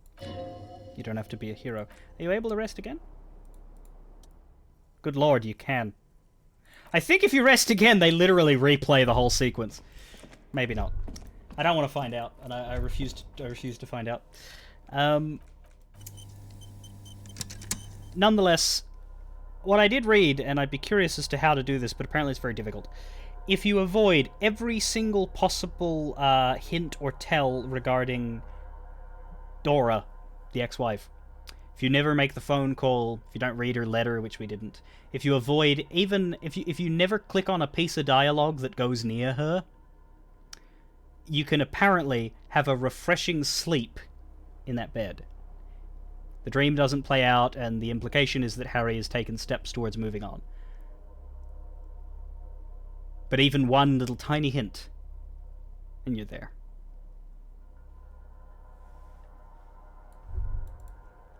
Can't even be sure that that's the truth. I read that it can happen. Didn't see any proof of it. This great blast door must weigh over 10 tons. Rust peels off of it. Well, that's the thing, Guan, because in order to play as a Harry who's ready to move on, you have to deny yourself a lot of the story, and I don't think anybody is going to do that. Because of the position we get pushed into in our first playthrough, for example. In order to do that, you would have to just, you know, avoid content. You can do that in a rerun, but it's so alien to how we play games. Because they give you the amnesia, they give you the desire to find out the past, right? You want to know Harry's past. Harry shouldn't, but you want to. And in that, you doom him. You see a small metal door nested inside a larger one. A heavy steel blast door. There is a conventional keyhole above the handle. It's very small. What's on the other side? Another part of the island, probably. The lock looks like it could still be usable. How do we open this? Maybe this is one of the doors we don't open? He looks at the door, then at its bigger brother, then at the lock. He's right. It would be better to open the big brother. A powerful engine hangs under the ceiling. It must control the blast door. Yeah, we opened the big one. Do you see controls anywhere? I think there's a console just southeast. Let's look around. Getting the blast door open seems like the best plan.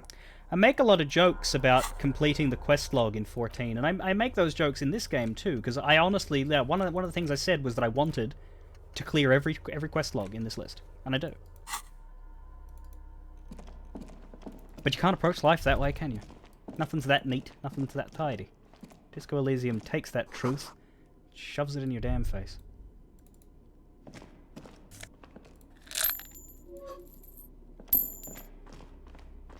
Green paint flakes off the monoblock aluminum cabinet. There are rows of switches on the front panel, a frequency band, and even a keyboard. The keys rattle like teeth. The keyboard hasn't been functional in decades. What is this, then? The console of an antique computation device.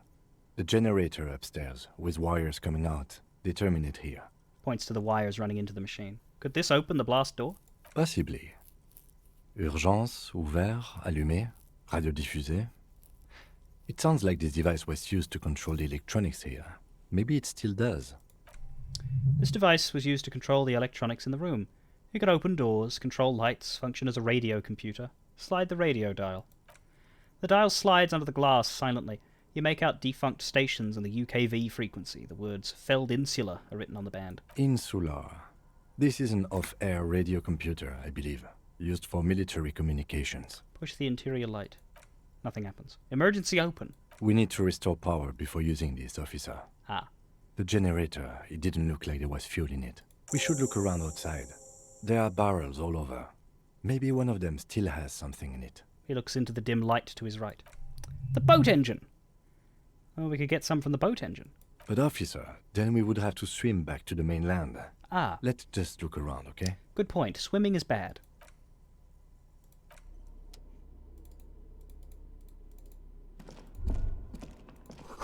Water rushes below. Far down below.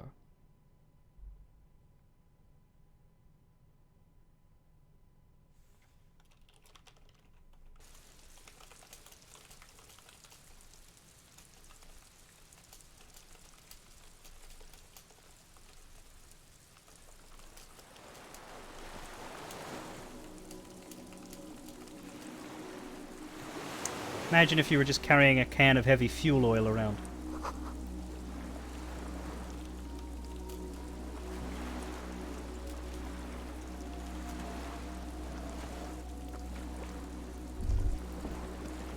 That would help.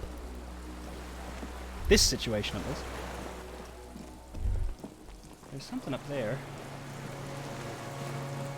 Might not be accessed from this area. The weird thing is, because you can do the dream after you've come out through here, but Harry just sort of knew this terrain in his dream despite not stepping through that door. Must have been a direct hit to take out such a huge chunk. Oh yeah, cannon fire over there. Water, maybe. But now we get to look at this properly.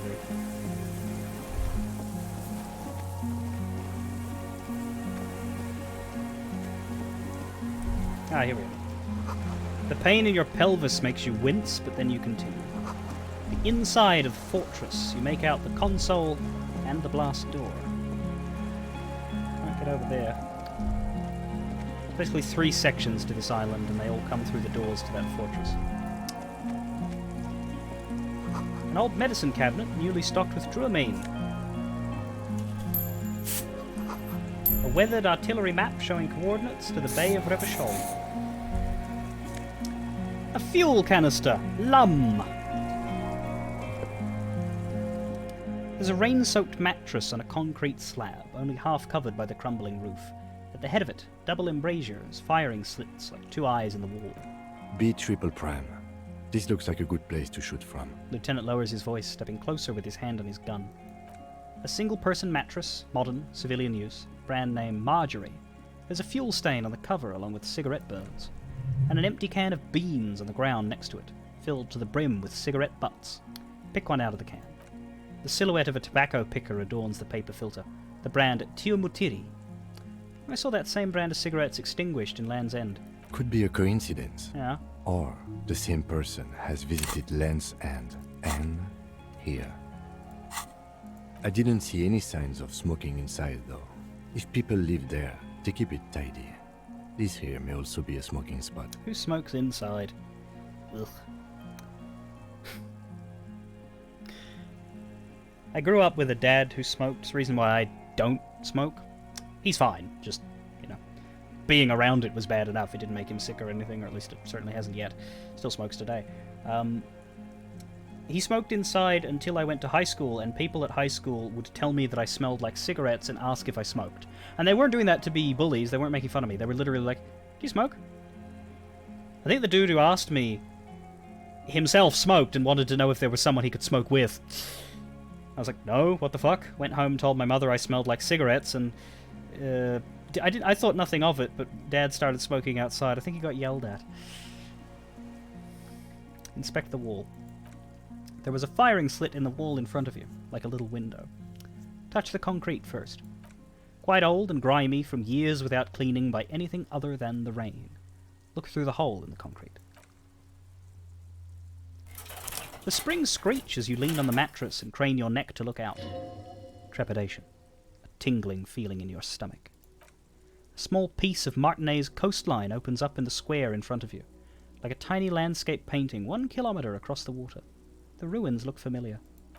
On the left, towering skyscraper, its top floor shaved off by artillery fire. Capeside Apartments. Rue de Saint-Ghislain, 33A and 33B. On the right, the red chimney and collapsed back of the 4-story tenement in front of the Whirling in Rags, Rue de Saint-Ghislain 10, the doomed commercial area. And between the two, the box-shaped silhouette of the Whirling in Rags. You see a small fleck of white on the rooftop. The upstairs window of Classier's room in the snow, reflecting light. As McNulty might have said, motherfucker. What does that mean? Do you have line of sight to the window? No, you're supposed to also say fuck. Never mind. Yes, there's an opening between 33A and 10. I can see to the roof. I can see it. Through the scope of a rifle. The shooter would be prone, lying on the mattress, barrel resting on the embrasure. I think we have it. The origin of the shot. This is the sniper's nest. Pats you on the back. 3 small pats in a row. Booyah! Master cop work. It's only moderately effective cop work until we have the weapon. Oh, come on. It will not be, how do you say it, booyah, until we have that. We should be booyah, though. I say booyah. I was saying booyah. Could the shooter still be here? Where? In Martinez. I have always assumed it's someone local. He feels uncomfortable suddenly. We should move now. Yeah. I wanted to redo that and say on the island, but... Is there anything new to say to him? Yes? No. Excuse me? You have a distinctive way of walking. If I were to walk in front of you, we would surely collide. What do you mean distinctive? I hope you don't take this the wrong way. It's just a collegial observation. In the 57th, we call it the Jamrock Shuffle. Officers from Jamrock's 41st Precinct tend to move a bit erratically. How's that? They say it's a scene-clearing technique developed by one of your lieutenants for gathering evidence. It's erratic, yet thorough. Prioritizes containers. Yes, but containers contain things! Shiny things! They're interesting! That's racist.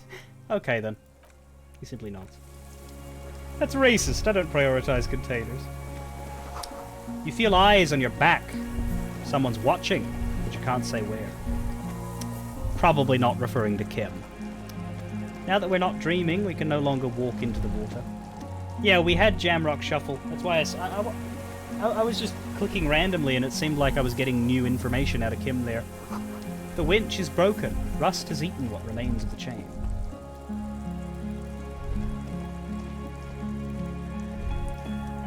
Strange feeling, looking at the water. Maybe you should just wander off into the sea. Leave it all and walk in. With a bottle in your hand. Bottle in my hand? Always. Why? Perhaps there's someone there. Under the water. Waiting for you. Where it has always been. In front of the video rental on the corner. At the crossing. Baby, you know it's gonna hurt. But it's cold. Yes, cold and still. But love is warm. Like the inside of her mouth. No, no, no, no, no, no, no, no, no. Yes, yes, yes, yes. No, no, we're not starting with that. Not now, not this time. This thought is over. Raise your side. In the snowing mirror of the bay, you see Martinez reflected.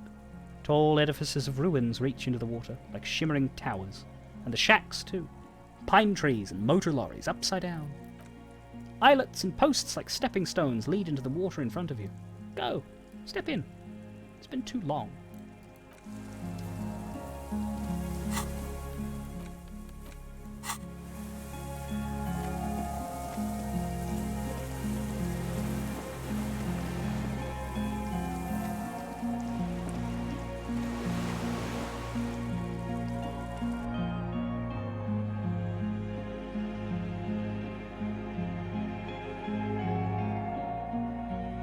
We have our fuel.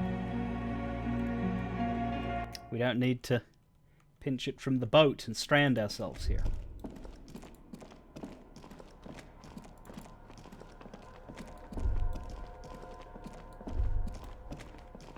And we can open the final door. Fuel into the tank.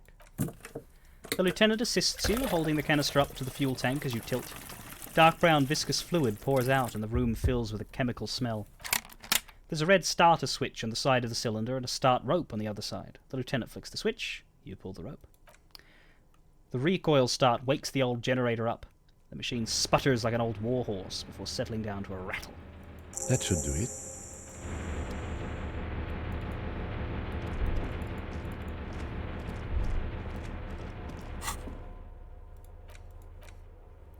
Still need a murder weapon. Still need the armor. But everything else is done.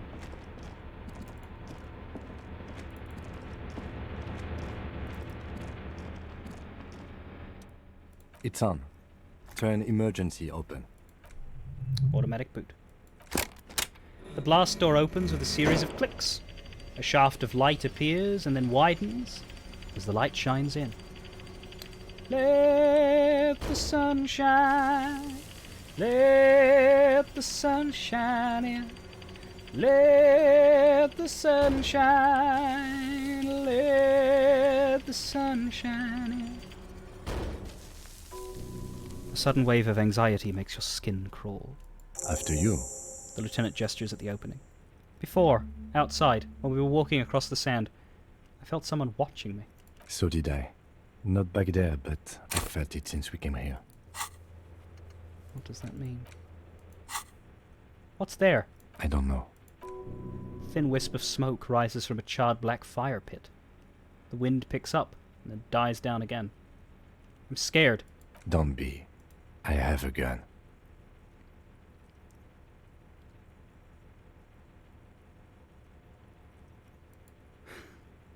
He takes out his sidearm, checks the barrel, and then holsters it again. I also have a gun? I know. It was not easy to acquire. Ugh, don't remind me. Let's go. And so the two men with guns walked forward into the brave new world, scared out of their wits. What could go wrong?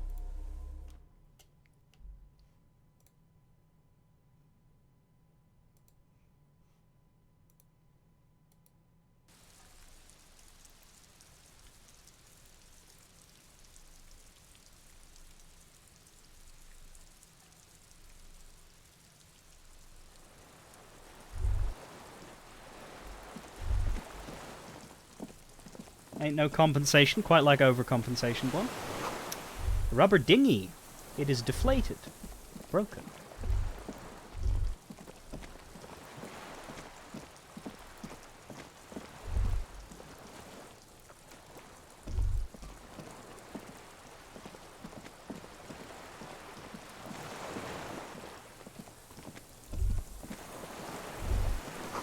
Small white flowers blossom all around you.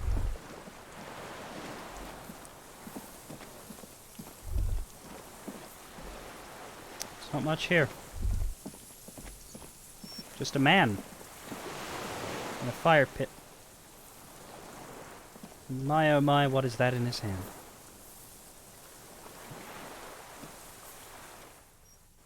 An old man wearing tracksuit trousers leans on the frame stock of his rifle. He gathers a big ball of spit in his mouth. The deserter. And spits it out into the extinguished fire before him. He raises his black eyes, hooded by creased eyelids, to meet yours. Unclouded by cataracts, his eyesight is sharp. He's practically tearing up from spite. Hatred got the best of him a long time ago. This man hates everything.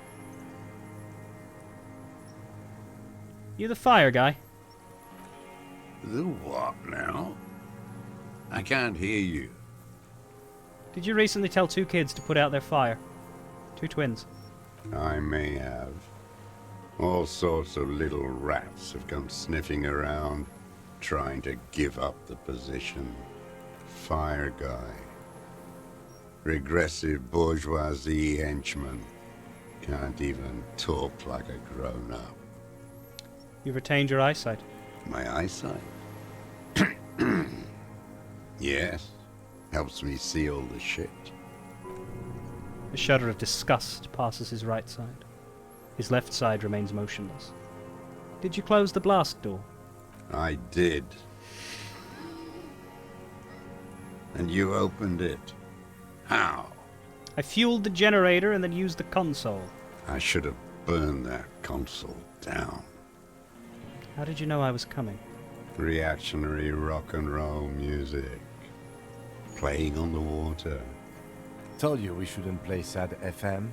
But you didn't say that, Kim. I did. We have entered a world where he said you shouldn't. It is the only world. It was not reactionary, it was cool. The fascists were right about rock and roll. It is degenerate. Hip gyrating, mental illness music. Nice gun you've got there. It's not nice. It's a piece of shit. But it gets the job done. Is that a Bell McGrath? It's a 3-Angong 446. A Samaran rifle. How did you get hold of one? It was sent to us by our brothers in the Sinyao commune. Military aid. He pats the rifle. This guy sounded way older in the original. It was a very crackly, wheezy voice. He sounded like this. It was very hard for me to do when I had to do his non-voice lines. I'm of two minds. I reckon that old voice really suited this picture. That old voice sounded almost like the man was about to drop dead, whereas this guy sounds stronger. But I don't know that that's a bad thing. Blue Moon, are you listening? Are you still here? You usually you usually have the right memory of the old voices. Do you have any thoughts on this one? The Sinyao commune. You heard me. It's good now. Like chalk wiped from the board. His gaze turns inwards. Sir, I need you to put down that gun so we can talk further. We're with the police.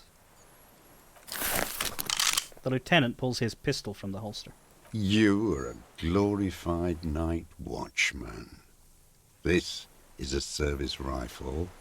I can only lay it down before an enemy commander of corresponding rank. I am an enemy commander of rank. Put it down. The words, I am an enemy commander, sound cold as iron from your lungs. The old man still hugs his gun.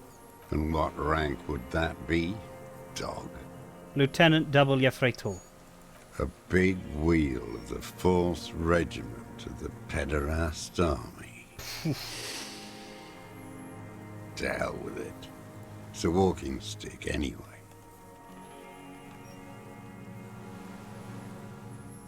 It's out of bullets. The old man lays the rifle down carelessly. Stares at it, just lying there. Like an amputated limb in the sand. He stares on, his wrinkled mouth moving without a sound. A strange sadness, like a song. What did you say? The future teaches you to be alone. The present. The present to be afraid and cold. The old man pulls back the hood of his plastic cape and looks up into the sky. It's blue-grey, the same color as the sea. Those words, the future teaches you. Real music. Real projet cult. That's La Revacholière, not your rock and roll misanthropy. Chanson de soldat of the black and whites. You need to address that remark. I'm not a misanthrope, I'm a half-dead police officer who's just doing his job. The job of a shitlicker. What is La Revacholière? It is the anthem of the world revolution. One of 3. His eyes remain fixed on the sky. In Grad, they sang Brave Children, favorites of history. And in Sinyao, it was some Samaran shit, I guess. I've heard that name somewhere else. In a dream. La Revacholière. Everyone has. They named a fucking perfume after it. No, that's not it. I talked to her. Talk to her? He raises his bushy brow and looks down from the sky. Straight into your bloodshot eye. Yes. In the church. God's shithouse. Should have taken it down like they did in Grad. Dismantled it for firewood. All around you, the air slowly circulates the islet, carrying little swallows and black-beaked seagulls in its slow drift. They all, every one of them, every bird, mammal, and crustacean, what? Keep their distance. How does it go? The song. How did it go? He looks at his gun on the ground and shakes his head slowly. Something about shooting rabbits. I don't know. I can't remember. It doesn't matter. It's gone now. Pick up the gun lying in the sand. His gaze follows your motions. The rifle feels surprisingly light in your hand, frame stocked and patched in places with tape and wire. Inspect it closer. The rifle's in a shabby state, like a crutch that's seen too much travel. Hieroglyphs are embossed into the forearm made of walnut. On the butt you see Vespertine writing burnt into the wood. Triangong 446, made in Sinyao. It's as he said, Triangong, Sinyao. No one said it has to be a Belmagrave. We were just guessing. Sure. From ballistics, it could easily have been a Triangong too. It doesn't matter if it was made in Shanti Shanti. All it has to do is use jacketed ammunition. And it does. The reference will be lost in this channel, but the smoke trail reminds you of the black ghost left over after you kill Orphan of Kos in Bloodborne. An echo of a dead world. Well, lost to me, maybe not lost to everybody sitting here watching. This uses jacketed ammunition, 446. The right type and the right calibre. The lieutenant nods, glancing at the gun. He's liking this. Stow the gun. The old man keeps following your motions with his gaze. His right arm twitches suddenly. This looked very much like the murder weapon. It can be used against him to get a confession. In time. I ain't going anywhere. I'll just leave him for a second because I wanted to look at the gun. Yes?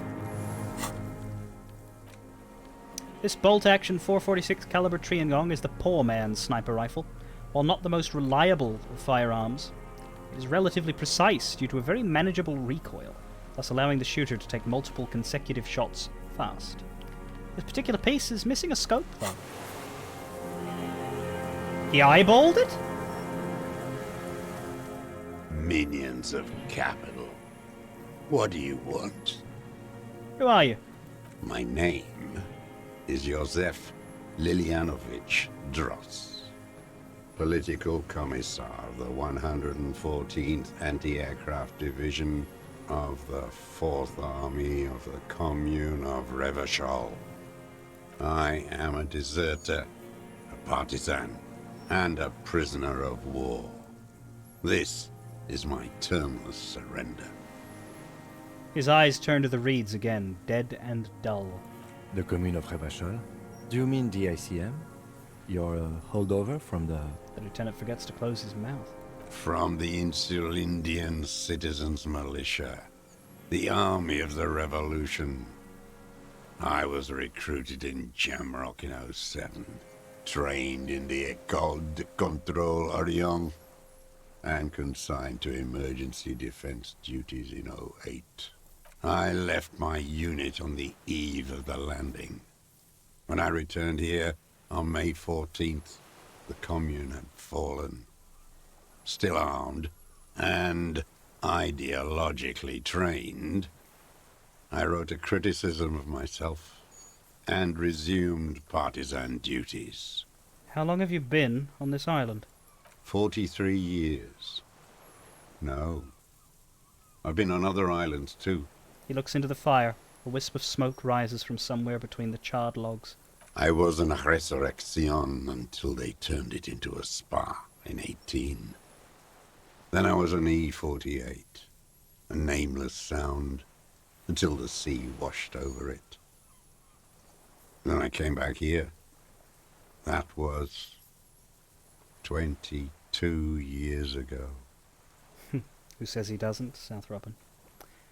Again, you've been hiding here for 43 years? 43 years and 10 months. That's steadfast. It's not how a human being should live. But I had to. I couldn't just forget. I couldn't just forget what I saw. He just couldn't give up. He nods. But he can now. What have you been doing during all this time? Why? Hiding, fishing, waiting. He looks across the water. Where the afternoon grows late. On Rue de Saint-Ghislain, people walk home. Streetlights will soon be lit. Further inland, the streets are alive with workers, men, women, children. Street hawks and migrant labourers. The temperature is steady.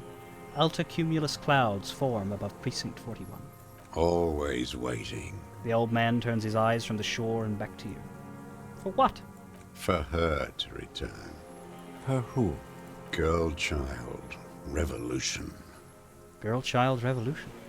Always. She better come. I too have given my life to Mazovian socioeconomics. A waste. Oh. The material base for an uprising has eroded. The working class has betrayed mankind and themselves. He blinks his black eyes. The historic opportunity for a revolution has passed. It will not come back anymore, however hard I try, whatever I do. You said you deserted your unit? I was just 16 years old, 15 when I volunteered. I had a lapse of faith. And of courage, too. Lapse of faith? You could say I misunderstood the historic role of the proletariat and thought Mazovian socioeconomics were fallible. For a second, I doubted the irreducible laws of historic materialism. A second is all it took. For what? For reaction to take hold. Yes, we all have a tiny bourgeois person in us trying to run away. He does not seemingly react to what you said. Only his right brow moves a little. He does not believe a police officer is genuinely revolutionary. And this was when? The lieutenant instinctively looks to his notebook, but he does not take it out. May the 13th, 08, 44 years ago. The horizon was black with coalition airships. Their petroleum rose to the sky, and it looked like it formed the clouds, storm clouds. When they started shelling, it was dark magic. Dark magic? The combined might of international capital. All at once, all the greed and terror in the world tore into Revachol. It lifted streets from the ground and turned houses into ghosts. We were in the flak tower. He gestures toward it. No idea, Guanbush. Huddled on the floor. The artillery was 80 kilometers away in Ozon. But I knew the commune would fall. We would all be turned into ash. So I said I was going to the map room. He looks east. A terrible shame still within him. The lobes of his ears are red with it. The shame and smallness of what he became. He didn't go to the map room. No. I climbed the chain link across the water and hid inland, in the bunkers there, like the weakest of the weak. A mouse, frightened at the ordnance all night, and the sound of the rotors in the morning, whirring. He looks at the sky. What was that? Airships. I climbed out into hell. The landing was complete. The chain was submerged. I had to swim back. The fortress was half submerged too. Shattered. This guy reminds me of Tony J. They'd all drowned in the lower levels, or got torn to shreds above. The anti-aircraft gun had malfunctioned. So had I. I left them without ideological direction. It was real. I'd seen it. I'd seen it in reality. He opens his eyes and stares right through you. Some kind of great terror. Worse than you've ever seen. Seen what? The mask of humanity fall from capital. It has to take it off to kill everyone, everything you love. All the hope and tenderness in the world. It has to take it off just for 1 second to do the deed. And then you see it, as it strangles and beats your friends to death. The sweetest, most courageous people in the world. You see the fear and power in its eyes. Then you know. What? That the bourgeois are not human. I've always suspected the same. Now is not the time, Lieutenant Yafreto. Sure it is! The lieutenant says gently. I had to. I had to fight it. I could not stop anymore. The old man falls silent. His black eyes keep piercing your skin as he looks to some great distance behind you, shaking his head slowly, retreating from it. What is this place? This island? It's not an island, Dwat. It's a defensive fortification of the commune of Revachol. And I am its last surviving defender. What was it used for? The congenitally deformed King Philip II built it to restrict access to the Bay of Revachol. We captured it in '02, retrofitted the fort with an AA gun to defend against an airborne landing. Against the whole world. You mean the landing? Retaking of Revachol? Coalition military called it Operation Deathblow. I later found out on the radio they called it Deathblow. You're one of them. Tell me, who speaks like that? We had 50 million people on Caillou alone. First, I'm not one of them. Sure you are. You're RCM. Answer me. Who calls an operation against 50 million people Deathblow? Murderers. I know what you mean. You don't know. You haven't seen it. Iblis. Iblis? Iblis Elba? He shakes his head slowly. The black-eyed angel. He nods. Shaitan. Ahura. The darkened one. How have you survived all this time? How does anyone survive? I steal. He looks at his worn running shoes. What do you steal? Supplies, vegetables. I collect rainwater. It's the life of a dog, not a human being. He coughs once more and then puts his hand on his belly. How is your health, Mr. Dross? I've been throwing up blood since winter. Red, like beetroot. Been passing it in stool, too. Ew. The RCM can provide medical services. You need to be looked over. I need to die. You don't have medical facilities. You have guns. That's all they give you. Toy guns. It's like they saved all the money they could on their VO budget by casting a bunch of bad replacement voice actors. Also, they could blow millions of dollars on this dude. You know what? Fair enough. You also have Druamine. We have Druamine and other opioid-based painkillers. You must be in pain. I have been running out of that stuff. A light goes on in his eyes, smacks his dry lips. There's no way he could manage the pain without them. Safe to say he is addicted to painkillers by now. You like that Druamine, don't you? It's the little joys. A dark joke, a sunshiny day, morphine. A crooked smile appears in his face. This is a serious situation. You need to be looked over, and we can do it. There's nothing to look over. The triage is in, and it's black. Administer morphine. Moribund. How have you coped mentally? I haven't. I have holes in my brain. Years missing. Others filled with pain only. A decade of... His eyes roll into his skull and back. I don't even know what. Inferno? I also have holes in my brain. No wonder.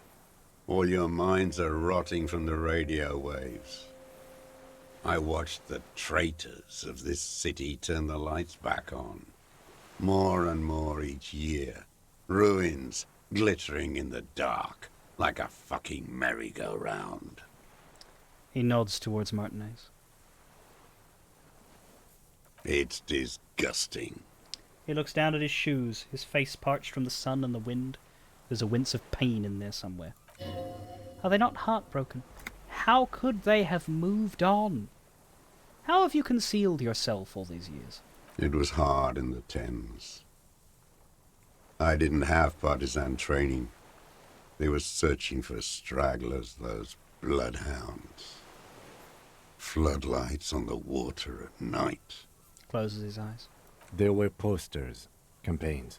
We communards still hoped, and they needed to snuff that hope out. The East capitulated. Martinez and Coal City were turned to dust. But Jamrock, Forburg, even Coron, and Boogie Street, of course. Those fucking kips had Marsov coursing through their veins. And others too. Some cordons of Revachol was still fighting. There were cells. I tried to contact them. Soon they all went silent. The frequency's dead. How did you get between here and the mainland? At night, I used a dinghy. I only went after dark then. When I got to the city, I stayed underground. Patrols, you lot, the commons too. They'd started snitching. He nods towards the deflated tire in the reeds when he mentions dinghy. In the city, you move underground? From bunker to bunker. Not anymore. No one cares now. I don't even have to hide. They think I'm another antisocial vagrant. I could walk straight into that town if I wanted. He falls silent, his gaze fixed on the shacks huddled together across the water. Why don't you just walk there? I don't want to.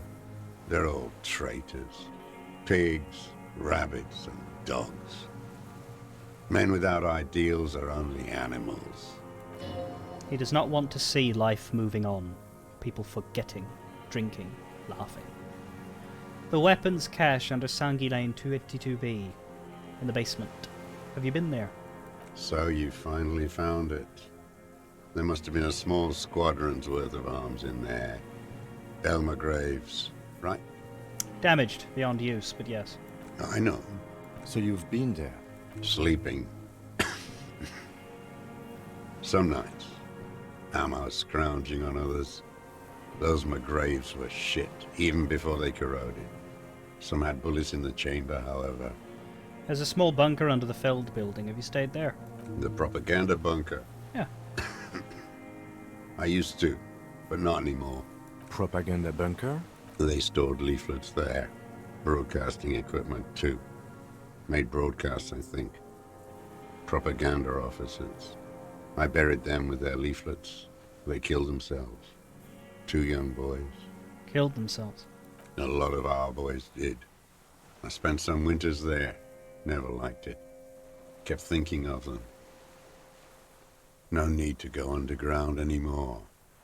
It's better in the ruins, on the ground. Stares at the ruins of the Feld building. One more question. Do you smoke Tu Matiri cigarettes? I do. Ever smoke them on the mainland, sir? They're good. Plenty of tar. I like that boy on the pack, too. Reminds me of the last century. Tell me another thing. The old man looks across the water, the city, the ruins, the motorways rising above it. You said this is your termless surrender? You're with the RCM. The coalition-appointed mob that enforces bourgeois morals in Revachol. A so-called Lieutenant W. Freighter. I know what it looks like, but I have a secret plan to turn the RCM into a Mazovian revolutionary unit. Rock and roll posturing. You're the RCM. You represent the Moralist International, the enemies of humanity who took this city. I represent their adversary, le Parti Communiste Insolente. Take me to them as a prisoner of war. I have relinquished my weapon. I can no longer serve. No superiors can relieve me of my duty. You bulldoze them all to a mass grave for trying to free humanity.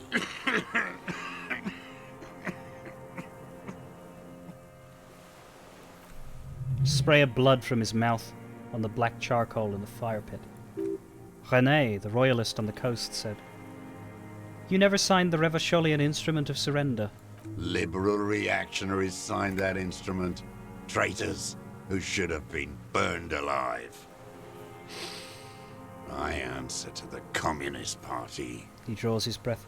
Is that part of why you've been here all this time? Because the party didn't surrender? He just wipes the blood from his chin. Honorable. Honor is a feudal atavism. My motive is class. So you're a communist soldier from the communist army.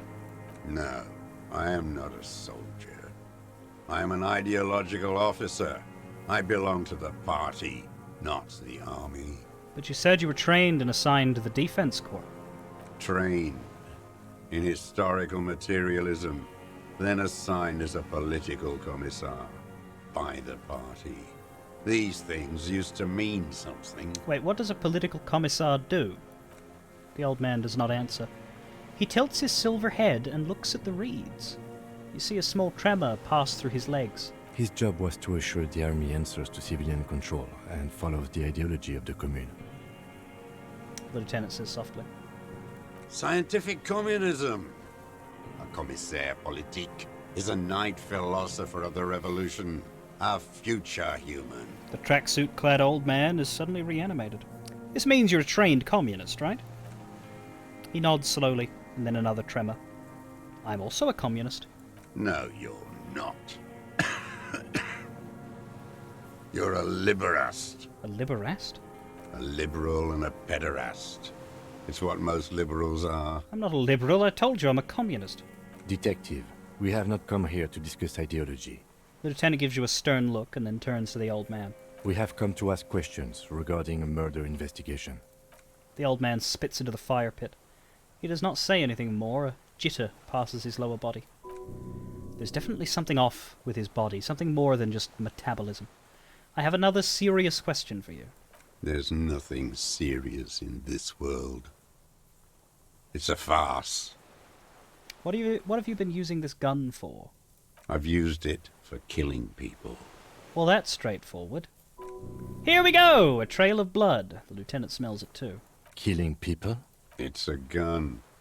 That's what they're for. You want a moralist euphemism? Defending your family and your property. I haven't done that. I've used it to kill people. Interesting. During or after the war? There is no after the war. Class war is never over. He shakes his head and smiles, his teeth rotten black. Go in straight, no euphemisms. He doesn't like those.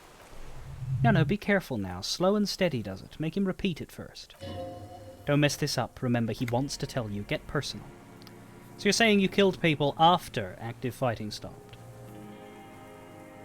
Wait, which one do I say then? Nothing comes to you. Silence. His black eyes look at you. And in them, a chill, like electricity running up your spine, crawling into your skull. What? All is not as it seems. Detective.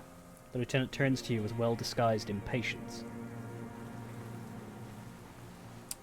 You saying you killed people after active fighting stopped? What did I just say? He keeps shaking his head, erratically suddenly.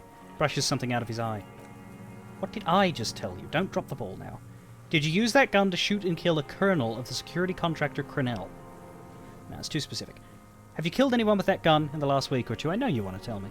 I don't want to tell you anything, you grotesque murderer. And why did you think that was a good idea? Don't listen to me. I'm wrong all the time. Did you use that gun to shoot and kill a colonel of the security contractor Crenell? The who now? He leans in and cups his ear. We won't get fooled again. Not that who. He heard you. He just wants to hear you say it again. This is dramatic flair on his part. Right choice. We're in. Do it, sire. The fascist death squad who took a bullet in the mouth on the night of March 4th. Oh, yes. That one. Ugly piece of work, that boy. He looks up at the sky and clacks his tongue. Did you kill him? The lieutenant takes a sudden step toward him. I am a son of a welder and an officer of the commune of Revachol. I do not collaborate with murderers and pederasts of the liberal regime. Tear into him, pile it on him, everything you got on him, and the more the better. The scent of blood in the air. But what else? There's something you can't remember. You're lost, Dwat. You're lost. Shakes his head. Tufts of grey-white hair on his skull and chin. Petty bourgeois law. This is all you care about, right? The only thing in the world for you types. One more time we need to talk about you killing him. Drop of blood in the saliva. I don't need your cooperation. I got this gun. Not a lot of guns around that use military-grade ammunition, are there? It's a real gun. Not like your little musketeer pistol. I've seen you prance around with that. Jumping hoops for the liberals. You look like imbeciles. Why don't you ask them to give you real weapons, eh? Going against automatic rifles with a flame bomb. Of course you got all those boys killed. Damn. He saw you. He watched it happen. So he saw you, okay, so what? Don't let it divert you. We saved a lot of them. Their leader, Titus. We handled that situation. You didn't handle anything. I watched it happen. You let those fucks rip right into them. Got that girl killed, too. None of those people mean anything to you. The vultures feed on this city, and you prepare the meal for them. You're getting diverted. Push the gun. Only the gun matters. So you watched the fight? Did you like what you saw? The mayhem. It was all your doing. Your plan. You got them killed. You don't know anything. Twitch runs across the right side of his face as he stares the lieutenant down. Stop changing the subject. We have the murder weapon. You know what? You're right. I'm convinced this made the shot. Should we call it? The lieutenant looks at the weapon demonstratively. You think we have the murder weapon? 4.46 jacketed ammunition, modified for range. We have it. This is it. I'm calling it. We have the murder weapon. Good. The lieutenant takes out his notebook and draws a single line. This feels good, doesn't it? Tearing things up like this. When you have the murder weapon, you have the killer. Murder. The old man does not say more. He just glances into the reeds and twitches once more. We've done the ballistics. Shot came from this island. I saw you poking around there, looking for evidence. You're damn diligent when it comes to dead fascies. Did you like the view? A jitter passes him. You had direct visibility. There are embrasures in the concrete, specifically meant for a top follower to use. And you had a long-range rifle in your possession. The lieutenant softens his voice. You have been here a long time, Mr. Droz. Too long. You need medical aid. I'm ready to die. I've done my part.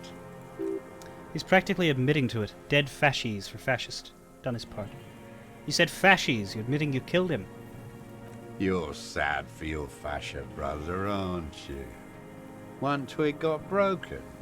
Now the others are sad. He waves his hand. There's a twitch. And one more. One in his right eye. Come on. What am I forgetting? Wait, here it comes. The goddamn Maybells. The dried Maybells on Classier's roof. Oh, yes. There were Maybells in the grass when you got here. They're revolutionary symbols from the war. Wait, don't forget the footprints. The diagonal prints in the dust in the secret space behind Glacier's bedroom. Now they're going to come up. Of course. Thank you, Head. Thank you. You got it. Remember, the boot prints were like no modern soul. Maybe don't beat yourself anymore, though. You're not immortal. There were Maybells behind the victim's window. Damn Maybells. He looks at the blossoming field Our behind him. island is turning white with them. Yeah. He seems rather tender suddenly. Nostalgic even. Strange mood swing. So many this year, too. The spring is coming. No, it's already here.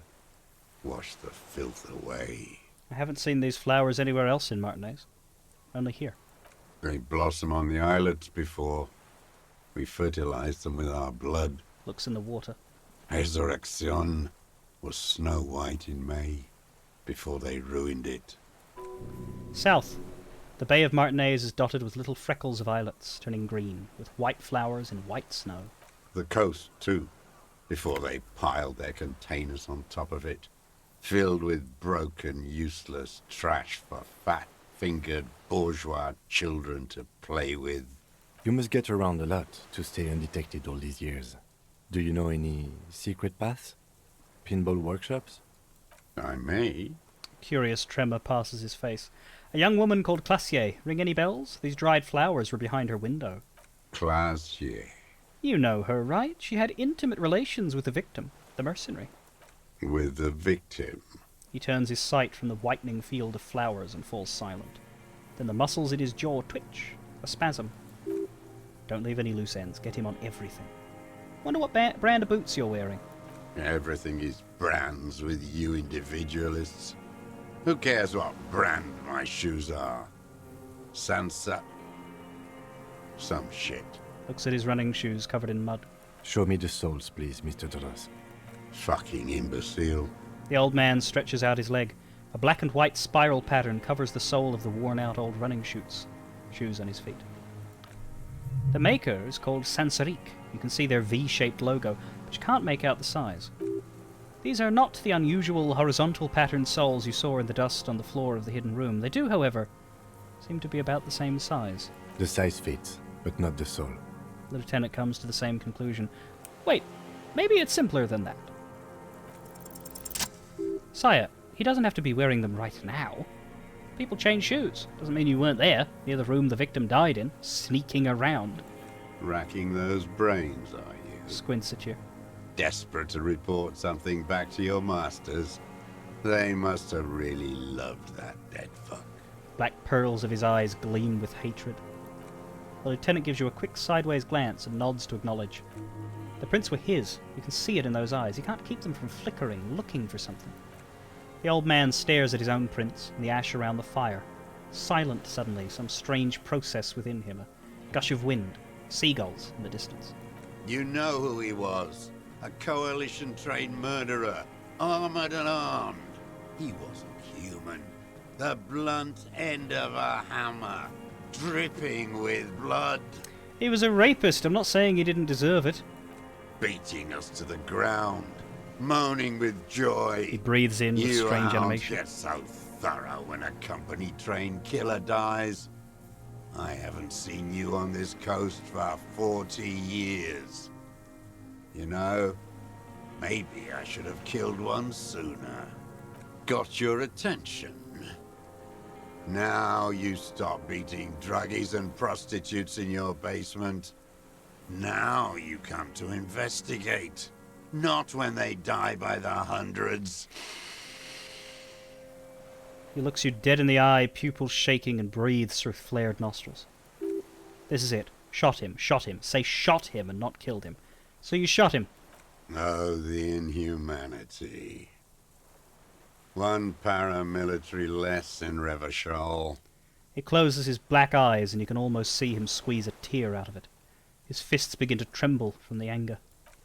The lieutenant raises his right arm to hush you. Hold your breath. I had them in my sights. Both of them. Him and the whore.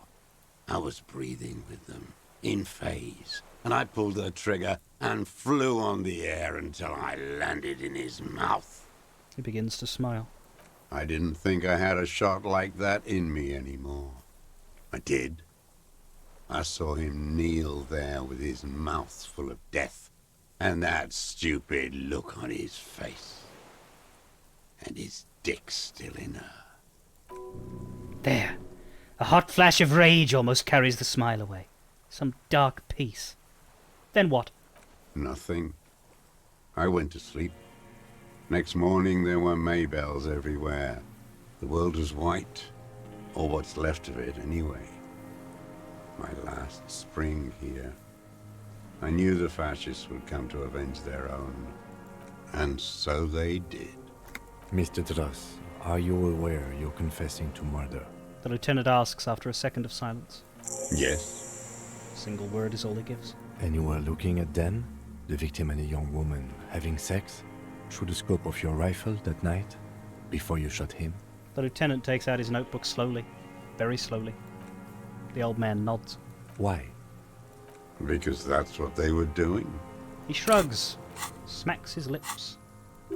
The motive! This is where the motive is going to come from. I don't understand. Do you, detective? I don't understand this part. Why were you looking at them? Why did he do this thing? Why? Why were you looking at them that night? I'm always looking. He cocks his head to the side and then turns his eyes to the city. Another tremor passes his right side, lower in intensity. Are you always looking through the scope of a rifle? I'm just trying to understand. A rifle's scope has the best magnification. Helps him see all the shit. And if you don't like it? If it's part of the shit you see. Then you pull the trigger? Yes. Think of it as a form of critique. He will not stop now. These dialectical materialist types never do. Exploit it. This option 6 here is what'll end it, so we can wait on the check and put our composure gear on. What specifically did you not like about what you saw the night of the murder? Them. Fucking. I didn't like that. He looks at the charred wood. So you were jealous? Jealousy is a reactionary concept. Oh, yeah? I didn't like the Reaver enjoying himself. Drugged out, soothed in the arms of a young woman. I wanted him to die so he could not enjoy life anymore. And I wanted to see his head explode. That too. Her to see. She should know better than to hold a child murderer between her thighs. I knew he'd be there for one more second, writhing. That's all it takes for the bullet to reach his head. Now that I think of it, I wasn't aiming for his mouth. I wanted his brains to spill out on her. But you can't have everything. Frosty, you're more than welcome, but we're in some pretty intense stuff right now, so might not be the best background audio. This man has seen past her, like you did. How long had you been watching her? Since she came to Martinez. I saw her sneaking in the reeds early in the morning, behind the Fell building. It was dark, still winter. She didn't have her skimpy outfit on then, just a spot in the night, moving. Past the Fell building on the coast? What was she doing there? Hiding something in the water. She had a fag after she'd done it. I was up in the ruins there. She couldn't see me, but I could see her, smoking. She was nervous, but not scared. That word means smoke. That's Australian, British, whatever, for smoke. I don't recommend using that particular nickname for a cigarette anymore because of other connotations, but in the context of talking about a smoke, it has nothing to do with the slur. Which is probably why they didn't censor it. And beautiful. And beautiful. That, too. He nods. How could you see what she looked like? You said it was dark. The sun came up. Her hair was like cobwebs. She smoked more fags and snorted a line of whatever shit she was on right there. She needed it just to move. What do you think she hid there? Her passport and tickets to Villiers. And from there to Cachet Brut. This is the hidden buoy she told us about. You looked into it? After she was gone. Did you keep what was in it? When we found the submersible, it was empty. No. Why would I do that? I didn't need tickets to Villiers. I'd put them back. If I wanted to extort someone, I'd do better. This implies that he's thought about extorting her. Are you sure? We checked the submersible. There was nothing there. Why would I need that trash? I'm not going to Villiers. Moving on. Did you continue watching her after this? I did.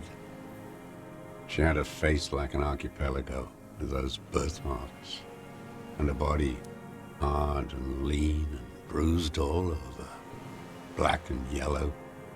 I could see she's taken a beating. I could see who she was, too. A spook, on the run. Revershal's the cloaca of capital now. All the bagmen and arms dealers end up here to do drugs and have sex like animals. You could tell she was a spook from the documents? She had different color hair on the photo, and glasses. Forged. Some sordid bourgeois affair. I've heard about this kind of thing on the radio. He's setting it up for you. How did you see all this? The bruises, that she was beaten? I'm not blind, am I? How does he know those minute details about her body? It quickly comes to you. Any chance you've seen those bruises through a hole in a wall? Oh, yes. Cutting those drugs of hers into little lines with a knife. Masturbating. Everything in him fills with impossible longing all at once. Did you make that hole? With a clip-point knife. Ever see her through a window, on a roof? Like that, too. Yes. Bending like a bow against the glass. You've been through the secret route behind the whirling in rags. Those were your footprints there. You just changed your shoes. I've been through all of Martinez. Every nook and cranny. And that too. Yes, that too. The things they did in that little room. What she'd do to feel good. Funny the way light works. You turn it on inside, and it gets so dark out, you can't see a man looking in. I learned that in the 20s, when they were still hunting me. I've seen people do some shit, but... He keeps shaking his head. Those two took the cake. You hear a familiar scribble of a lieutenant's pen. Quick glance at you. How did you get in there? The hidden pinball workshop. Then at the man. I can just walk in there now after a good wash. I told you, they think I'm an antisocial. Closing hour is a good time. The kitchen's empty. You had to open the steel door in the kitchen? How? I got that open a long time ago. Some bourgeois game merchant lived there.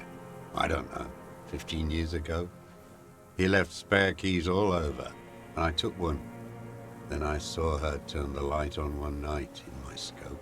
Points towards the whirling in rags. And he found use for it. A spare key, like the one hanging behind the union box window. Did you have feelings for that woman? There's nothing to hold on to. Only this. It's not enough. The coals of his eyes glisten suddenly like stones dripped with water. Is he crying? Man needs to feel something else. In this fight, it helps if you have your eye on something there. It's weakness, I know. There have been others? Yes, over the years. It's not unproletarian to feel something. Was that why you left the dried flowers behind her window? No, He starts to shake his head again, a sunflower on a withered stalk. Why then? I don't really know. I was there one night and she was crying, like a child, in the corner of her room on the floor, like she does sometimes. When was this? The day after I killed him. And you brought her Maybells? Yes. I don't know why I do the things I do anymore. He looks at the charred logs. It's as if something put the thought there, to leave the flowers. There's a compulsion. Something put the thought in you. What do you mean, put? He raises his eyes. They're round and wide. A brief flash of terror. I just got this feeling from what you said. Do you agree? Maybe. I told you, I have holes in my brain now. I wouldn't just sit here waiting for you. He lowers his head and stares at the logs. A sudden pang of rage. If you came 10 years ago, I would have killed you. He wipes his eye. In the silence, the lieutenant draws a line in his notes and then nods at you once more. So in conclusion, it wasn't about him. It was about her. Her. He repeats, staring at the ashes. Then the reeds. There's a twitch in the corner of his eye. The lieutenant looks at you in acknowledgement. Got that motive. Where is she, that Clasier? I haven't seen her there for days. She got away, but she let us hear first. She figured out someone was watching her from the sea fort. You. Gone. I knew it. She kept staring into the scope this last week at the island, like she knew.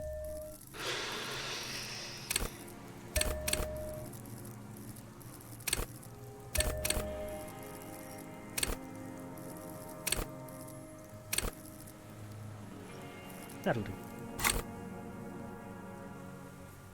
She'd look at night, crying or smoking on the roof, staring right into me. It doesn't matter. Midtown, across the Bay of Revachol. Snow falls on 40-story towers. Above them, Lausanne's central aerodrome, a cocoon suspended in the snowy sky by a web of suspension wiring, encircled by hybrid aircraft. Look north.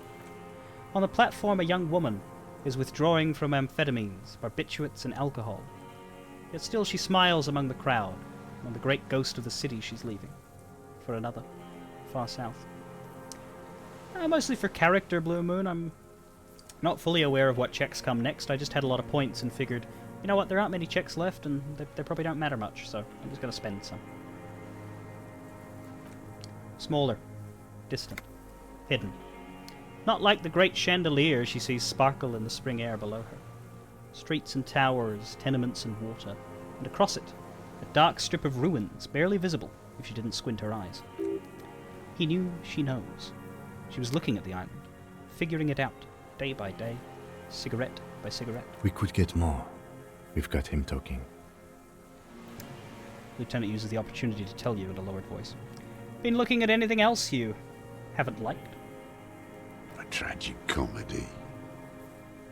Druggies, prostitutes, and rentiers. A strange little engine seems to fire up in him again, straightens his back. The familiar with hatred. Detest pushes the cobwebs out of his eyes, pushes the melancholy aside. He relishes it. More specifically, The whole city is a charnel house, stripped clean and draped in neon. But Martinez is the worst. Shakes his head in grave disgust. How come? Because of the racists. Everyone is a racist in Martinez.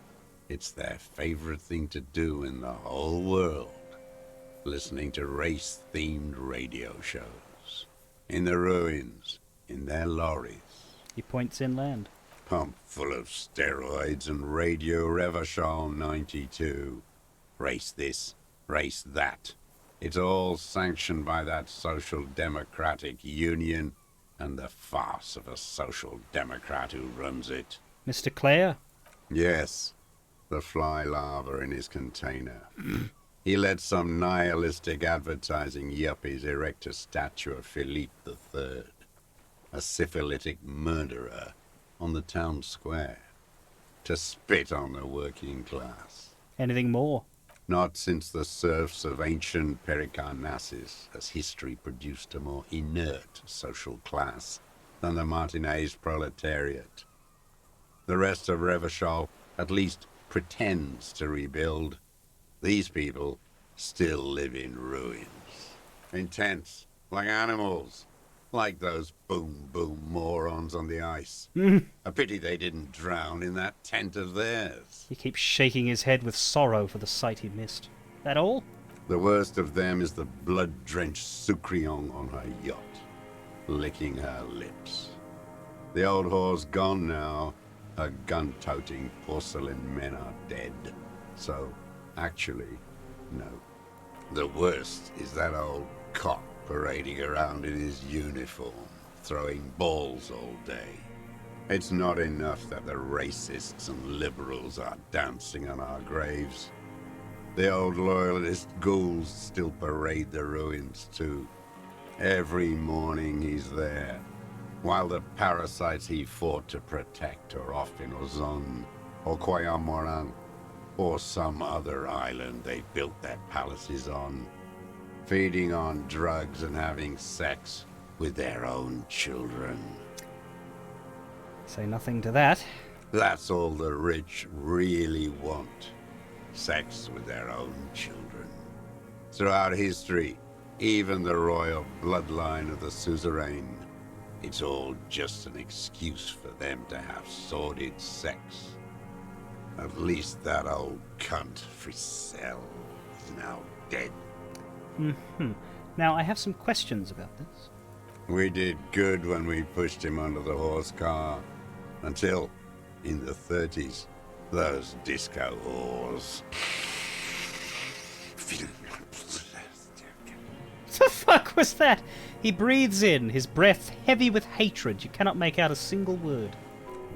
The disco whores are too much. Hatred shuts down his brain's language center, leaving only a nonsensical sputter. What was that about steroids? Piqued your interest. There was something about a statue. A nihilistic advertising agency, people? Might be worth investigating. Disco whores? Whores. Is all he says. Even that word has to be pushed through his teeth with great force. The rage seethes too hard. And the racist on the gates, pumped full of steroids? Measurehead. Yes, steroids. A racist on steroids. Measurehead, right? What's your opinion on him? What is my opinion? You think the rich man has an opinion on this idiocy? Is the rich man on the radio telling you his opinion? You sure don't look like the rich man to me, son. No. The rich man's looking at real estate and fiddling his kids, wading through the corpses. Yes, but he was there. Why was he there if you can't have an opinion? Why was he there?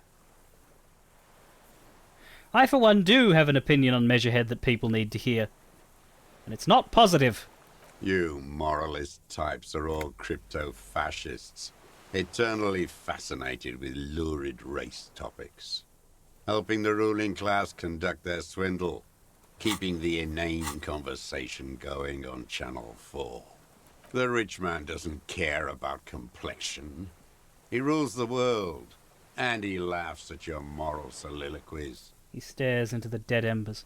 There was something about the statue on the roundabout and syphilis? Syphilis is a disease Philip III contracted in a whorehouse. The statue is an abomination. Abomination? The bacteria entered his brain and made him squander trillions on sparkling wine, cocainum, and monuments of himself. Cocainum. His son, Philip IV, the insane, contracted syphilis in the womb. He breathes in with a wheeze of hatred. And he still went on to govern Revachol for 25 years. We lost 2 million lives toppling that mode of government. And those grotesque statues, too. Hundreds of them. But it's still there. What a keen remark. Yes, it is, isn't it? It's still there. Do you know why? Because you forgot to take it down? Forgot? The party had each of the 141 Philippian monuments detonated with plastic explosives. Oh, good. We were pedantic about carrying out the order. No. He points towards the city. Some advertising cockroaches used their accumulated capital to erect a new, ironic version of it. Art is a bourgeois establishment. It's an affront to humanity. He shakes his head in disgust. You mentioned the Union is social democratic, and Mr. Clare is a farce of a social democrat. Another hideous disappointment. Yeah. Unions are the real enemy. Oof. The true enemy of the proletariat. Placating the masses. Disappointment. So personal. He displays a familiarity with the Union's top brass. Who's a disappointment? Everard Clare? That deformed toad? I wouldn't expect him to wipe his own ass. I mean, the brains of the operation. The smart one. Doesn't Everard run the Union? That mobster toad couldn't run a shithouse. He has no political education. His twin, Edgar Clare, that one's been to one of those East Revachol universities. He talks a big game about uprising and alienation and so on. You've talked to Edgar. First against the wall with him, He stopped poking the ash now, just shakes his head. The Clares wouldn't miss a man hidden in their own backyard. Not all Point. this time. Point. Nothing happens in Martinez without them knowing. Of course. Maybe the Clares asked him to... Have you approached them? I haven't approached anyone. I hid. It was Edgar who came to me. How did he know you were here? He didn't just stumble in like an oaf. He nods to you. He figured it out. Some kids told him about a monster on the island.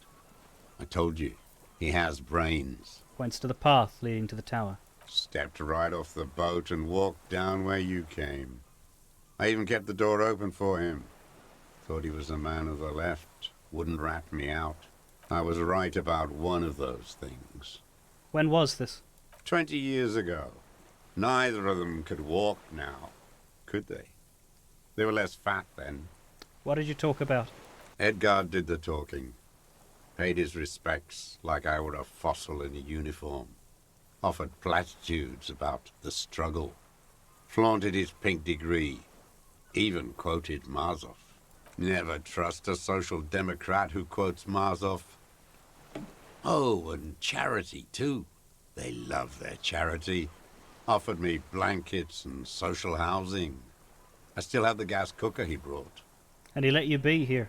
Let me be here? The ZOC is an unlawful successor of the Commune of Revachol. We took this fortification from the Loyalists. Even the Clares understand this. They let him be here. Understanding was a courtesy. But why such a courtesy? Mr. Drost, did you kill the Crenel mercenary for the Clares? To incite a riot? You know why I killed that fucker, Dwat. As to Edgar, I'm not doing anything for that swine again. Again? Again? What have you done for Edgar before? Tried teaching him some Marzovian socioeconomics. They didn't stick.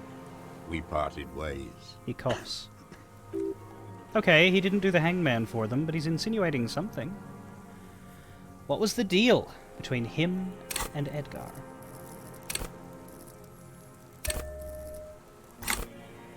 We could have a boost to our intellect for logic here. We only get one shot. Do not miss our chance to think. What's the deal between him and Edgar? The connection comes to you like a splash of cold water. Dark, cold water. 20 years ago when you met Edgar, the Clares didn't run the Union yet, did they? A sputter from the old man. He acknowledges it. Here we go. A twist behind the dark bend. Who did? That bourgeois cow. Tiffin Holly was her name. Licked the rich man's hand every time he came to town. Never seen a labor leader so hot on mutual cooperation. And money. She liked that too. That Holly was a real bridge builder and a deal maker. His eyes glisten suddenly with hatred. Bordering on sentimentality, it drips out of him, tempered by something familiar to you. A familiar rage. She was also a woman, wasn't she? Like that Classier. She was. And she was real soft on those money men. Had a Barbara Muscova bag over her shoulder that she liked to bring to work. And then she just disappeared. Called in, they say. On the eve of battle. Ran away. Vanished like a piss stain. Squints and smiles at the black logs. No, that's not quite it, is it? Did she? They say her daughter called in, not her personally. But that wasn't really her daughter, was it? No, I guess it was not. You could swear you see the embers glow again, under his eyes in the dust. Edgar had someone make that call. Why is that, Mr. Dross? She couldn't make the call herself. Here it is. The bend in the river. The truth! Why? Because she was dead. Just say nothing. The cow caught a bullet in her right lung. Fell into the canal grasping her tit and drowned. Or bled. Hard to say. It was a sloppy job. And a moving target. She was going home. Waddling. Dressed in yellow. drunk like she often was. The ruins are black around her, and she had a yellow leather bag under her arm. She tried to cross the canal, heading home to Grand Couronne or Betancourt, someplace like that, where they build those new bâtiments for the people who flourish in the hell around her. And the ruins. You shot her. Someone shot her. Or maybe the cow just fell. My memory is full of holes. All I know is... Another big spike of rage, different from the one he has for her. nothing changed. Not in the material base, not in the hegemony. There was no uprising. Just words. The Union fizzled, sogged. Nothing came of it. Nothing. Edgar didn't keep his part of the deal. They might be keeping it now. A sputter again, nothing more. If you were to testify to this, give the RCM something on Edgar, you could walk. The lieutenant says that in a voice even calmer, as if it were nothing at all. We would strike everything you've done and process you as a POW. You were in a war. You were on assignment. We could even extradite you to the Samaran People's Republic. A degenerate worker state. Goat shit. No, thank you. I'm Revacholian. My days are short. I will rot away here, in a moral intern cell. I will not testify to anything. But you did do it. I saw it happen, and I liked it. That's all I have to say. I didn't live and fight for 40 years to end up as a collaborationist. I've heard it on Channel 8, 40 AM, Radio Revachol, late night. Everyone is a blobber in this world. Everyone betrays everyone. They're all already locked up for betrayal. The best ones, the ones with heart, were slaughtered, trampled. He looks to the city. The same old freezing hatred. By the cock parading in his colourful uniform, do you mean Renee? Every fucking morning for 34 years. Throwing that ball. One ball against the other. I've always loathed that game. That is not a working class game. I don't care what they say on Radio June. Royalist ghouls played like it was life itself. Click, clack across the water each day. And that uniform, like a parrot plumage. I won't even mention that he's a traitor to his race. A Patank maniac race traitor. I don't know about... I remember him. I remember him from La Noce. Not him, personally. His make and model. There were tens of thousands of them. I thought we took them all out before the Liberals came to their rescue.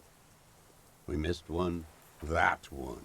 With his shaky finger he points to the city, toward the crater near the plaza where a lonely pine tree stands. Fat and plump, like a pheasant, just begging to be popped off. Please, Mr. Dross, shoot me. A grin stretches across his face and he whispers. He whispers with such predatory hunger it borders on longing. You'd like to kill him? Not yet. Huh.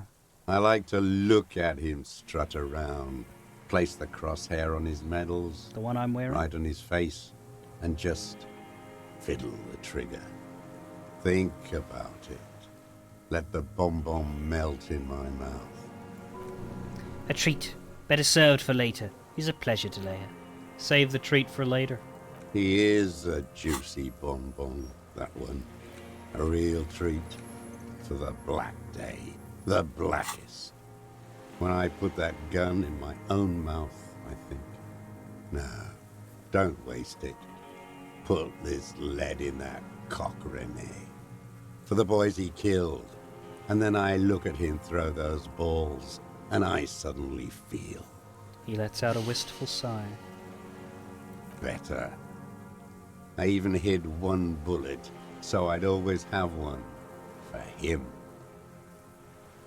Haven't seen him around lately, strutting around. Must be down with arthritis. I hope it hurts like hell. I hope he sweats blood. Rene is dead. He died of old age. A couple of days ago. No. Yes. I waited too long.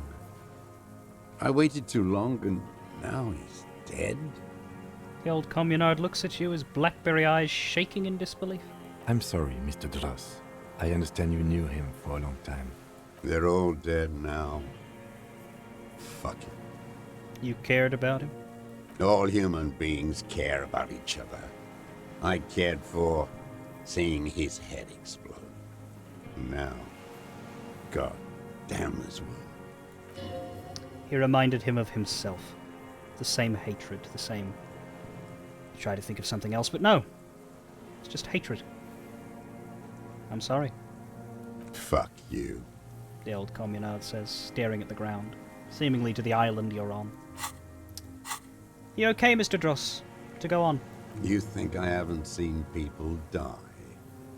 It's all I've seen them do. Fuck and die. All the other plans we had. To love. To colonize the Pale. It's all fucked.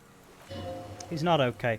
This is just another black day in a row of black days. Something strange is keeping him together, making him endure. I'm glad we talked about this. Now. Glad we talked about what? Another erratic gesture. He's trembling.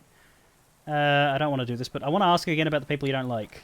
Yeah, no, just to... Glad we talked just about to get rid what? of the orange. Let's leave for now. Am I going to get the thing? No, okay. Wait, which was it? Was it composure? I think it was composure. I kind of want to leave the armor on though, if I'm honest. I don't want to really mess with my clothes at the minute. Let's just quick save. We'll do it without the clothing. 58% anyway. And we have more space. Assess his body language. We'll get a chat boost for it, Motorix.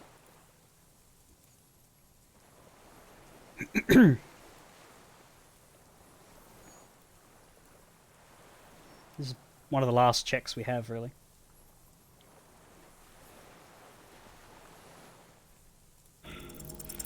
Of course. For a 60-year-old man with stomach trouble who spent his entire life alone on an uninhabited island, he seems surprisingly fit. That's it?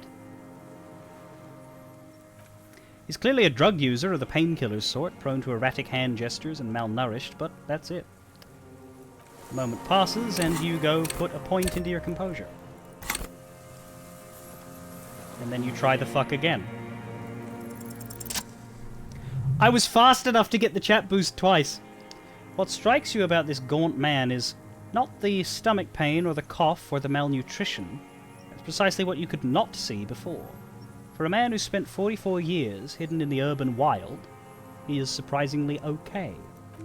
Indeed, he speaks fluidly, his movements are rapid if erratic.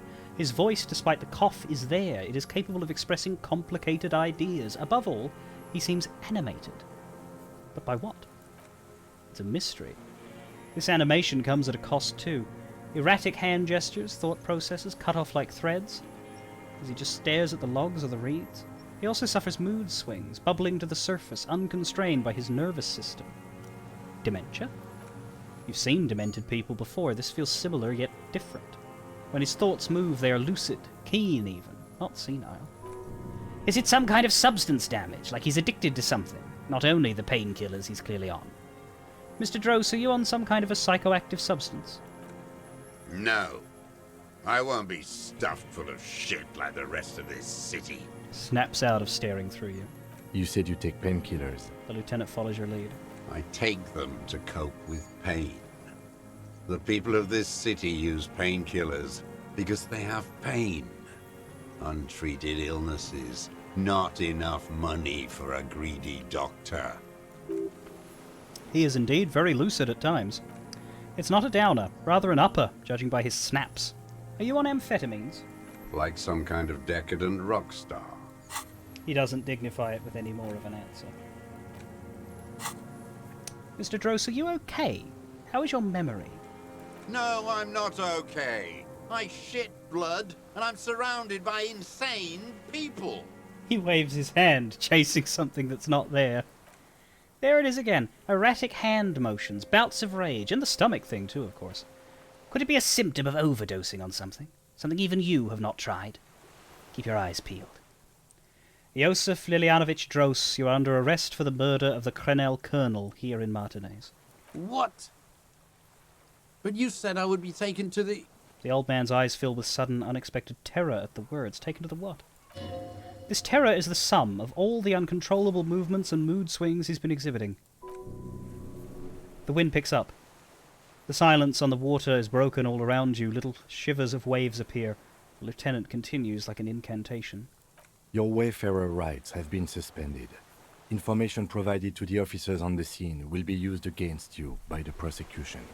You will be given legal counsel within 1 week and must face court in 44 days. Do you understand? Do you understand? But... Kim, he's afraid. No, I don't want to. I have to stay here. He looks at the reeds, eyes submerged in growing terror. He's sweating. Beads are forming on his forehead. Pupils are dilated too, eyes getting blacker and blacker. Your confirmation is not required, sir. Now on to the boat. Does it have room for 3? Not really. We could escort him to the pier, then either one of us can take him inland while the other stays here, but... There's something you're not getting here that he's realizing. But what? Who watches over him there while I come back for you? Lillian. You could ask her, maybe.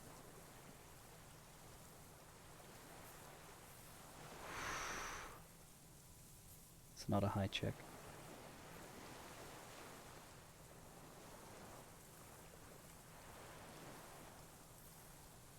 Maybe I can just ask that net picker to watch him? This is no harmless old man. The lieutenant shakes his head. This fucking world. This world. What is this? He stares at something, who knows what, in the dust. Below the confusion and rage, a fit of jamais vu like yours. The thought passes, more pressing matters take its place. No, listen. Listen now.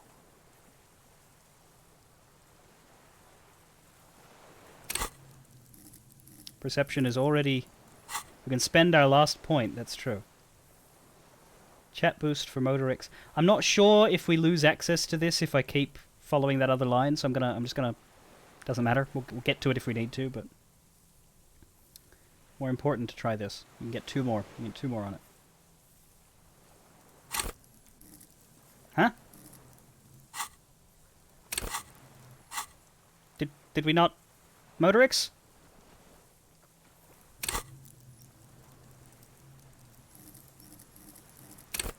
It says 2. Oh, I can't do any more.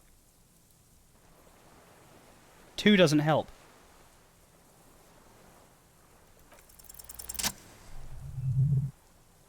But that's okay.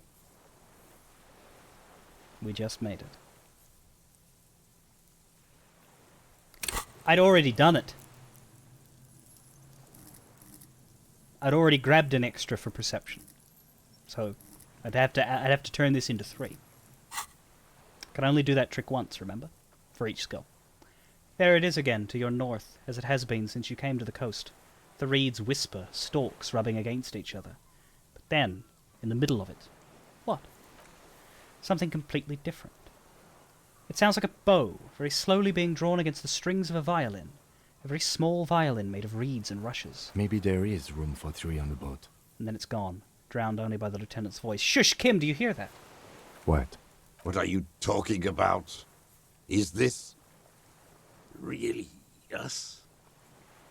The old man's voice drowns in a sudden gust of wind. Your skin crawls. Dun. Da-dun. Da-dun. Da-dun.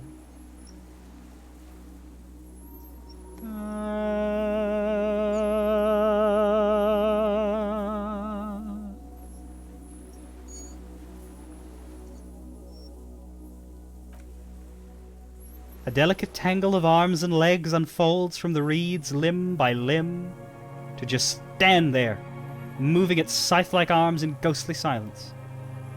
Blink. It's still there, an unfolding mechanism of reed-like chitin, hovering in place. What is that? What are you talking about? The old man looks at the reeds, then at you. The giant stick insect! There's nothing there. He looks confused. The stick insect is over 3 meters tall. It looks straight at you with its tiny pinprick eyes and its grotesquely small head. You feel your legs shaking under you and your gun hand rise instinctively.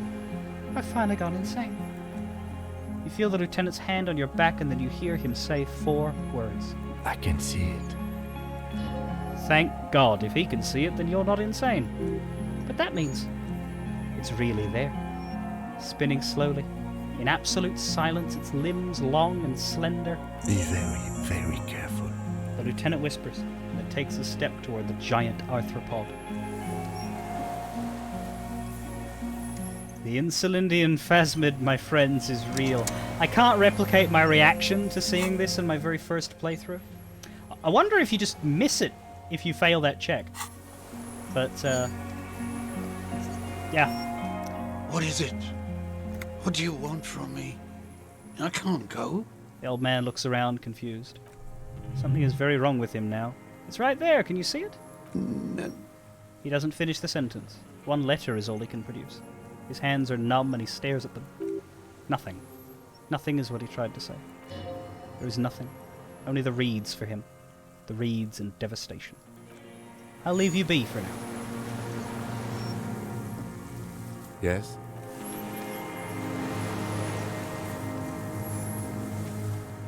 The creature stands on long stilt-like legs, antennae hanging from its head like a woman's hair, white and curled at the tip.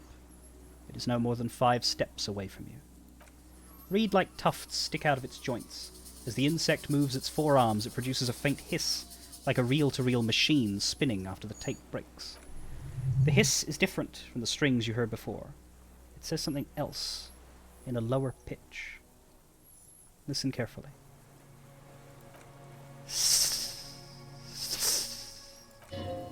You smell. This is the Insulindian phasmid. It is. The lieutenant whispers behind you. You hear the familiar ring of his jacket unzipping, slowly, painstakingly so. You glance over your shoulder. The lieutenant holds a piece of milled aluminium. He begins to pull it open, extremely carefully. His camera. Are you sure you won't scare it off? We need a photo. No one will believe us. He continues to pull the lens open. From the corner of your eye, you see a sudden cascade of motion ripple through the phasmid's limbs. A series of ultrasonic clicks fills your ear. I am not palatable. Do not eat me. I am afraid. Take the picture. With the sound of metal sliding against metal, the lieutenant reveals the lens. The glass glints in his hand as he begins to slide in an ampoule. You see the phasmid turn to him, its mandible antennae reaching out. The motions are quick, sudden. Something cracks in the lieutenant. He's letting his pride get in the way. The ampoule will produce a loud hiss. You're right. It could scare it away. I need a better moment when it's not looking. I'll wait. I'm on standby, he thinks, his hands sweaty around the machine. The spindly mechanism turns itself back to you, its antennae taking a measure of the air, slowly. Say something, quietly. Something like... Hey. The creature tilts its tiny head to the side, appears to look at you. It is incredibly light. The slightest gust of wind should blow it away, but it doesn't. Don't be afraid. Nothing changes in the cyclical, praying motion of the creature's limbs. They are porcelain white on the inside and reed-coloured on the out. Beige, light brown and striped. You are unsure if it is scared or not. Its insect mind is impenetrable to your reasoning. You exist. A sudden chirp fills the air. The walking stick moves its whole body, limbs working independently of each other like the parts of a masterfully constructed machine. It moves just an inch closer to you. Or does it only feel like it does? Something in its body language has changed. Just slightly. Approach carefully. 97% chance. Oh, but we do not want to see a critical failure right now.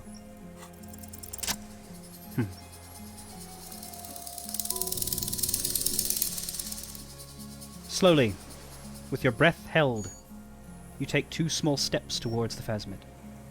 The creature lets out a series of ultrasonic clicks that swarm around your head like swallows. I'm not going to do electrochemistry's voice for this. Like laughter. A sort of happiness. Sweat drips from your brow, soaking your chest. You reek of it, your chemicals. Hissing and clicking. It extends its mandible-like antennae to greet you. You're right below it now, looking up at the colossal chitin of its white limbs. The head of the creature is crowned by reeds, and its eyes are like small droplets of water. Raise your hand slowly. The insect stops its stridulation, seeming to observe you. Below its crown of reeds, little pinprick eyes detect motion, glittering. The world stands still around you. Suddenly there is silence. No, stop. Be afraid. Raise your other hand, too. As you do, the invertebrate comes to life, its limbs moving independent of each other, as if each had a mind of its own. They are white like stalks of porcelain knitting above you, praying to you. Don't pray to me. I'm nothing. The reed creature does not stop its stridulations. It towers above you, parting the reeds it emerged from. Tuft-like structures still rustle on its joints. Perhaps it is preparing to eat its god. Hello. I'm Harry. I don't really know who I am. No reply. A total, ancient silence comes from its mouth, along with what appears to be some kind of foam. The stridulations of its limbs continue all around you. Stand on your tiptoes, look more closely. You were right. Little bubbles form on the mouth parts of the creature, on its segmented lower lip. It looks to be foaming, slowly. The foam is white, then yellowish. Kim, it's foaming.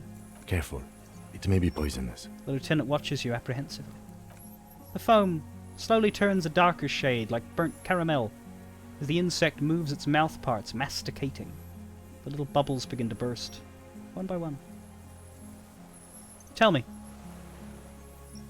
what are you doing?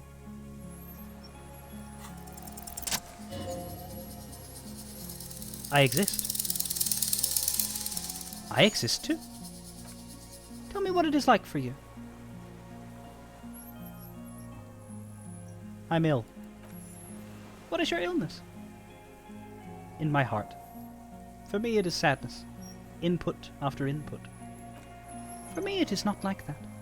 I have states, not emotions. For example, I experience excitement at unexpected sugar rewards, but that is not important. Now I will tell you how it is for me. For me it is a series of half-lit images, a kind of darkness, being intruded upon, transient, dim, moist. Intruded upon by what?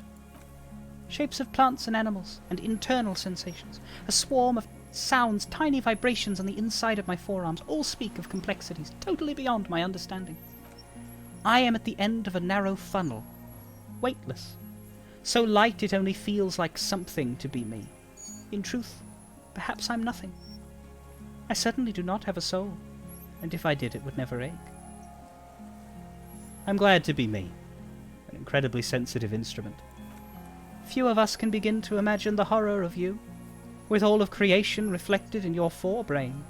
It must be like the highest of hells, a kaleidoscope of fire and writhing glass. Eternal damnation. Even when you're sleeping, and when you wake, you carry it around on your neck, with eyes open that cannot help but swallow more behind the mirror. I feel great, mute empathy for you. It was very disorienting at first, but I'm keeping my shit together. That must be incredibly hard. The arthropods are in silent and meaningless awe of you. Know that we are watching. When you're tired, when the vision spins out of control, the insects will be looking on, rooting for you. And when you fall, we will come to raise you up, bud from you, banner-like, blossom from you, and carry you apart in a sky funeral, in honor of your passing. But not me, because I am just a leaf-eater. In honor of your will, Lieutenant Jeffreto, that you kept from falling apart in the face of sheer terror. Day after day, second by second. Detective. I am a detective. So am I. I was born to detect sucrose rewards and semiochemicals. What were you born to detect? I think I was born to detect you.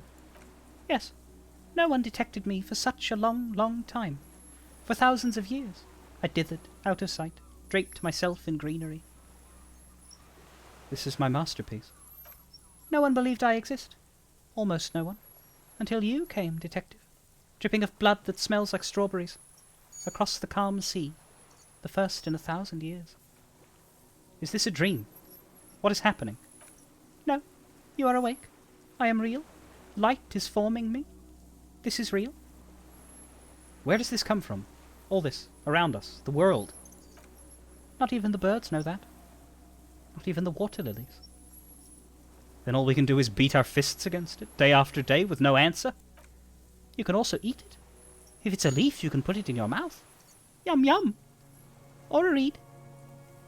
What exactly are you? I am an unknown species of the order Phantasmodia, endemic to the Insulindian Isla. For the last 350 years I have hidden in plain sight, masquerading as the reeds. Moulding, cloning myself, unfolding at night to play with trash bins and buoys. It may have unknown dangerous biochemical characteristics that help it maintain its camouflage. I went unnoticed by the first settlers and the land surveyors of the suzerain, also by the soldiers of the Revolution and the officials of the occupation. Even the Simonese Islanders who came here first but did not stay have not seen me.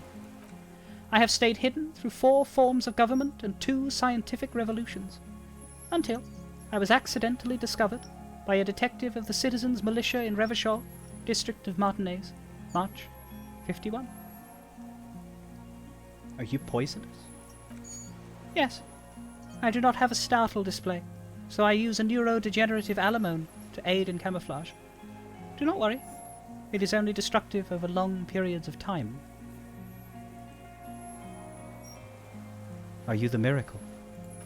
No. You are the miracle. How?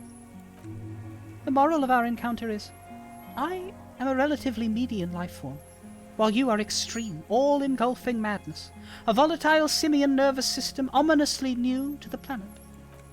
The Pale, too, came with you. No one remembers it before you. The Snidarians do not. The radially symmetricals do not. There is an almost unanimous agreement between the birds and the plants that you are going to destroy us all. Wait, the Pale is human-made?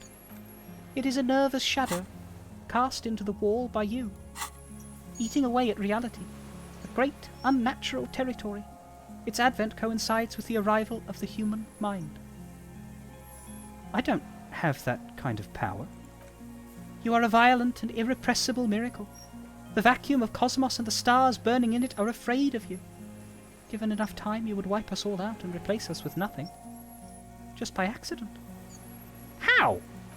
We suspect it will be something like the oxygen holocaust that wiped out anaerobic life 2.6 billion years ago, when organisms first started breathing. Only much worse. Instead of air, you exhale thoughts. There are no trees that eat thoughts. Worse how? Everything your eyes touch goes back there, behind the nerve mirror. What if you blink? Are we still here? Please don't blink. What if you misplace us all one day? Or just forget? Blink. Please do not do that again. Have I always thought this way? No. You're only thinking it now. This is a revelation. But I want to blink. I want to undo 12 billion years of matter expansion. Simian Butcherer. Soon one of you will close your eyes and open them to see that none of this ever existed. Can I see other responses to that? I will be extra careful not to blink, stick insect. Don't worry. Please be. Or one day one of you will close your eyes and sigh, and open them to see that none of this ever existed. Kim, am I having a violent epileptic seizure? It doesn't look like that, no. What does it look like? You're just staring at it. Then I think I'm having a vision about the final fate of mankind. Okay. Is it somehow related to the case? The case? Oh, the case is meaningless compared to this, Kim. I have totally transcended the case. I think we should take the picture. Oh. And then you should back away from the unstudied species. Sensible. I have to say goodbye now. I have no more thoughts, that was all. No. There is one more. Of all the creatures I've met, You are the most beautiful. Thank you. I also have one more thing to say to you. That woman? Turn from the ruin. Turn and go forward. Do it for the working class. I will try. She was middle class. It doesn't take a 3-meter stick insect to tell you that. Okay, Kim. Take the picture. Okay. The slow ring of metal, the lieutenant slides the lens open and raises it to eye level. There is no change in the insect's motion while it's being aimed by the camera. It remains fixated on you. In 3. If it moves, you jump back. I'll shoot. Here we go. 3, 2, 1. Don't shoot, Kim. Rather it eat me than you kill this creature.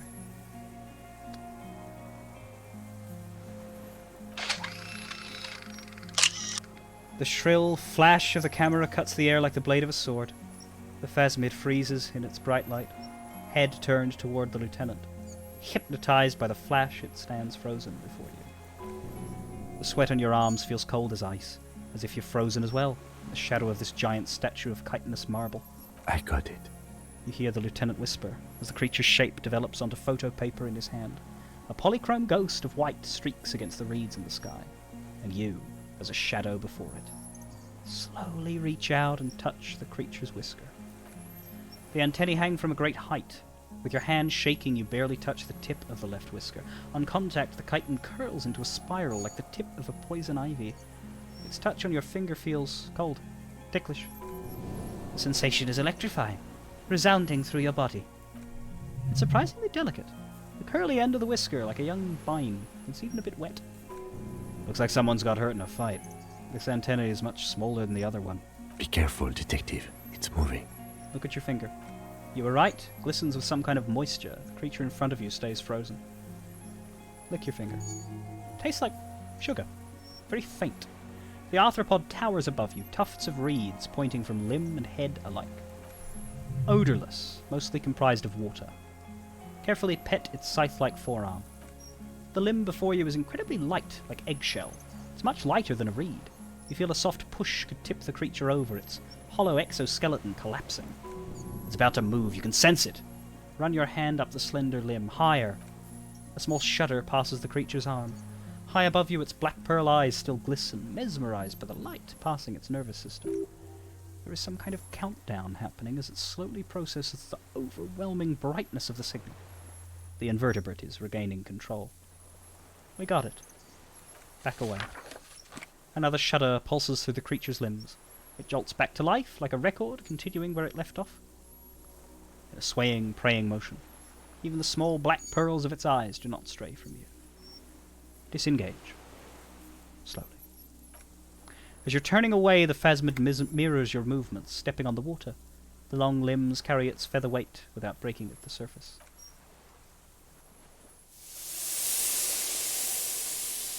Back into the reeds.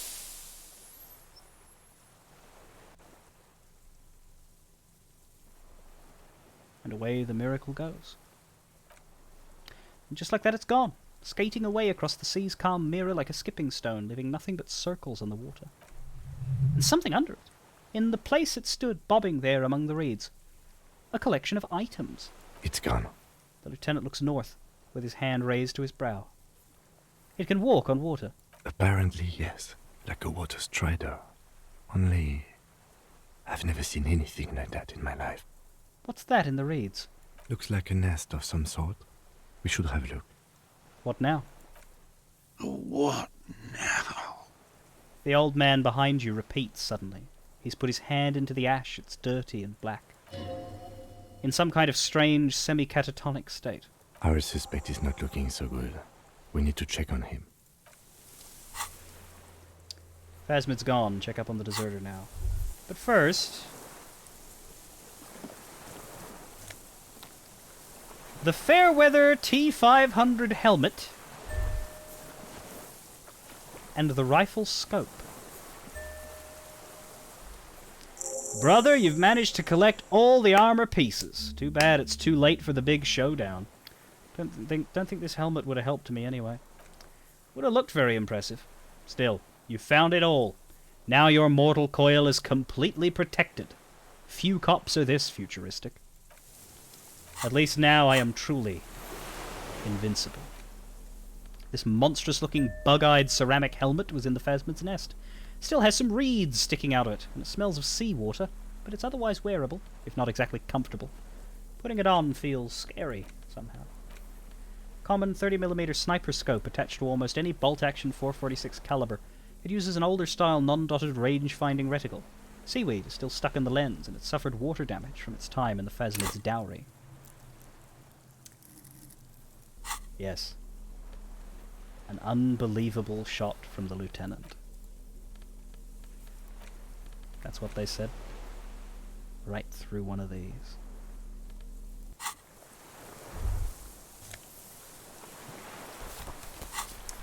And we find Classier's passport. This well-travelled passport with visas stamped in it is issued by the Republic of Aranya. You found it in the Phasmid's nest on the island. You can open it for more details. This passport, issued by the Sovereign Republic of Aranya, is issued to a black-haired woman called Katarzyna Alasie. Classier's hidden documents. From the MT boy. The photo is of Classier with short black hair and glasses. She looks boyish, younger somehow. What was this doing in the Phasmid's nest? Maybe our man, Mr. Dross, took it from Classier's, or whatever her name was. Hiding place, or... I think the Phasmid took it. Like a magpie? What a coincidence. Then it would also have collected the other objects, which would be highly unusual. I can see how the helmet could wash up on the island. And the scope. Maybe Mr. Dross lost it. But to seek this out would be very unusual behavior for an arthropod. The final piece of armor, the missing scope from the murder weapon, and the missing passport. 3 very important items, all gathered together in one place. It says Katarzyna Alasie. She said it would be for Anouk Meyer-Smith. Anouk Meyer-Smith. I told you she kept lying to you. She's probably lying to someone else right now, in another city. Katarzyna Alasie was supposed to be her real name. She lied to us.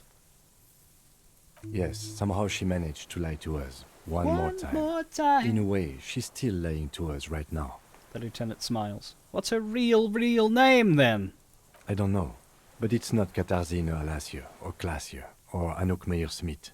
We didn't even scratch the surface with her, detective. No. Perhaps it's better that we didn't arrest her. Who knows what hell she'd be raising in my district by now. The winds are silent. The streets are empty of her. She is no longer in the city of Revachol. Put the passport away.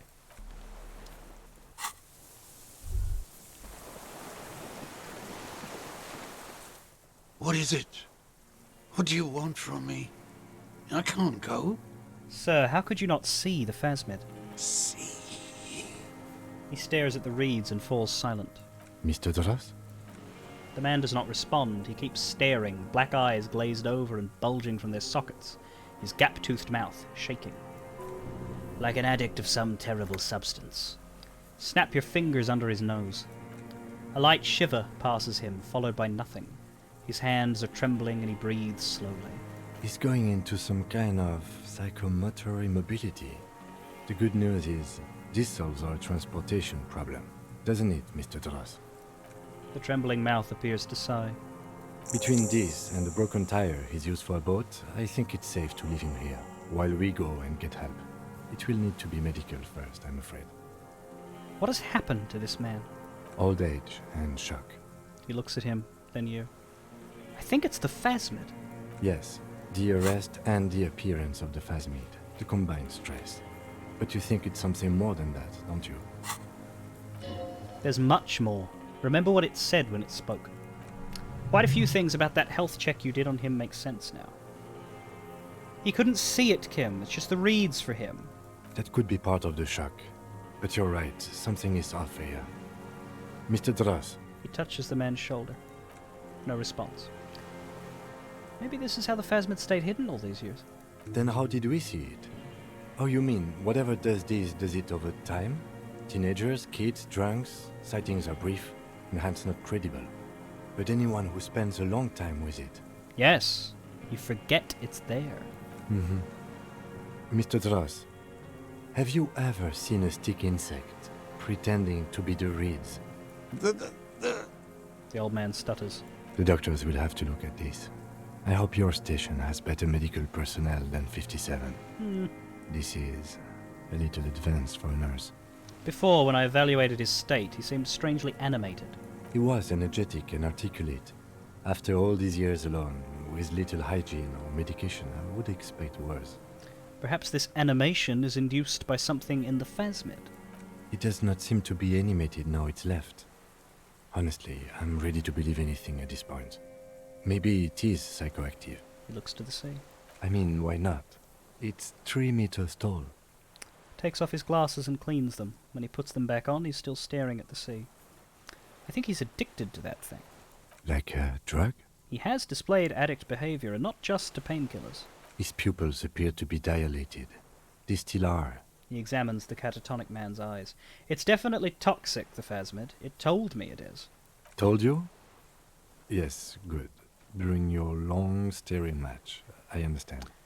Kim, with all we've been through together, are you still going to doubt me? He's been here for a long time. Who knows how much of it in the phasmid's company? He did seem distressed when it finally came to arresting him. Like he didn't want to leave this place. And the insect, maybe. He looks at his notebook. I have absolutely forgotten to take notes. I hope I remember all of this. This will be one hell of a report. Thank God we have the photo. He shakes his head in disbelief. No one would believe you without it. We found some things in the phasmid's nest, Mr. Dross. He stares into the reeds. Your words don't stir anything in him. Perhaps you should tap the helmet on your head. Nothing. Just dull staring. Not even rage left wherever he is. The last embers have gone out. The war is over. If Kuno kicked it into the sea, as he said he did, the ebb would put it back here. This makes sense. Mr. Dross could have picked it up. Or the phasmid even. If it did, this is incredible. Show him the RNG's passport. No reaction. His breathing is slow and he appears very old all of a sudden. Around 80. Did you take this passport and other papers from a boy on the coast? The spirit. He blinks and continues to stare at the reeds. He hears us. The spirit? No reply. He's gone again. Try something else? We got him back for a moment. Show him the detached scope. I lost. You lost it, Mr. Dross. He turns his eyes to it. He turns his eyes to the reeds again, as he has done so many times. Beige and white stripes. He lost the scope. Then it somehow made its way over there. With the help of a magpie phasmid? Well, it didn't have as far to go as the other items did, Kim. The lieutenant observes the lens sparkle in your hand. This sight is a T9, Mr. Dross. Was it attached to the rifle when you made the shot? Silence. Not even a sigh. You've gotten all you will out of this poor being. I'm going to let you rest now, Mr. Dross. The plastic cape flaps around his face in a gust of wind. His back is slouched and his mouth open. The strength has all gone out of him. Just frail old bones in a sack of tracksuit trousers and a windbreaker. We should think about getting back to the mainland. To get help. He'll be safe here. If we don't take too long. Hang tight.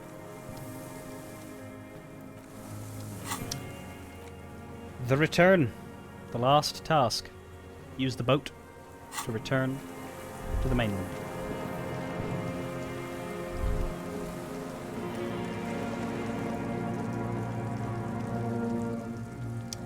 Kim is unsure whether Harry's fantastic leaps of logic are Harry actually hearing things, or if he's just imagining things while his detective instincts solve a case. And indeed, that is a pretty good argument for what actually happens to Harry.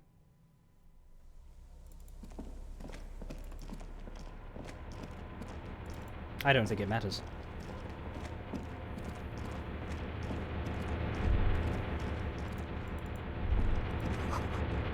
Twin cannons were attached here. Medium distance, large caliber. We're nearly done. Ended up taking us overtime on a 6-hour stream, 6.5 hours in. I'd say we've got another 20 minutes left to wrap up the last conversations. And we'll give it the respect and the time that it has earned, but I'm probably going to stream less tomorrow. Maybe do 4 hours, I don't know. ICM. This feels familiar somehow. Kim, what is the ICM? Insulindian Citizens Militia. It's the official name of the Communards Army, the black and white army of the Revolution. Sounds an awful lot like RCM. It does. Why? The RCM may descend from the ICM. May? It's impossible to say. It was chaos after the war. The name was good for getting people to join us. Revachol West was mostly workers and criminals. Nice political thoughts rush through your neocortex. A mediocre athlete would pant from dragging around his body on a busted crutch, but not you. You're thinking about politics with blood dripping down your thigh. What I'm hearing is, we descend from the glorious Revolutionary Army. There were all sorts of groups and groupuscules back then. It doesn't really matter. A white star. No, an upside-down star. With its horns in the sky, the symbol of the commune. Are those speck stars too? No, that's the uninhabited archipelago. A DeLorean-era symbol of Insulinda, known as the face in the sea. Looks old. What's it still doing here? After 44 years? That's not nearly enough to hide what happened here, Lieutenant Gefreiter. One of these barrels was still leaking fuel, as you saw. The city is full of things like this. Old bullets, guns, fuel. That makes more sense as a thought that you grabbed on your way to the deserter, not after talking to him. But still. I didn't have the skill for it then, I suppose. The skiff sways on the waves by the dock. Let's return to the mainland. Let's. We are done here.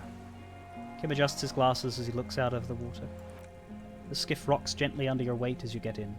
The ride back is uneventful and quiet, no musical interlude this time. But for the sound of conversation on the water, there is someone inland, waiting for you. You reach the jetty and climb out of the skiff.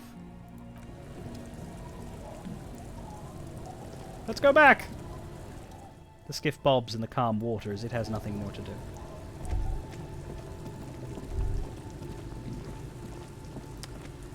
I will say before I get to this ending, this is the other thing, by the way, that people complain about for Disco Elysium. People say that Disco Elysium's ending sucks, that it's anticlimactic, that it's disappointing, and that it takes away your ability to solve the crime.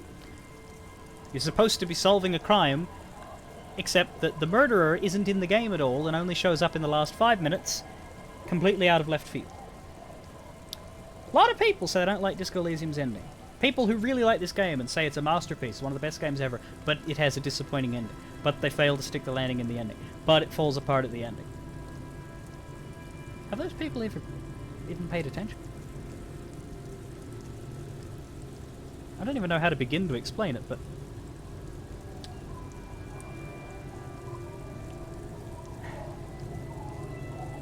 the game ain't about solving a crime. The murder investigation is just there. I understand when there's a murder investigation in a game, you feel like that's the central focus, sure. This is a game about a person. He happens to be a detective. He happens to have a crime that he has to solve. This is a game about a person. Real-life murders don't go the way they usually do in stories. This one's closer to one of them than it is to a story. The game's not about the deserter. The game's not about Lily. The game's not about Martinez.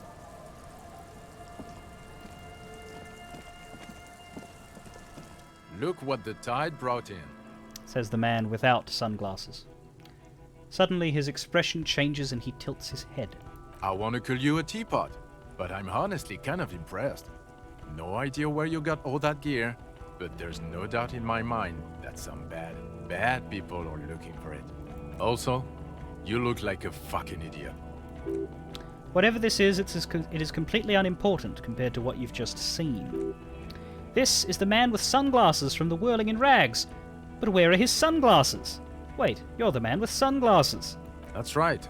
And you're some kind of murder machine. The armor? No one else seems bothered by it.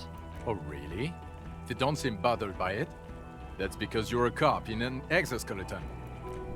Now that you start thinking about it, maybe they were afraid of you. Oh, that explains it. Yes, that has always explained it. Vic, calm down. Forget about all this. There's a giant... We're not forgetting about anything. Look at you. He points at you with both hands. Who are you people?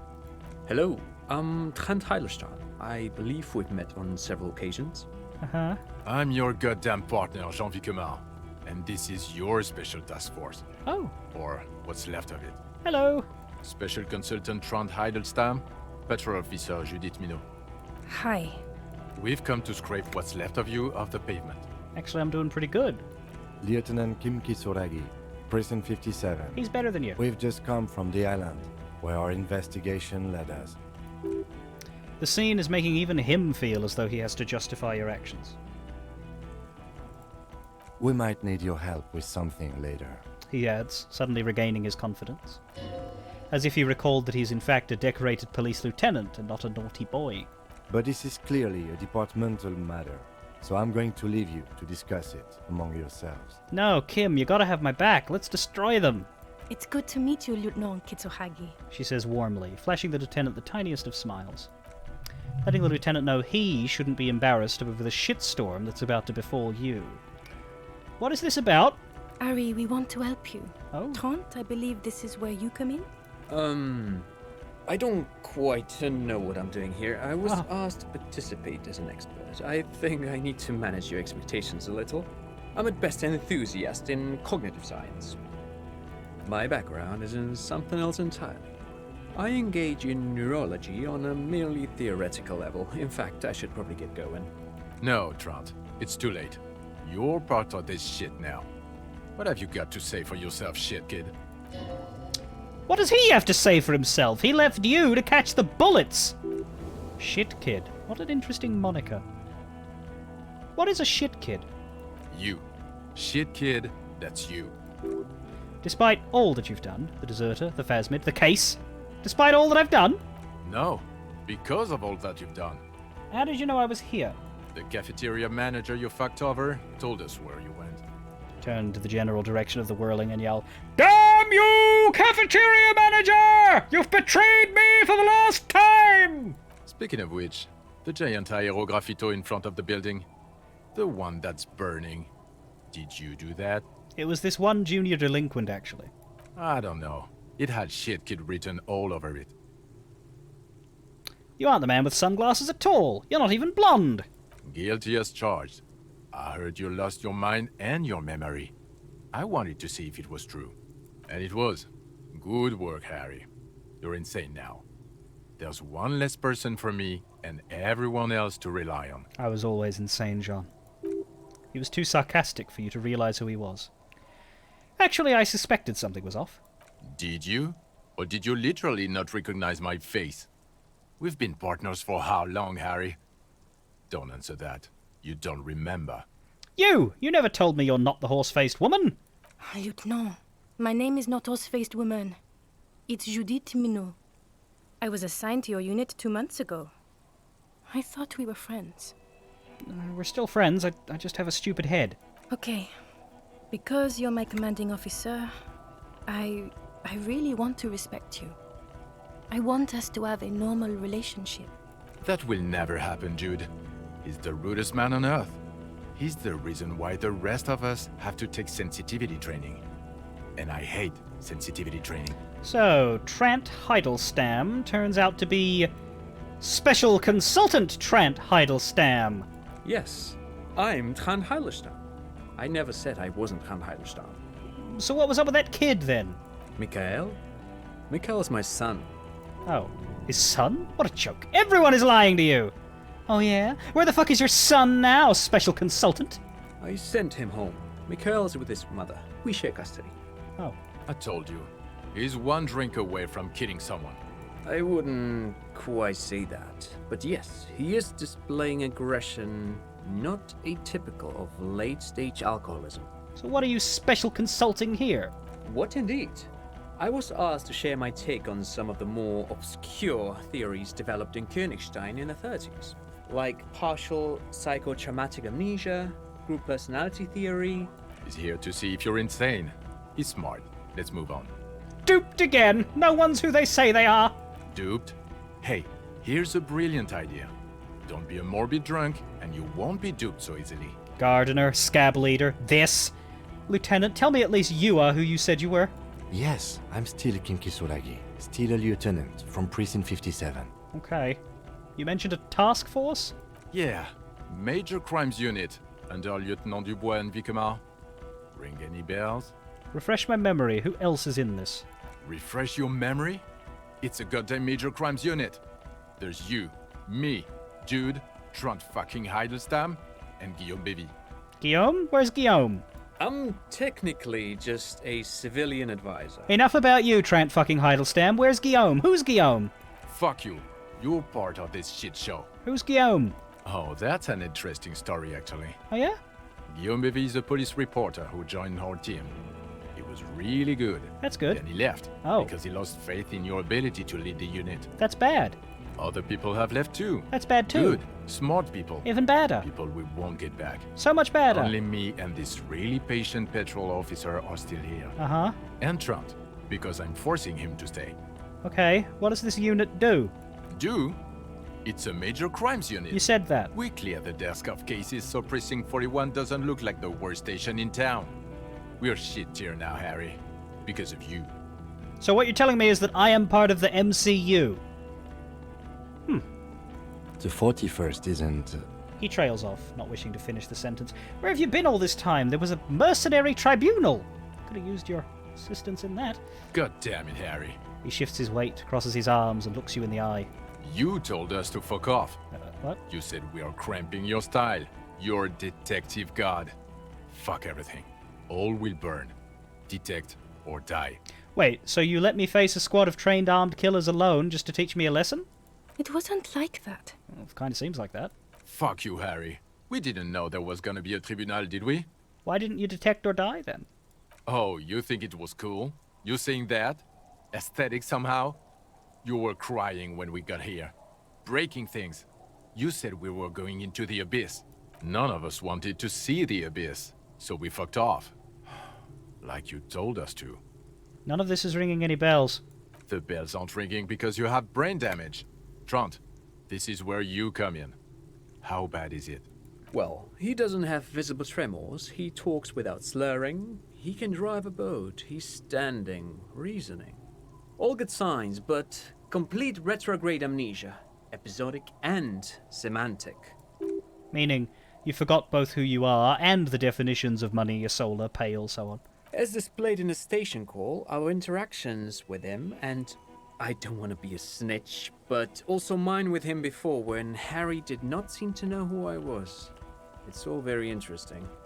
Interesting? Yes, interesting. I have my theories, but I would like to hear Harry's thoughts first. Harry, what do you think happened to you? Neurologically, psychologically, and why not socioeconomically? Wait, socioeconomically? You think I'm so poor I lost my memory? Not when you phrase it like that. How would you phrase it? I don't think critical theory. I know everyone thinks this is far-fetched pink academia, but still. Still? I don't think it should be off the table here. Uh-huh. What? He lost his memory because of capitalism? No, not like that. I'm not talking Vrede for school here. But Harry, I asked you, what do you think happened? Capitalism. Capitalism fucked me beyond all recognition. Trent is right. Look at F. Boohoo here, victim of the ethanol industrial complex. What are you? An Inva communist now? You think this is a joke? Asking him was a mistake. He's a teenage psycho. I asked you. It's not possible to wipe your own memory with alcohol alone, right? He's either lying or insane. But Detective Vigmer, he has blanked out before. I have? Yes, a couple of times. After some of the more serious benders. One was after the two drunks case, the other when we looked into that mural. So you don't remember not remembering. Beautiful. The two cases in your ledger, the unsolvable case and the Next World mural, those were recent. Those cases were hard on you.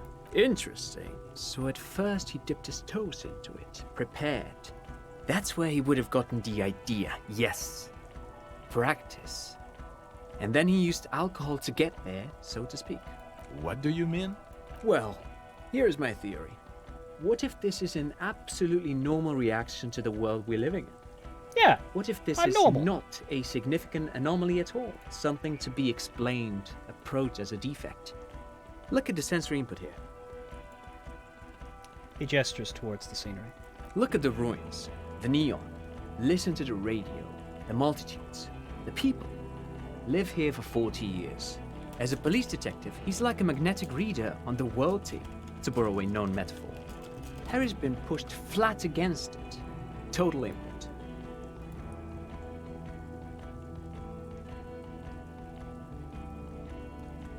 Woof. Hardwired to the free market. He just needed for its end. Okay, Trump, thank you. That's absolutely meaningless. I'm glad we brought you. Will he or will he not be able to work in the major crimes unit? Is he a cretin now? I want to know that. He's not a cretin, and he is able to do work. If not in his previous leadership role, then as a line detective. Line detective is good for now. For now? I misphrased my question. It should have been, is he able to put his clothes on and use the potty? Or do we need to get him on a disability pension? They can keep that pension. You're rock solid. You can put your clothes on hard. What now? Now, nothing. Now we're just going to stand here. Okay, I'll just stand there then. Yeah. Just stand there. It's cool. Really? No. Now we discuss that. What the fuck did you do to our motor carriage? Why is it there, Harry? Tequila sunset. I also jumped the canal, by the way. Ha ha ha. Ho ho ho. Tequila sunset? Jump the canal. So funny, Harry. Thank you for fucking me. Thank you for destroying 45,000 real of police property that's coming out of my payslip. You know that, right? You're gonna get fired. And I'm gonna pay till I die. It doesn't matter. Your badge, Harry. Show me your badge. Wait, my badge? The thing that tells people you're a police officer. I have it right here. In a rush to demonstrate your badge, your eager fingers can't sustain a grip on the smooth plastic and the badge slips out of your hand. Catch it! Motor X! Help! Can't put any points in, even with the chat boost. No.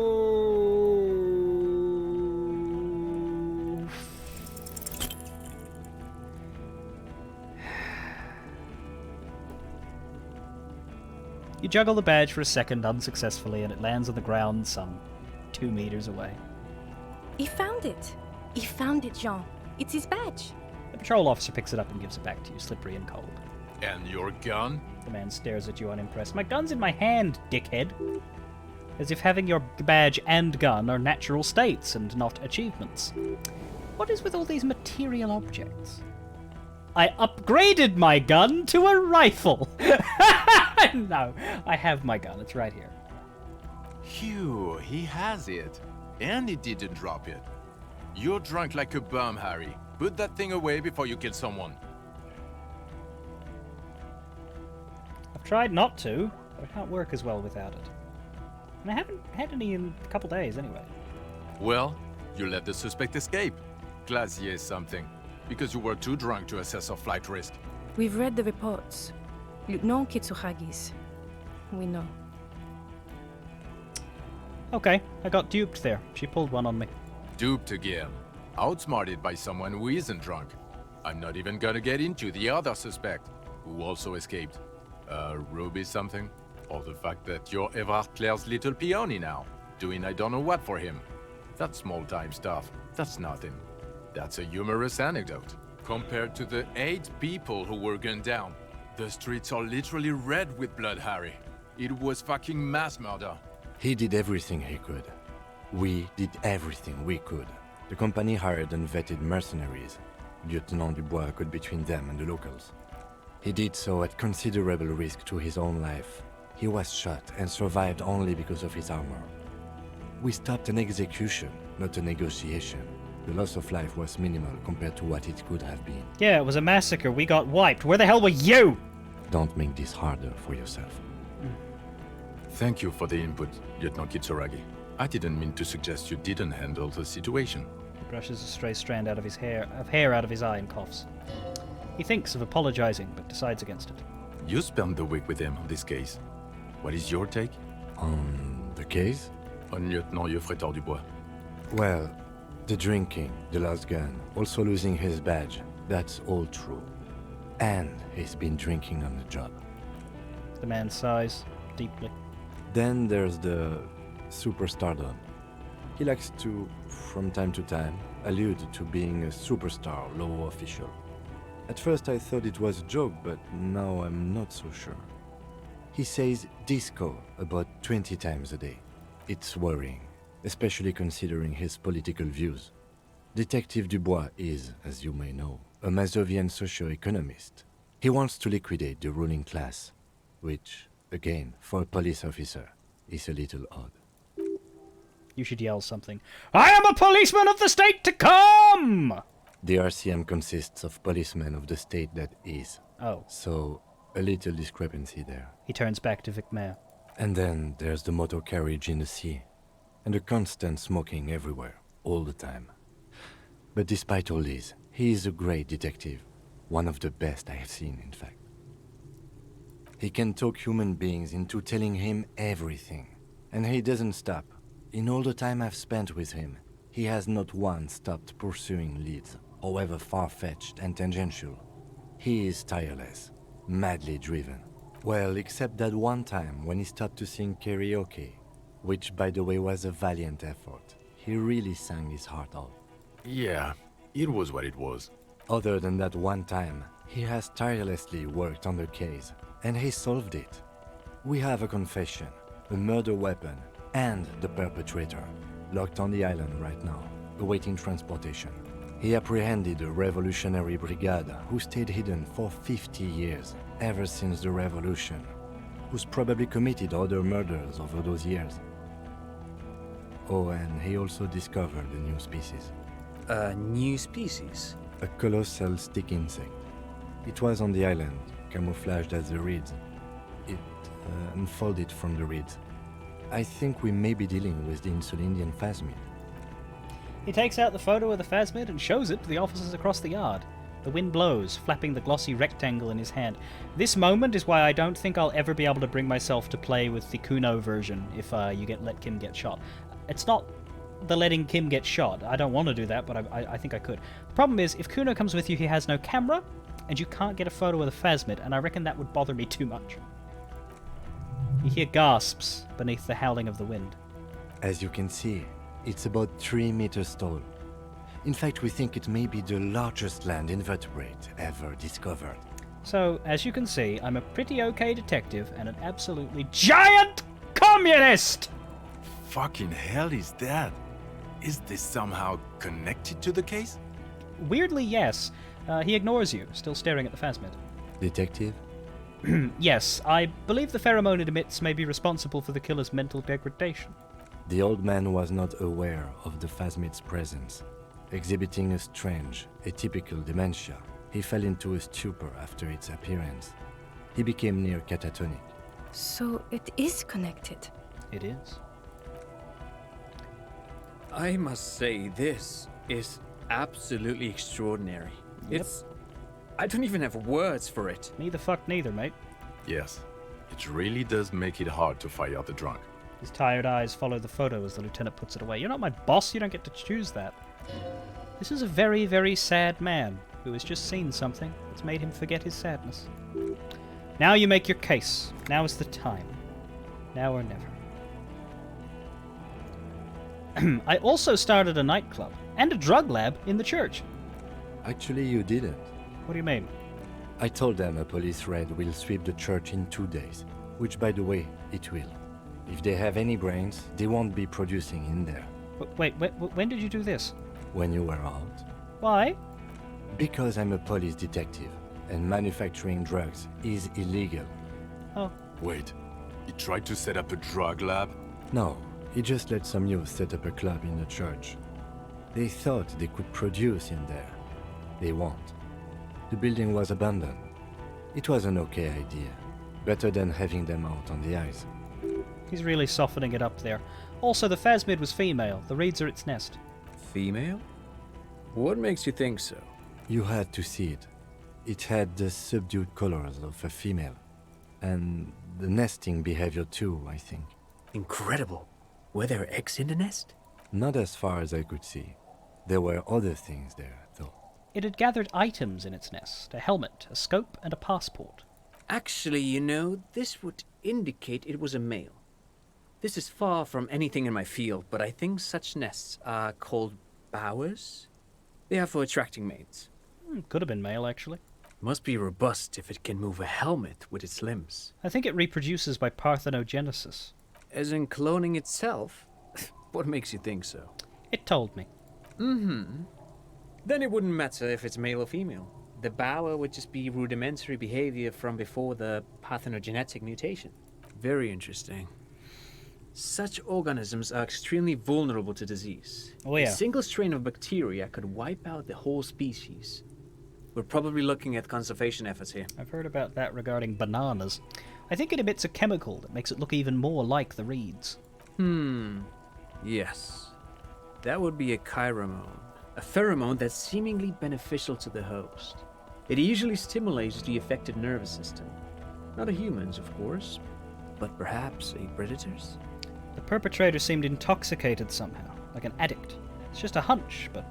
There are species of bees that, under the influence of chiromones, take wasp larvae to their hives.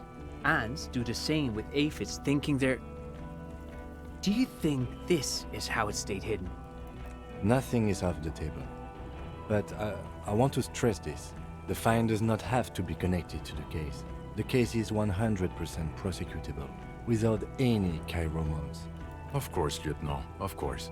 We should treat the case and the phasmid as completely separate from each other. People are not going to. He shakes his head. They're not going to go for this speculation in the constabulary. It had mandibles that looked like hair, and it was completely white on the inside. Yes, but also reed-colored, beige and brown, a little green on the outside. After unfolding from a single stalk, it still retained parts that looked like reed tufts on its limbs. Incredible. The PR value of this is exceptional. Carp discovers new species. Maybe even discovers the Insulindian phasmid. No, that's too much. This would really help with some of the problems we've been having. Absolutely, this is great. This does not say vigilante murderers to me at all. This says science, news, human interest. You know, it's a really good thing you have that photo. Without it... He shakes his head. You're doing good here. Perhaps only for a moment, but still. Quit while you're ahead? Or... no? The killer, Lilianovich Dros. We have a strong motive for him. Lilianovich? A revolutionary matronym. Revolutionary matronym? The custom started in Grad, where they have patronyms. Krasovich, Lasovich, etc. The revolutionaries saw this as a chauvinist atavism, so they used matronyms, derived from the mother's name instead. This man's mother was Lilian. His Lilian's son, Lilianovich. The custom was overturned after the revolution failed, but not before it made it to Revachol. So, it is what a soldier of the ICM would be called. Aha! Thank you, Trout. Thank you for that piece of cultural theory. You said you have a motive? Of course, excuse me, I just thought it was noteworthy. He killed the mercenary in an act of jealousy. Jealousy? I thought this Lilianovich was an old man. To have been hiding for 50 years, 70-something? A strange psychosexual fixation, aggravated possibly by proximity to the phasmid and its chemicals. He himself gave a political reason, said he had killed an enemy combatant. Also, we have ballistics from the gun, matching the bullet found in the dead mercenary's head, and 2 officers on the scene that Mr. Dross confessed to. It's a clean win. Oh, it's way more than that. Way, way more. I did all I could.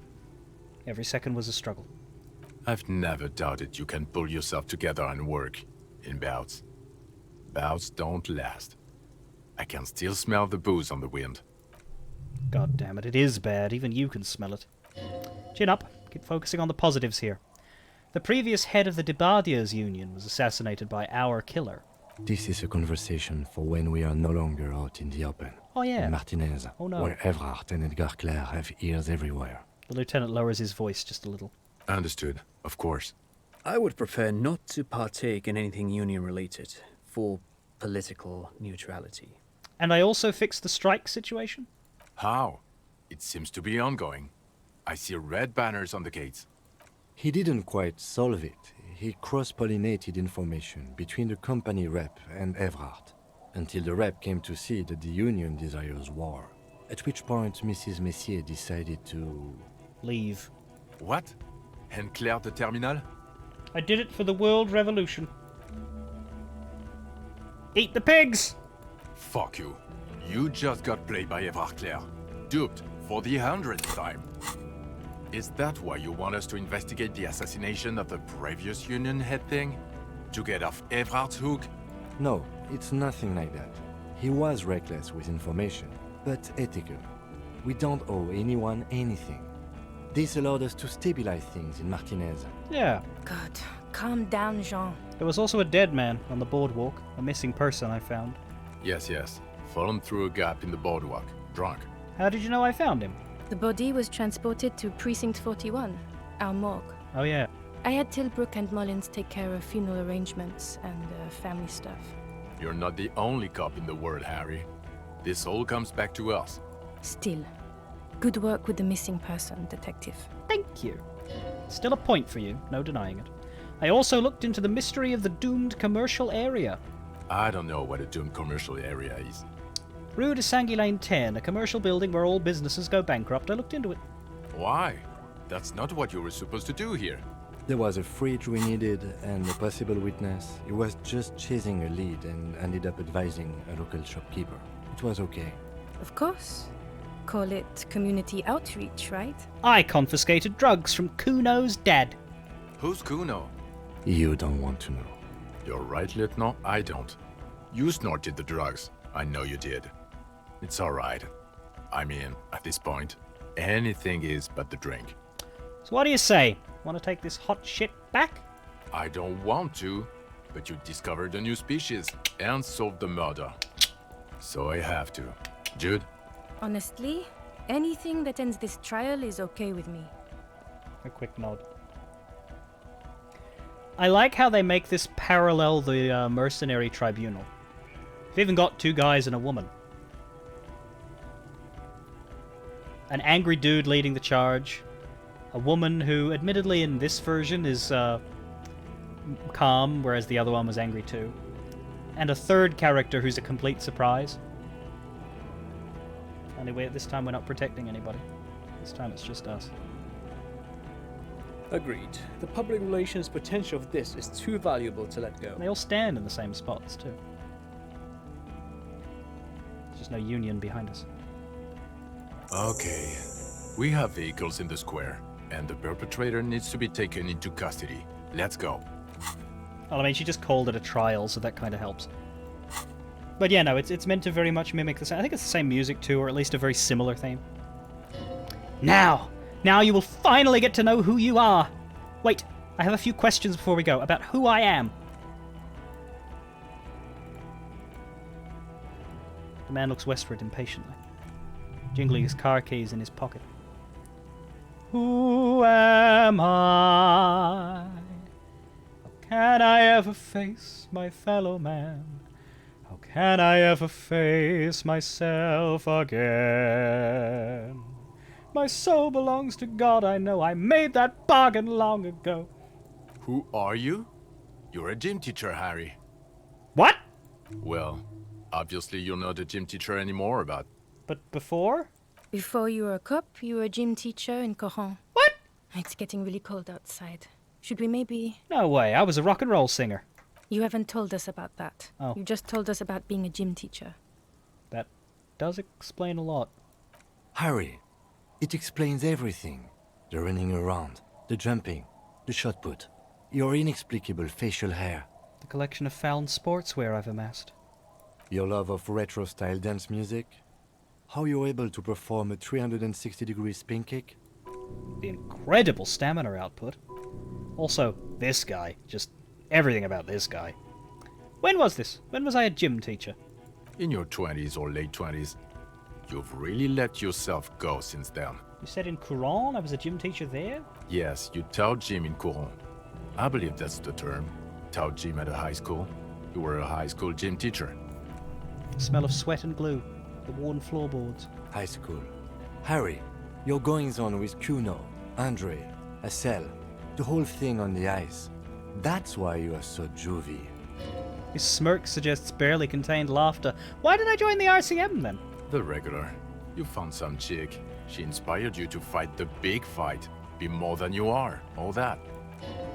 You, every morning, walking from Voyager Road to teach gym. She, leaving for the academy with her spring coat on. The air filled with the smell of smoke, raspberries, and incredible hope. An ocean full of hope.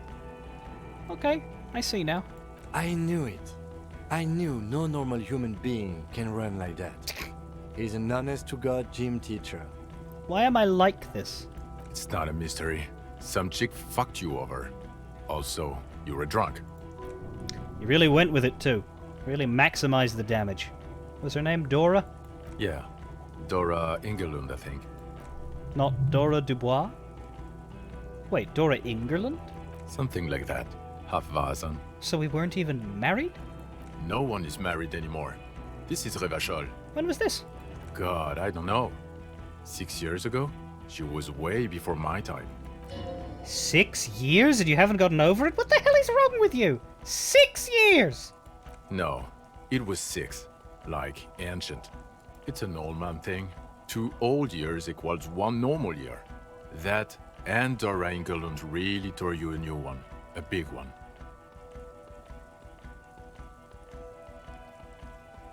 Who was she? Incredibly bangable? No, I meant what did she do? She was incredibly fuckable. A beautiful bourgeois woman. Wayfish. Like a Welkin, basically. Snow Welkin. Blonde Welkin. Heartbreak Welkin. Pain Welkin. I've only seen a picture. But it's obvious you formed a real spiritual connection with how pretty she was. One you never recuperated from. Look, the sun is going down. It's time to go on. She turns to face the sea. I think she taught in the Académie des Arts, east of the river. Way east. Hard to say which came first. The middle-class chick or the drink. Egg and the chicken kind of thing. Sun's been down for hours. It's 10:30 at night. My point is, you need to see a psychiatrist about this shit. Oh yeah? Not a psychologist. Several degrees harder. Is there something harder than a psychiatrist? A forensic psychiatrist? Good talk to that. Wouldn't I need to be dead?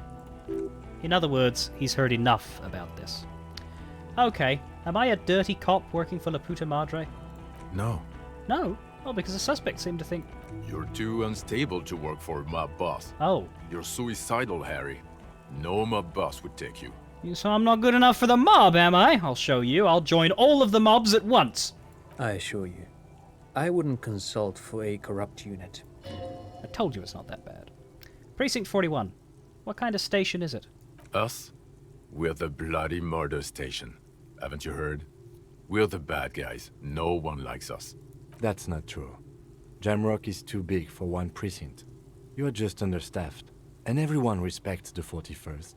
You have Captain Price. Thank you, Lieutenant. You're being kind.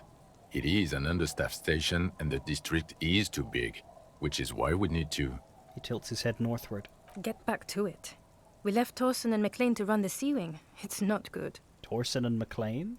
Mac the Torso Torsen and Chester McLean. They're not fit to run a wing. Believe me. Things are shaky as it is. They are damned iconic, though. Torsen and McLean. An iconic duo, I take it? Yeah, not like us. 2 clinically depressed old men. Where's the contrast here? We're garbage. Apparently one of the story ideas in the long road that eventually became Disco Elysium was Torsen and McLean as a buddy cop thing, and those were going to be the 2 main characters.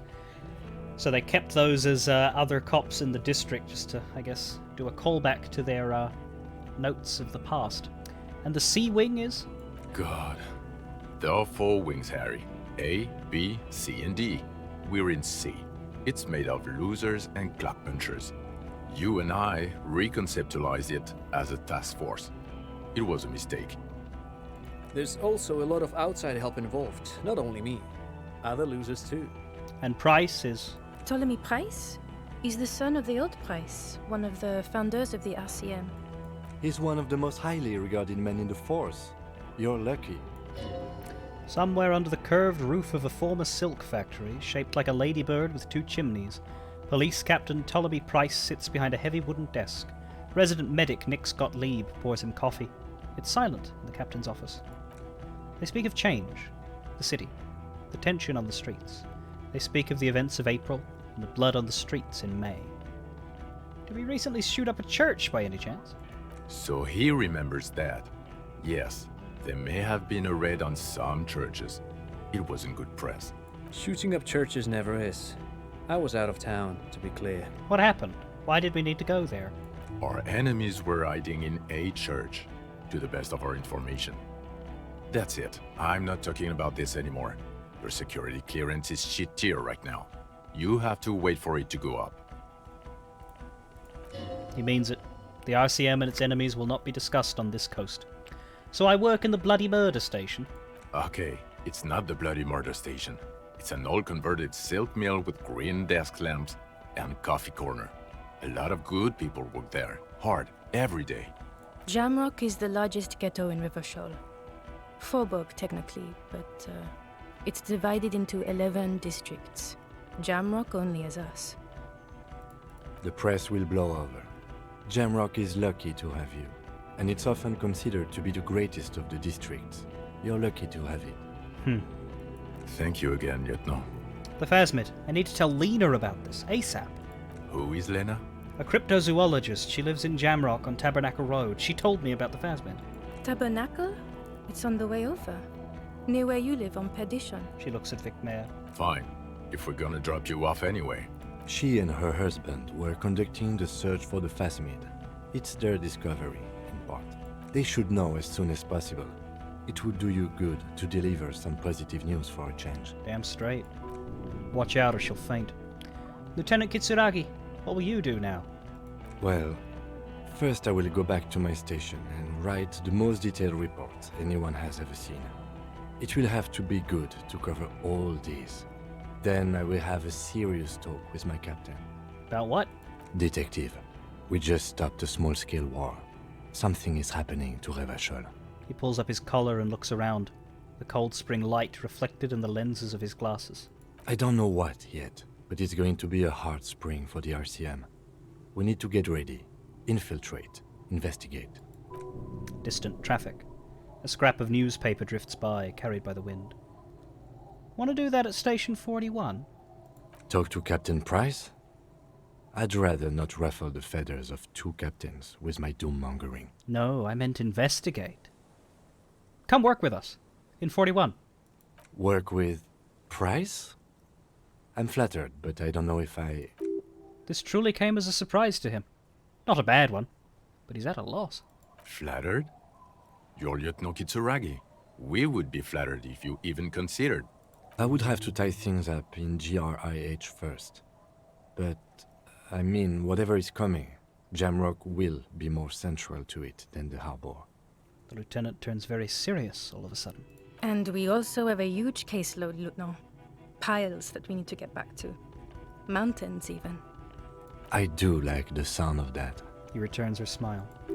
He's really considering it. I'm ready. Good. She looks at you, then Vic Mayer. Fuck it, let's go. Tron brought his motor carriage. It's a 20-minute drive to Jamrock. The man points down the street. Under the evening sky, the great district turns on its lights. A chessboard of wooden houses, 80,000 living souls inside. Fire traps as far as the eye can see, from Main Street to Precinct 41 atop the motorway, to Boogie Street forking into the dark horizon. You close your eyes and hear the dogs bark. A lone woman sits by a factory window dreaming of meteorite strikes. On Rue Saint-Guillaume, a square bullet slides into a square-shaped chamber. In Old South, a man without eyelids smiles. Spring has come. It's time. Torsen. Yes. McLean? Yes. Heidelstamm? No. Vic Mayer? Yes. Dubois? Yes. Really? Nick Scott Lieb looks up from the list. I hear he's unstable. You say that like it's a bad thing. Captain Ptolemy Price gestures with a ballpoint pen. It's dim in the office and the curtains are drawn. Harry's our man. He'll pull through. When he does, he'll side with the people. I'm Understood. Gottlieb returns to the list. Mino. Of course. Wonderful. Then can we please just go back to Jamrock now?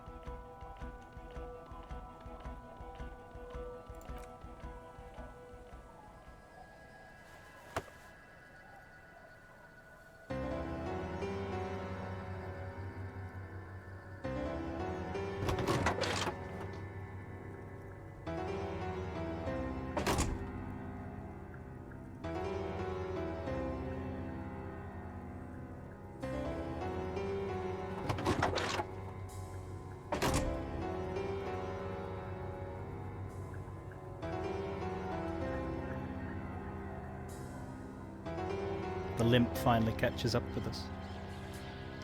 Vicmare helps.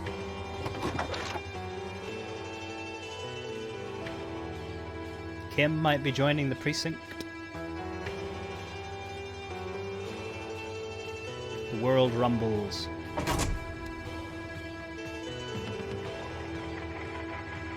Revachol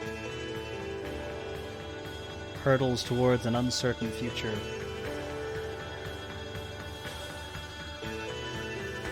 And the detective of the 41st Precinct pulls himself together. For now.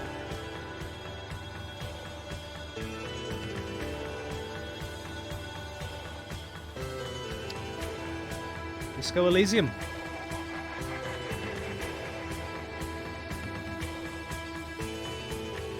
"11 weeks. 11 streams that took me, roughly 5 to 7 hours each. But this is the only 7-hour one. We went an hour and a half over. Now, I don't know how long I'm going to stream tomorrow. But I'm going to say roughly 4 hours. I might do it like a weekday. I might start an hour in and then finish whenever I feel tired, you know? So possibly an hour early. But yeah, I think I'm going to give myself that extra hour before I start tomorrow. Just... Ugh. It was worth it. It was worth it to keep going. We're in no place to end. I thought it was going to be shorter than that. In fact, that's why I did some of the extra stuff, like walking around looking for people. I don't think I don't think I wasted that much time. I reckon I wasted about as much time as I spent extra. Like about an hour and a half, maybe. Probably less than that. Walking around looking for people and talking to them before we went to the island and playing that board game with Kim. But I think it was all worth it. And yeah, no, I think this game is art. I think this game is a masterpiece, start to finish. It's not perfect, because nothing is, but I think that the ending, the solution to the murder, I don't think there's a scrap of missed the mark in that at all. Oh god, that's... That's some noise. I hope you can still hear me. But yeah. I think the ending exactly what it should have been. I think the truth of what the murder was, exactly as it should have been. Here we have the voice actors, by the way. These aren't all correct. I think these are the old voice actors.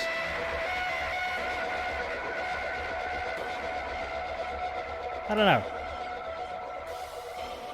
Yeah, Dasha Nekrasova is not the new class voice. I know that she got replaced. This isn't right. These credits aren't right. Anyway. The class, yeah, I thought didn't get replaced, but she actually did. Some of them are right, but not all. What do I think of the new voices? Most of them were misses. Some of them were clear and wonderful wins. I turned around on Idiot Doom Spiral. I actually quite liked the new voice for him. I think the characters felt completely different, and so I was annoyed at the time. But I've put some thought into that afterwards, and I think actually that was an alright change, and that I would have quite enjoyed it if I hadn't have originally heard. Oh, there we go. Is this the... Here are the new voices.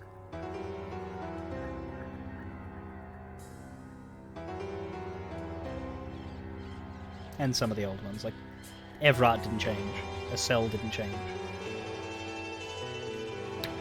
Sileng was amazing. Sileng was a fucking amazing change.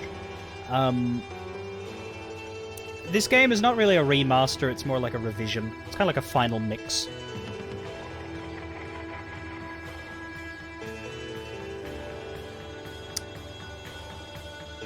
The Deserter was also a fantastic voice. The new Deserter, that is. But a lot of them sucked. A lot of them sucked, and it was... yeah, that really dragged me down a lot in this Final Cut version, was the new voices that were bad.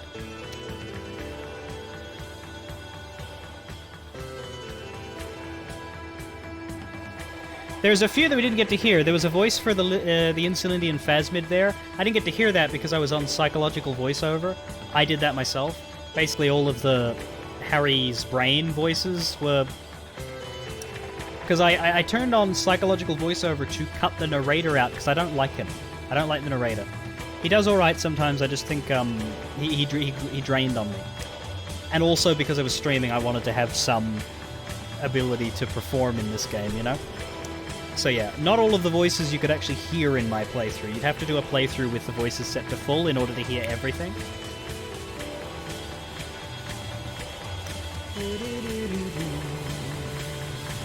Yeah, that's a good comparison, Frosty. They, the two main changes in Final Cut, Frosty, is that every line was voiced, whereas previously a very small minimum were. And also there was 4 new quests, one for each political ideology, so you only get to experience one per playthrough. So there wasn't much new content, really. Most of the game was the same. It was just that was one new quest and also the new audio presentation. The problem with that is that in recording all of the dialogue, they ran into the problem of having to replace a lot of the voice actors, and yeah. I don't know how long these credits go for. I feel like a game like this deserves me to respect it by watching all of its credits, but sometimes we end up being here for 20 minutes in that case. God, that guitar is not my favorite. But yeah. Well, they're doing the localizations, it's the problem. I don't know how many localizations there are, but if they each have full,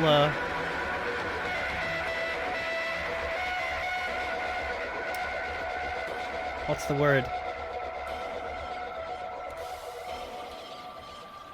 Full offices. Could be here a while. Now we're on to the German team. Yeah, it's, I've said before that Disco Elysium is my game of the last decade, and I believe that.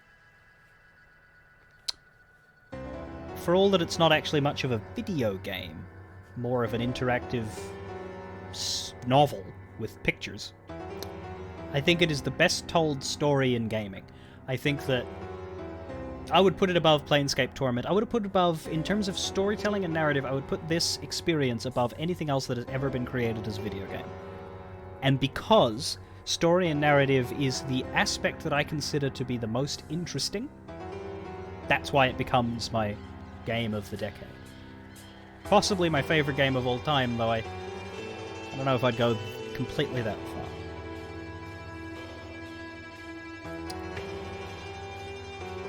It's one of the few stories that just completely reach into you.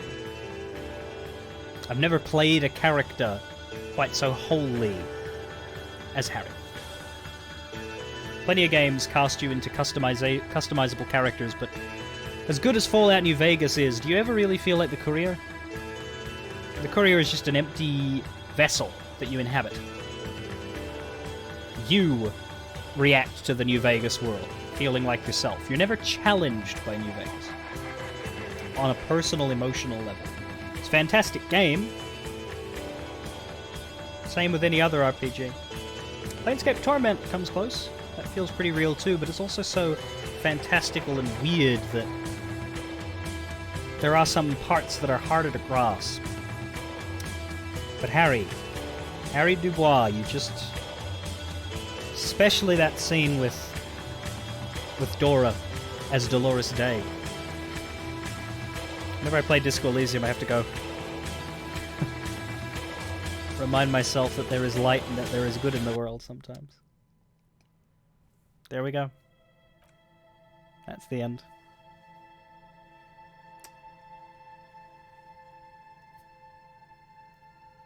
And I'll leave you with one final thought. This view, this image of Martinez, with the church on the right, and the main area on the left. Guess where we are? We're in the sniper's nest. This was his television. This is what he looked through day after day. Watching all the little people go about with their little games. Waiting until he found something that annoyed him enough to fire. He's been there all along.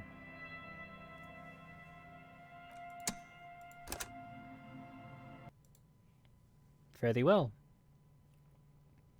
Next Saturday we'll be starting a new game. Edge of Eternity. I got a key for it. It's a it's in the JRPG style, but it's actually made by a French indie developer, I think. So looking forward to that. Just came out of early access, and the community manager for that developer was on Twitter offering or asking for content creators who are interested, and I said, yeah, sure. So yeah, we'll be taking a look at that game from next Saturday until however long it takes me to play.